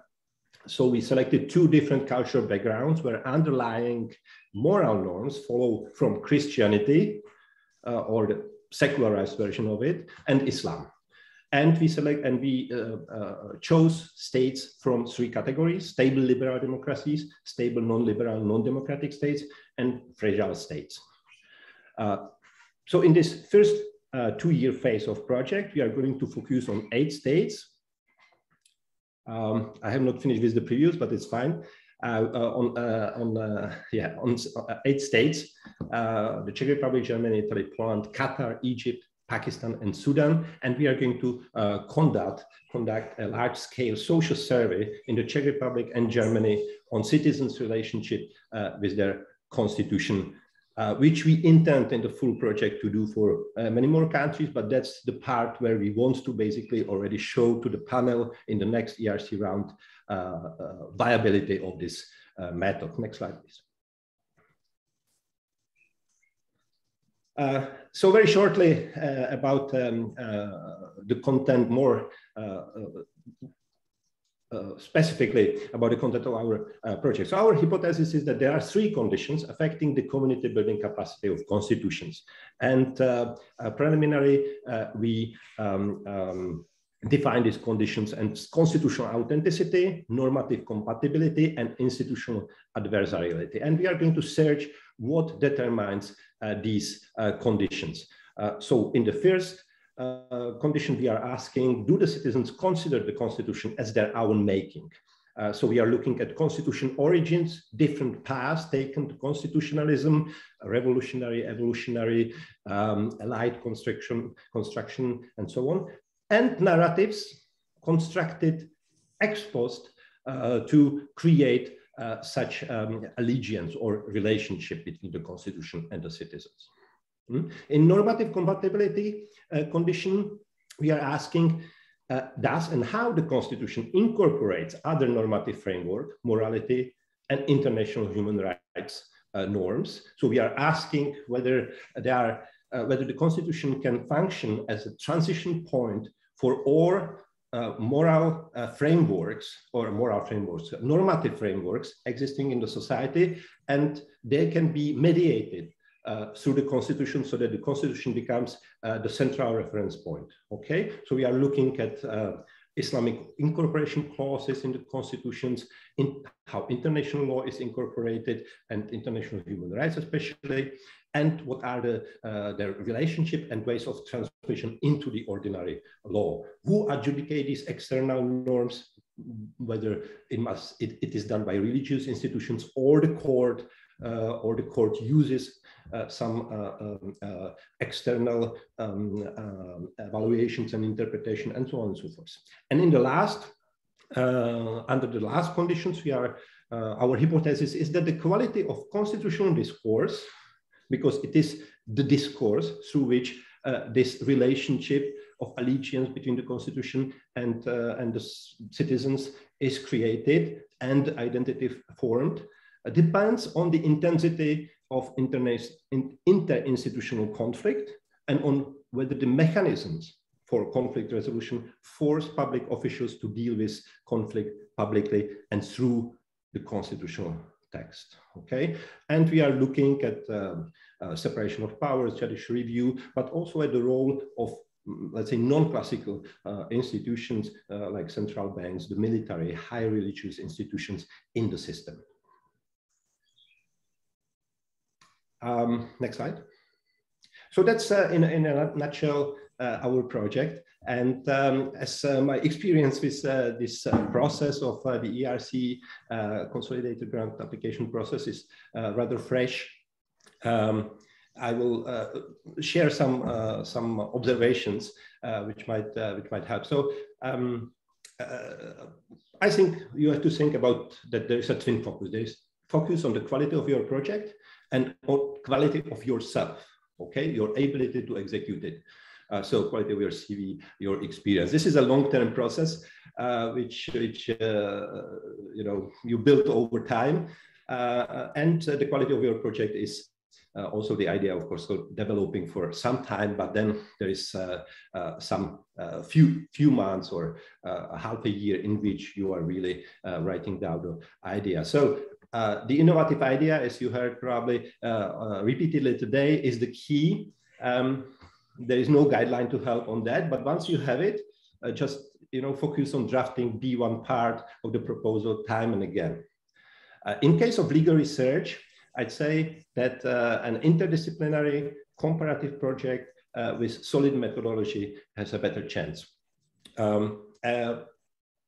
I try to be as concrete as possible also in auxiliary parts of the proposal, such as the description of the research team, to persuade the panel that missing expertises we are going to fill. So our team is going to be interdisciplinary, composed of 3 lawyers, a sociologist, and a political scientist or political philosophers. We are going to start in November 1st. So now we are putting together the team.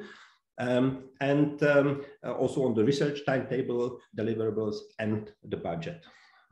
So you will convey through that the feeling that not only you have an idea, but you have the managerial skills to execute the project and that you thought your project through from all possible angles.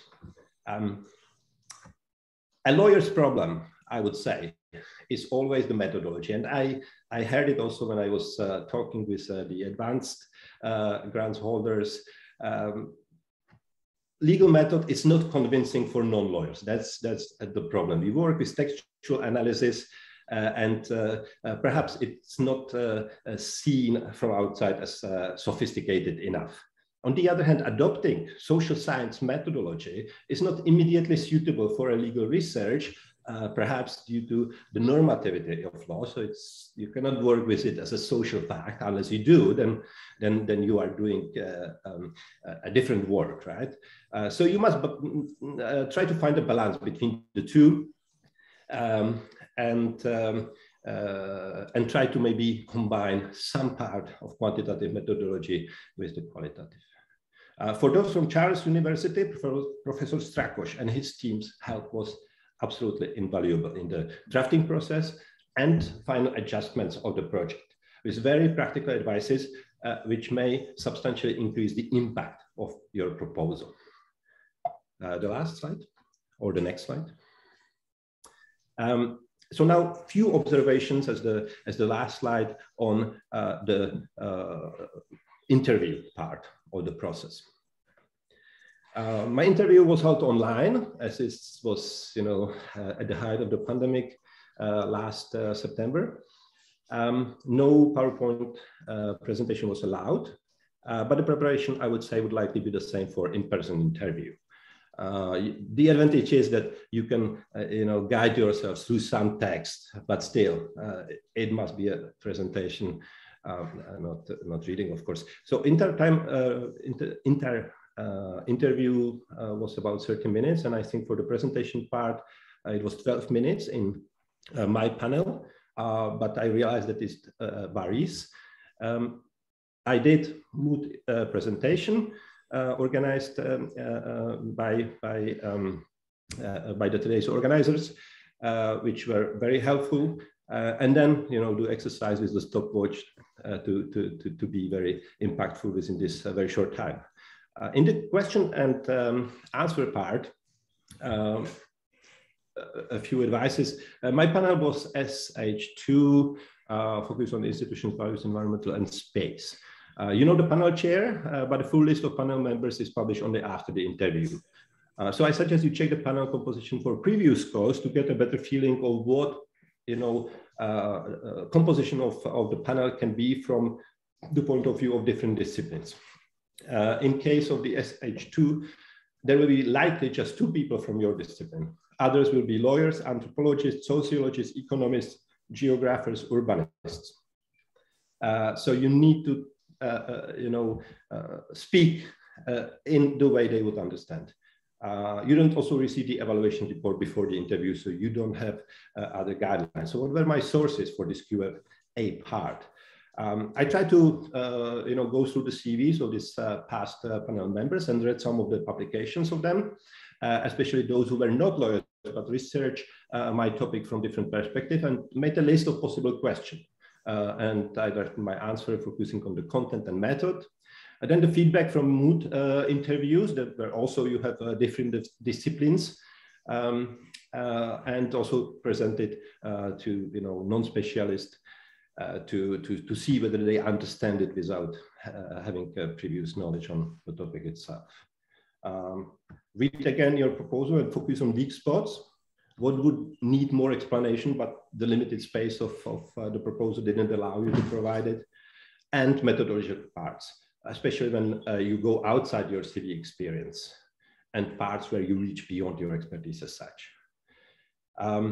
Be also prepared to defend the composition of the team, as I mentioned before. It will help you to cover, to argue how you are going to cover the expertise you are missing.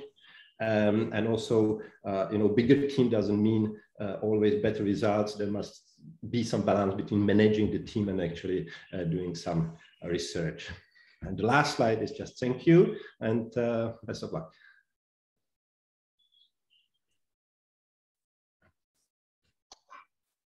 Thank you very much for your great presentation.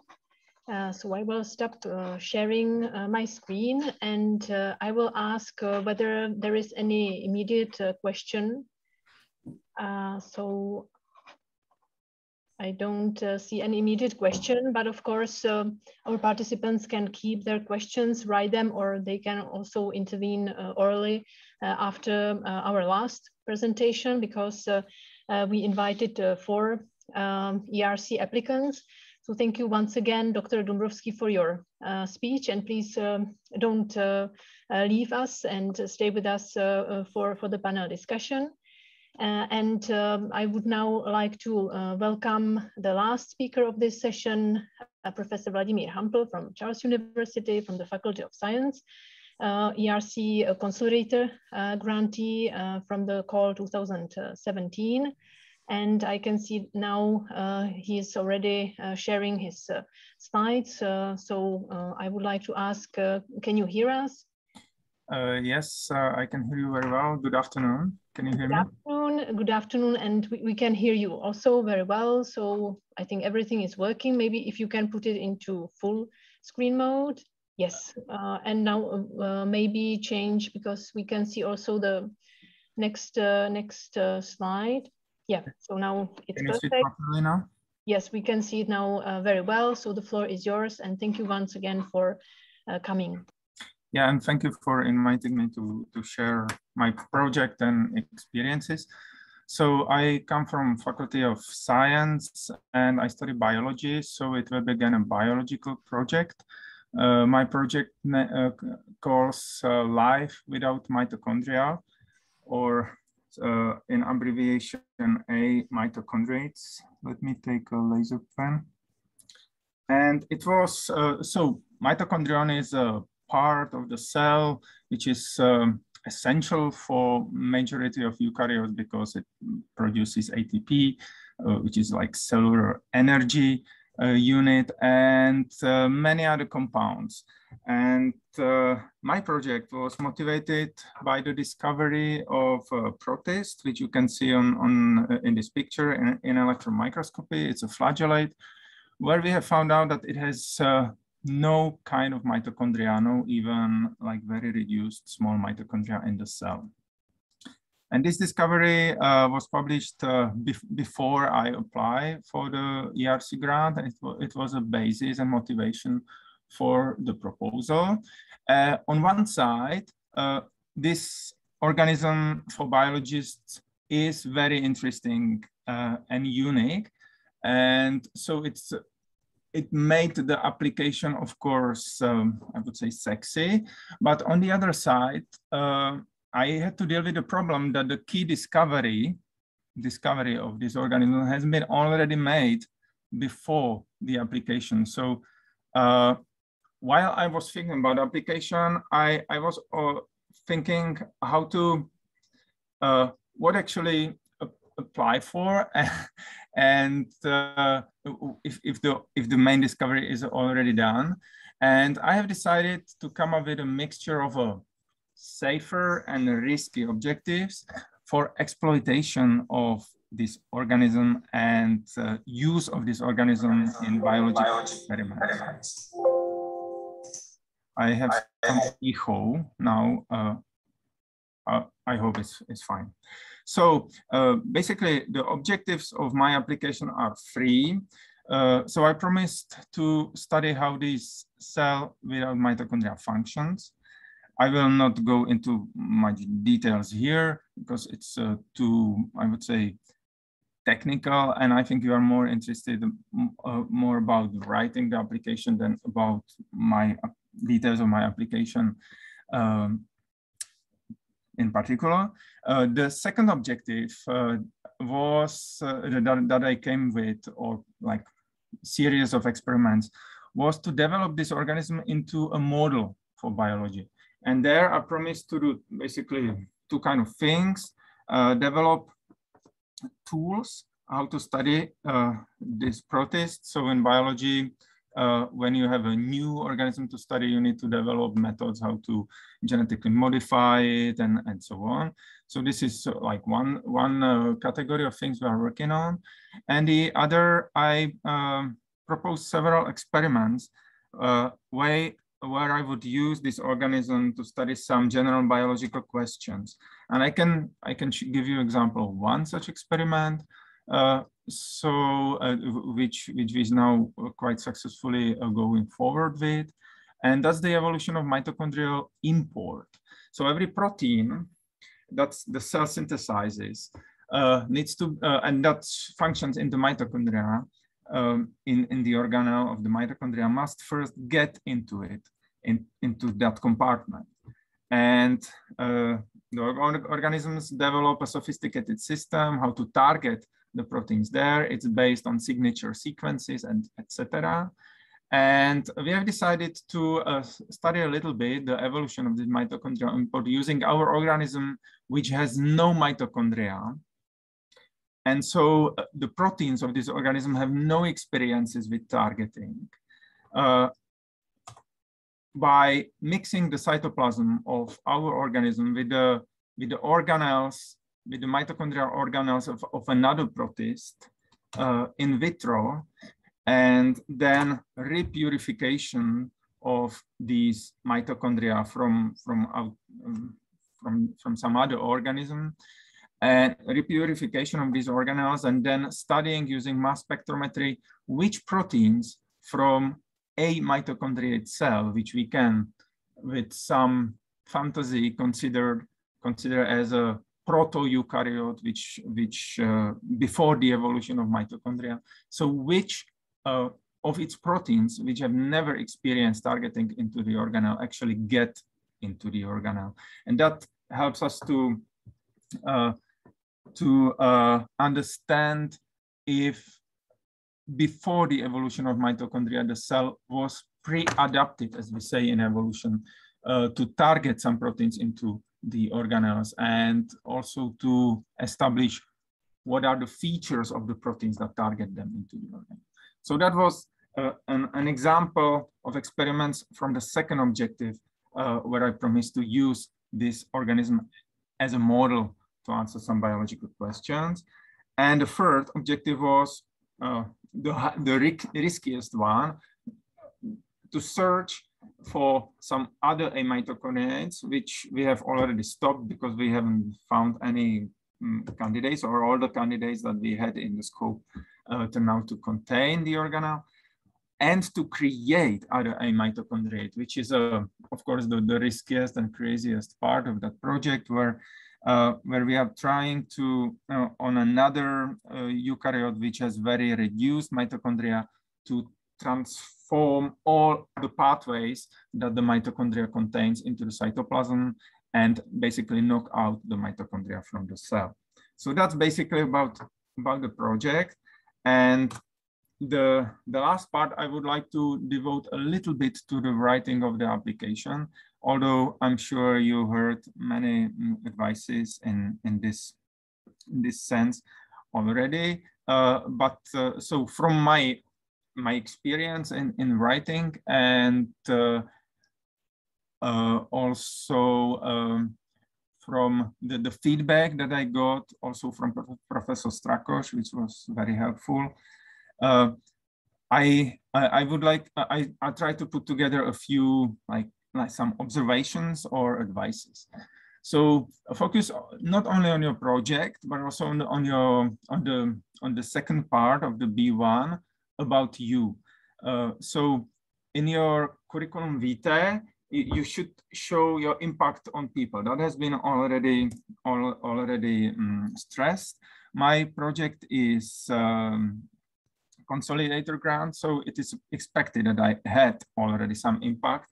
So I didn't forget to put in a table what the PhD students or postdocs that came through my team are doing now. And I like to play with colors in the text. So I put a colored text, which I now here for the sake of this presentation made even bigger, but in the original presentation it wasn't. Where I described that I have started to build already a team which is already quite big, 13 members, to show that I have some managing capabilities already, and that the team is quite international, and that people that came through my team received positions somewhere abroad, to show that I can influence the people. In the track record part, I would suggest to think about your scientific life and present it as a story. It will, this part will always be, I think, dry, because you, to some extent, because you need to put some, show some presentation, give some publications and describe them. But I try to organize it, as I said, into a story. My like scientific measures at that time and even now are not super high, so don't be afraid to apply for ERC, even if you do not have a super high H factor or publications in Science or Nature, which I didn't have. And so in my track record, I basically talk about two most important papers and try to explain their impact. So I explained that the first paper that I consider important, where I was first author, was in PNAS, where there we resolved part of the eukaryotic tree of life, which of course sounds really cool, and I was trying to use it and show that already like some time ago. I had this interest in eukaryotic evolution, but mainly then, of course, I showed the paper where we discovered this unique organism that is basis of that application.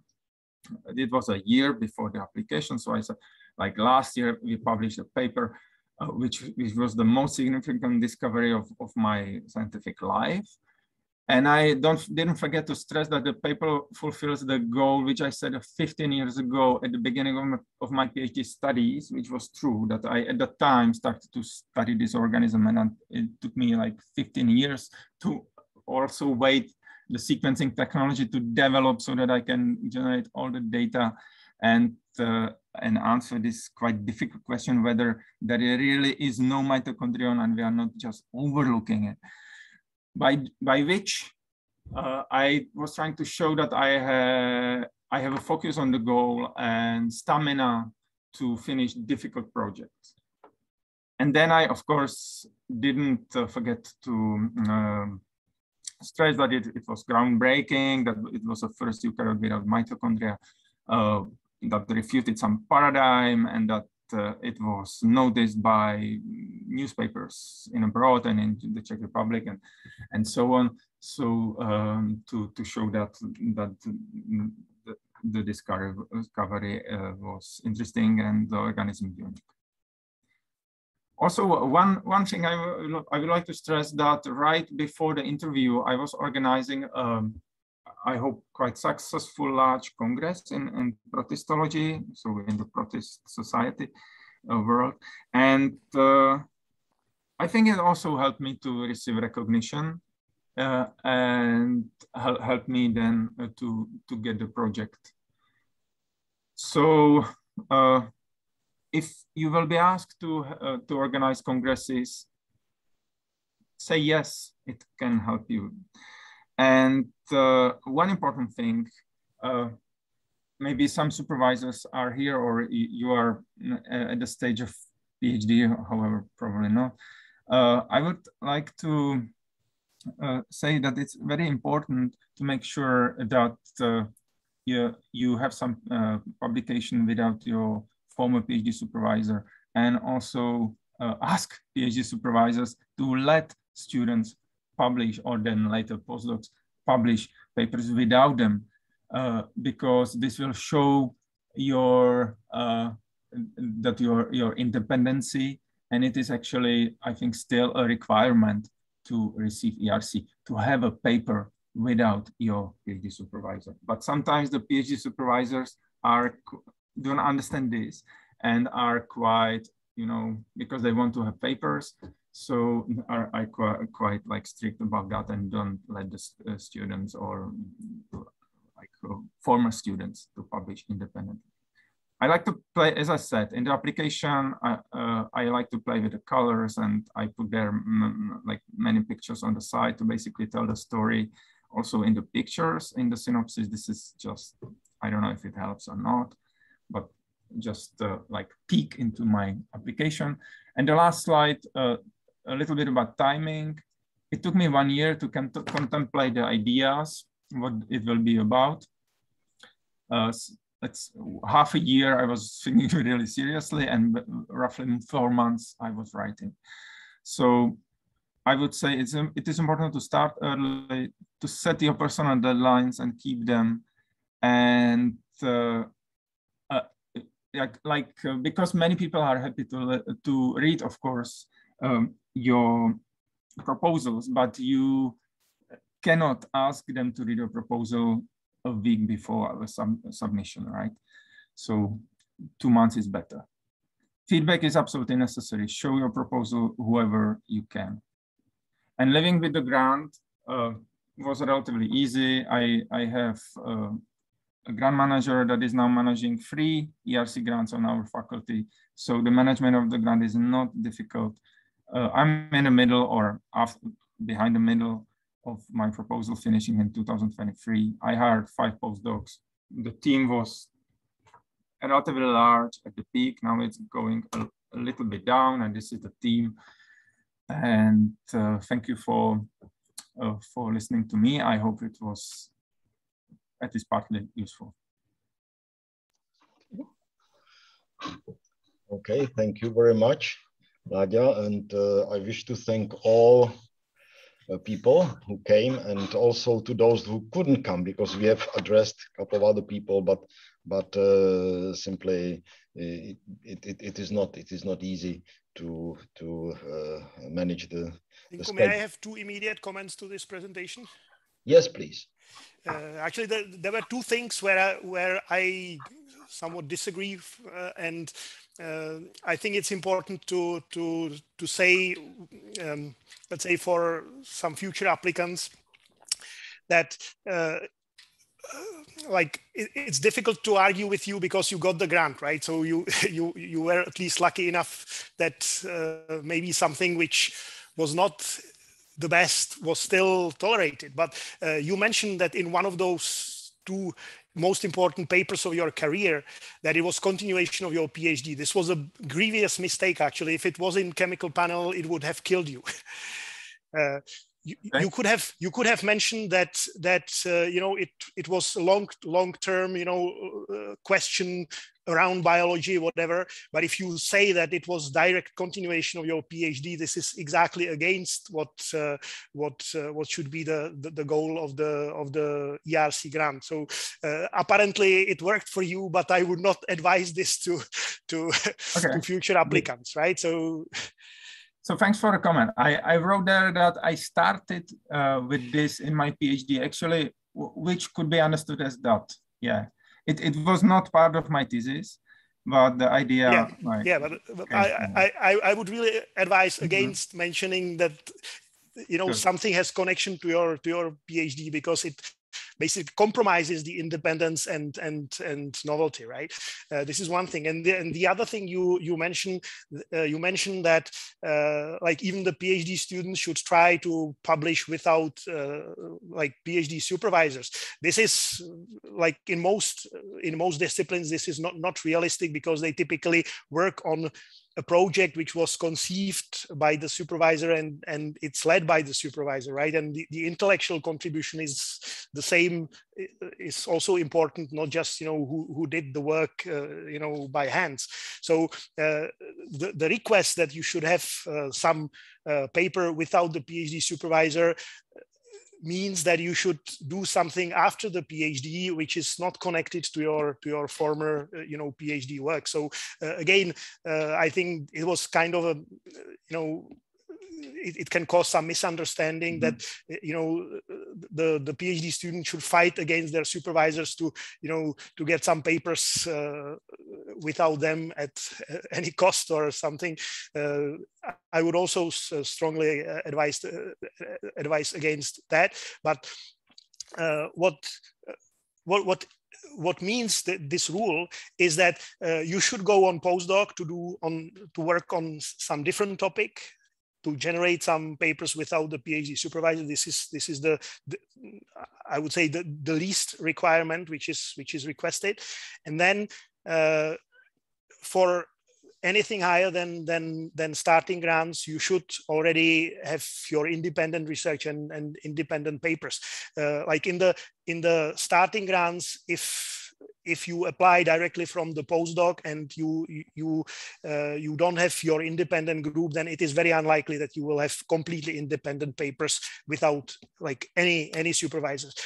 But again, the panel members know what is your stage of the career, and if they know that you apply straight from postdoc, they would not expect that you will have some fully independent paper without any supervisors. So, but like if you are already 70 years after PhD and you return back from postdoc and you establish your group, then you should already have at least a couple of papers fully independent. So just to clarify this. Yeah, you are right. I didn't word it properly. I meant, yeah, focus on publishing your papers after the PhD without your former PhD supervisor, because I had such experience with my colleague who had excellent papers, but still, like several years after his PhD, on all his papers, his supervisor was as well, because he basically he was on postdoc, but he stayed in the field doing similar things, and his supervisor, I must say, was pushing himself into the paper and in papers, and it actually hurt the guy.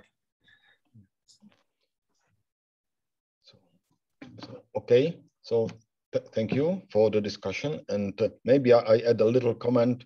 It's a little bit different in different fields. Like in mathematics, for example, there are people who are encouraged to be independent very early, but it's different because the people work individually. There is no lab, no group in that sense, okay?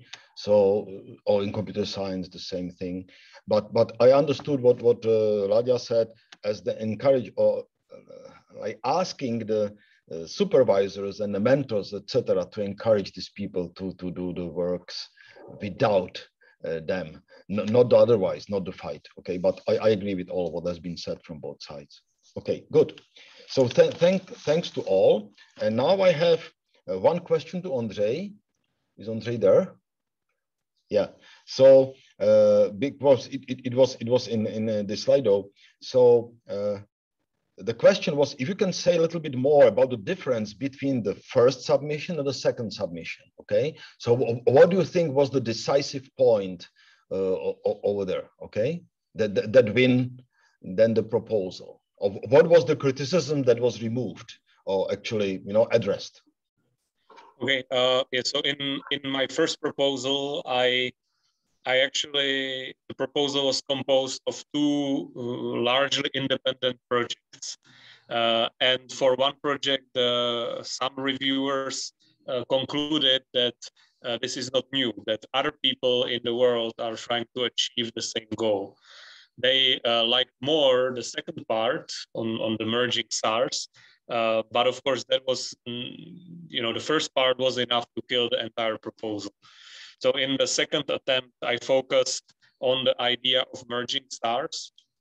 And instead of using traditional methods, like in the proposal, I made plans to develop entirely new methods how to study this issue. So this is, I would say, the two most important changes between the proposals. Okay, so thank you very much. Another question to all four of you. Maybe not to Andre, because I don't know if Andre has the experience with Gacher. There was a question here written to compare that we postponed for now. What if you can compare the difference of the bureaucracy and administration, etc., of Gacher and ERC? If you can make some comments on that.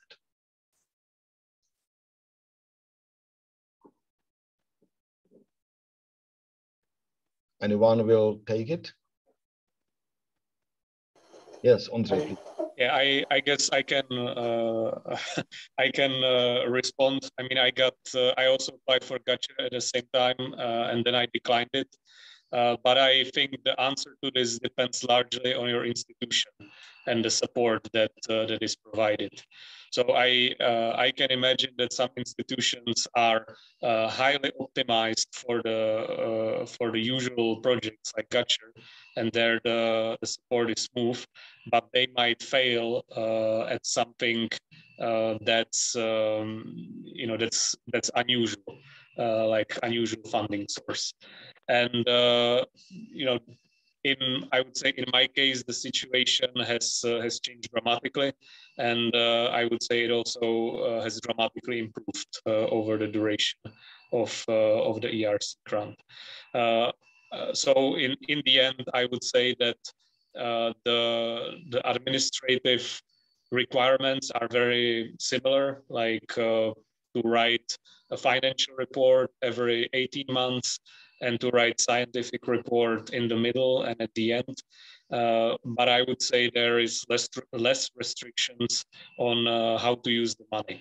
So the categories of money like investment and salaries, etc., are more fluid than in the national resources of various kinds.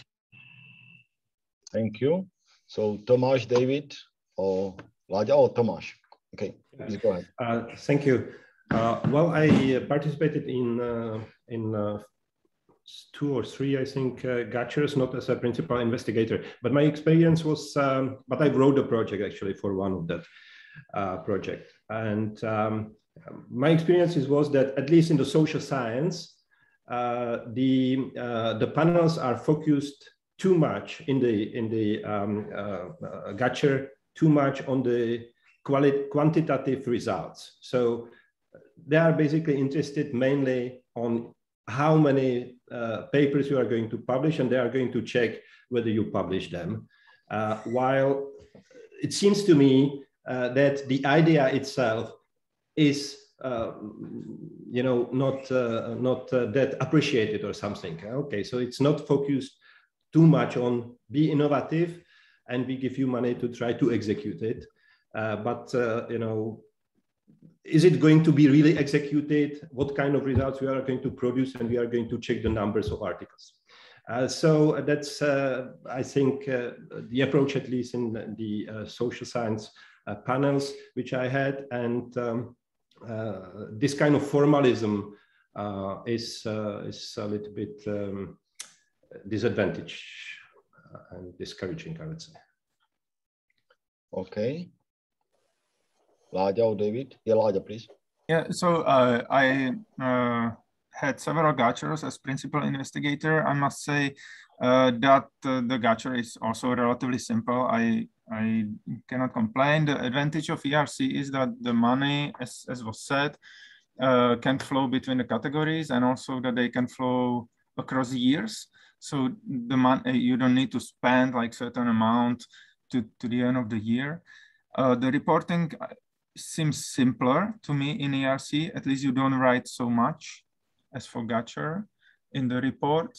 And a little bit disadvantage of ERC is, but we learned how to do it, is the ordering of stuff, because you need to spend the money in the best value of money practice, which means that you need to do market researches for everything you buy, basically. That it's a bit scary at the beginning, but then you basically learn, especially if you have a person for it.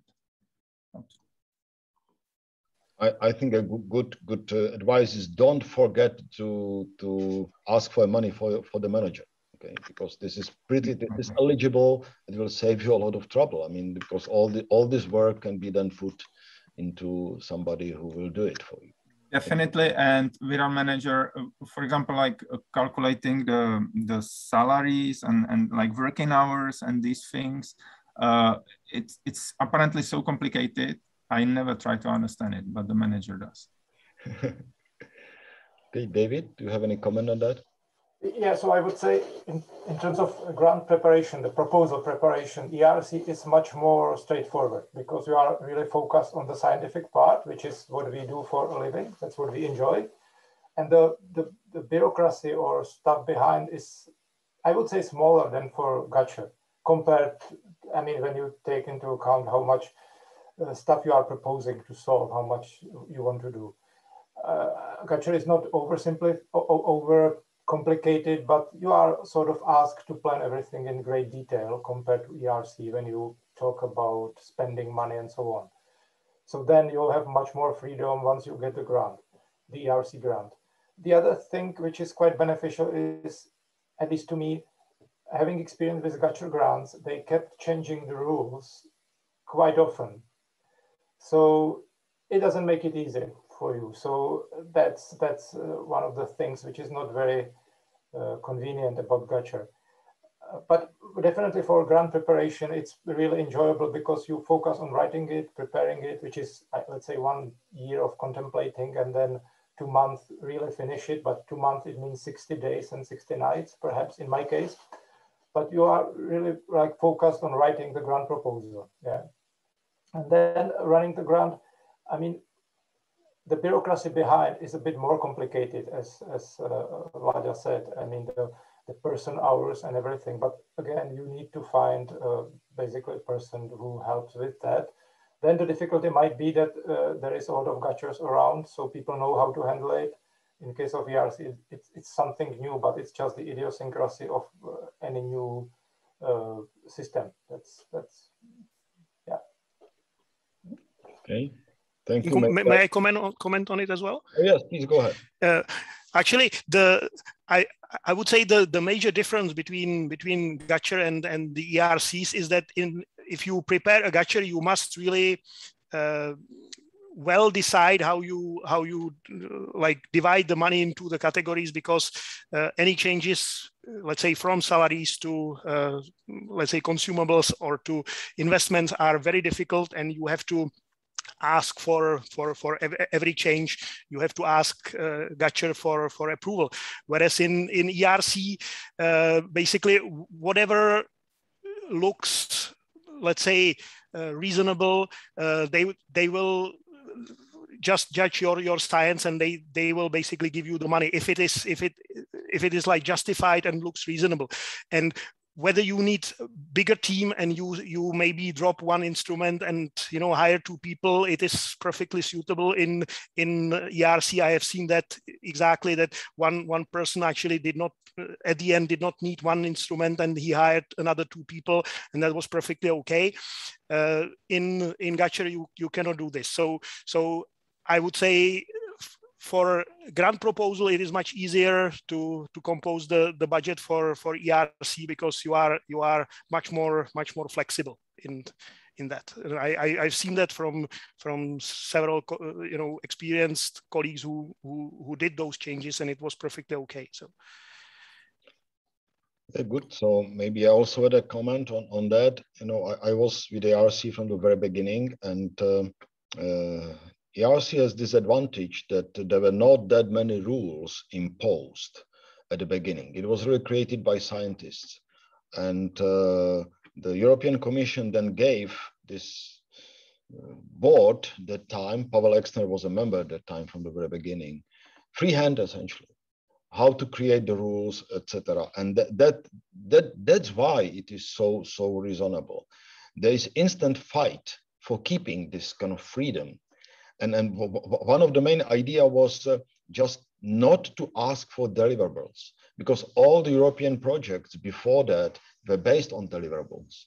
It was like, tons of deliverables. I remember there was some prize given to some very, very important European prize. Actually, it was done in the Czech Republic. Just the prize was given to Sweden, and the person then showed the pictures of piles of papers of deliverables. And he said, this is a nonsense. If European science will continue this way, it will die. And so that was one of the main things within the ERC. So it's much more flexible in that sense.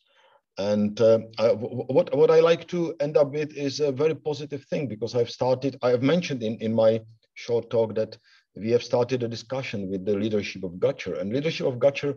And this is very nice discussion. It's really progressing well. And the leadership of Gachere today, now or these days, are very open for discussion of streamlining some of these things. Some of the things are not within their hands because they are required by law, and they have to within some maintenance, and then some checking agency comes and asks them for some crazy things instead of asking whether the value of the science is evaluated properly. But they are really willing to discuss and to streamline things and to help, so that the kind of ERC and Gachere will come kind of closer, so that even applying for Gacheres would be kind of like helpful for the people to apply for ERC later, etc. Which is very good move, I think, and I am very happy for that. So I will not talk now about details, but we have a couple of discussions already, and it's continuous effort, and I think it will be for good. Okay. I mean the expert group, and in particular Pavel Jelinek and myself were involved in that up to now during the summer. So that's just a good message. Okay, so maybe we now can continue with the Slido, because there's a couple of questions also to you. And also I'm again reiterating that anyone can just raise hand or ask the questions direct towards our speakers in the afternoon, but to anything what has been said during the day. Okay, so this is our last, say, couple of minutes. So just feel free to ask, feel free to comment on whatever you wish. So the question, Tomáš's methodology problem sounds familiar. Do you have any advice for articulating normative projects, that is political theory, in terms of reward impact? So Tomáš, that's for you. Yes, thank you.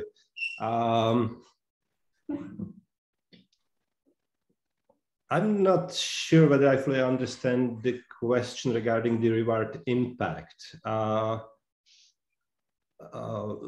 If I focus just on methodology, so what I try to do is to put together different methods. So the qualitative method is the starting point, basically a discourse analysis. This is also not familiar for lawyers. But I studied also political science, so I have some. But we want to hire a political scientist who did his PhD in discourse analysis and help and get his expertise also to work out the methodology more concretely for that. Then we use.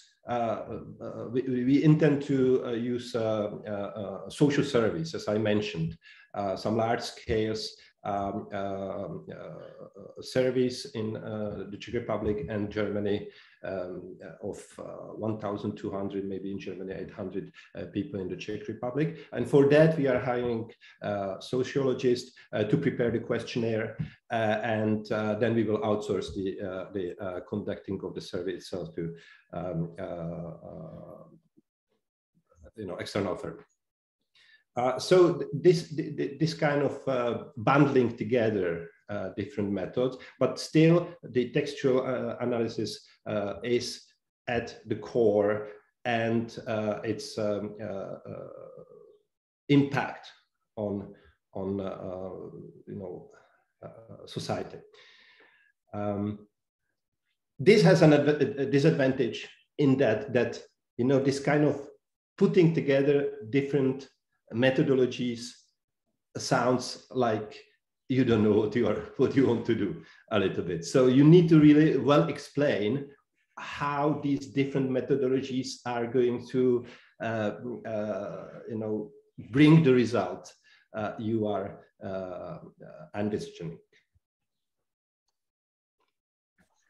Okay, thank you very much. So there's another question for all of you. What did you write into the part the risks and facing them? That means, what is your approach to risk? How you explain that it's manageable and it's reasonable? So who will start? Partially it was already addressed, but maybe a little bit more if you can say from your proposal. So yeah, perhaps I might start. Okay. So I was addressing several different aspects. One was functional genetic thing, where I was proposing to use CRISPR-Cas technology, so complicated gene editing relatively. So basically, in all experiments, I sort of explained what risk I expect. So I said, this is really established, there is no risk. And often I had to say there is some risk, and I have following backup plan. So in case of this gene editing, I said, but we have well-established reverse genetic RNAi silencing. In case of some reporter knock-in, I said in parallel we foresee a moment where we have to decide if we have to initiate a backup plan, which would be raising protein-specific antibody. So basically, I always try to explain if there is any risk, and if so, then I specified how I intend to handle that. Thank you. So, yes, please, Vladio. Yeah, so I just looked into my application again, what I wrote. So basically, I described which of those working packages are the riskiest, and in the Gantt chart, which is also, I think, compulsory part, where you describe in which periods the work packages will run and how they interdepend on each other. I basically, well, I made it and designed the work in this way that the risky work packages were not affecting the others very much, that they run, that not many other work packages depended on the riskiest part, because if you would remember my presentation, those objectives were quite independent actually, and so the last was very risky, but it didn't affect the work on the previous. So so still like 2/3 of the grant could be done even if I would totally fail in the riskiest part. And yeah, I think that might help. Mm-hmm. And plan B, mm-hmm. some cases. Tomáš, please. So again, I would say probably in my discipline, the task was different. So I had to think about not really whether the experiment will bring results, but rather on some overall risks to executing the projects. One was because we are looking at countries with different languages, and we need to read the original text from these countries. The language hurdles. So I explained how we are going to go around this, how we are going to take some precaution, that we are going to hire people in the team based also on language requirements, so that we cover the major areas, and then that we have some money also for translation. Another risk was that we need to travel, do the field research in the countries, and some of them, especially the fragile countries, are risky countries. So originally we, for example, thought about Afghanistan, but that was a year ago. So that would not be likely to execute at the moment. So I explained what we are going to do, that we can change some of the countries in the same group and still we will achieve that, or to just use the help of the local embassy for logistical reason and explanation how to proceed with that. And of course, I think for everybody is the same to have some plan, a contingency plan for a team change. When the team change, what you are going to do to quickly cover the space which is missing in your research expertise. And then there were one or two specific problems on methodology, which I explained before, which we try to explain as a possible risk and how we go around it. Okay. Ondřej, would you like to add a word? Yeah, not much. I think I said most of it already before. You did, yes. Okay, thank you. So, do we have any other question or whatever would we like to address? I think it has been a long day, and we are very happy that very many people have stayed for this afternoon session or reappeared, I would say, after lunch, and are still with us. So this is a very good sign. If there is nothing, because I think really it was tiring, definitely for us. So I wish to thank all those who made this possible. So in particular, for the first place, to Zuzka, who's just next to me, and to her team. All the people you didn't see, and you cannot see because you are not a screen, they are kind of behind here at the Technology Center. And also to Eva Matějcová, who made it possible through the technical tools at the Charles University and through the help. She was with us the whole day, and also it's visible for you, and she took care for many things. Also for Adela, to Adela Jiroutková and Tomáš Mozga and Láďa Czech, who shared that experience. Whenever you have from the institution some questions or how they do it or what's happening at this institution, how they address this or that, please contact them. Feel free to contact them. Now I'm talking to managers, okay, or the people working in the, say, departments of support or whatever at the universities, institutes, and others. And also, I'd like to thank all my colleagues and all the people who helped, from grant holders, and I'd like to thank to Tomáš Jungwirth, who was unable to attend, and in particular also to Michal, who is with us and was very active and I think helped us a lot. And gave really great presentation, which will be on the web page on the evaluation, then can be addressed later. So thank you a lot, and I hope that it was useful for you, and that it will gradually, I think it's not things that can be changed from one day to another. Oh, Eva is with us, so I'm just waving at her. And but I think we need to help, and step by step, I think. And as I've said, we should just make maybe not dramatic aims, but it would be good if we would be able to raise our success rate to 2-digit numbers over a few years. And but as I've said at the very beginning, I mean, the number of grants is not the goal, as the number of citations is not the sign of quality always, but the approach. And I think the ERC, how it is based, is the right approach to science, and it will be good if this will kind of also help to shape the approach to support of science and to the environment here in Czech Republic. So I'd like to end with that, and maybe give the last word to Zuzka. Yes, thank you for the floor. So I would also like to thank all of you for watching us.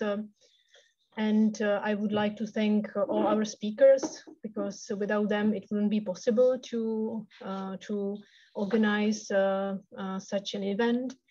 Many thanks to all our colleagues who helped us, as was mentioned by Zdeněk, and even though I will mention him as the last person, many thanks to Zdeněk Strakoš, because he is really not only the coordinator of the expert group, but he is the key person for the promotion of the ERC grants. And if there will be any positive change, then it is, I would say, really thanks to his long-term effort, his work. So thank you, all of you. If you have at least a couple of seconds for us, then you can, if you don't mind, you can just use for the last time Slido application and write kind of feedback, just one word or any comment, one sentence, which can summarize your feeling about this event. And I would also like to ask Eva if she can via chat send you the link to the evaluation form. We, of course, would need more structured feedback. That's why my colleague Hanka prepared G form for our participants. So if you don't have time to fill in this G form right now, we will, of course, send you the link in the email when you, of course, receive the link to the record and to the presentations.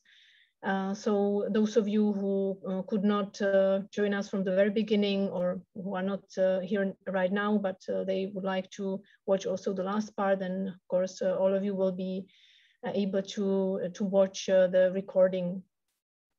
So many thanks to all of you, and I wish you good luck. Those of you who are going to prepare their ERC proposals, good luck to grant offices who will help them.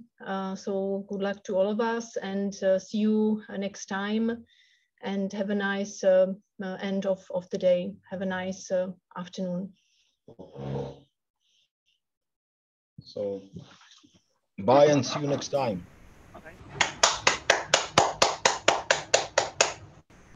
Bye-bye.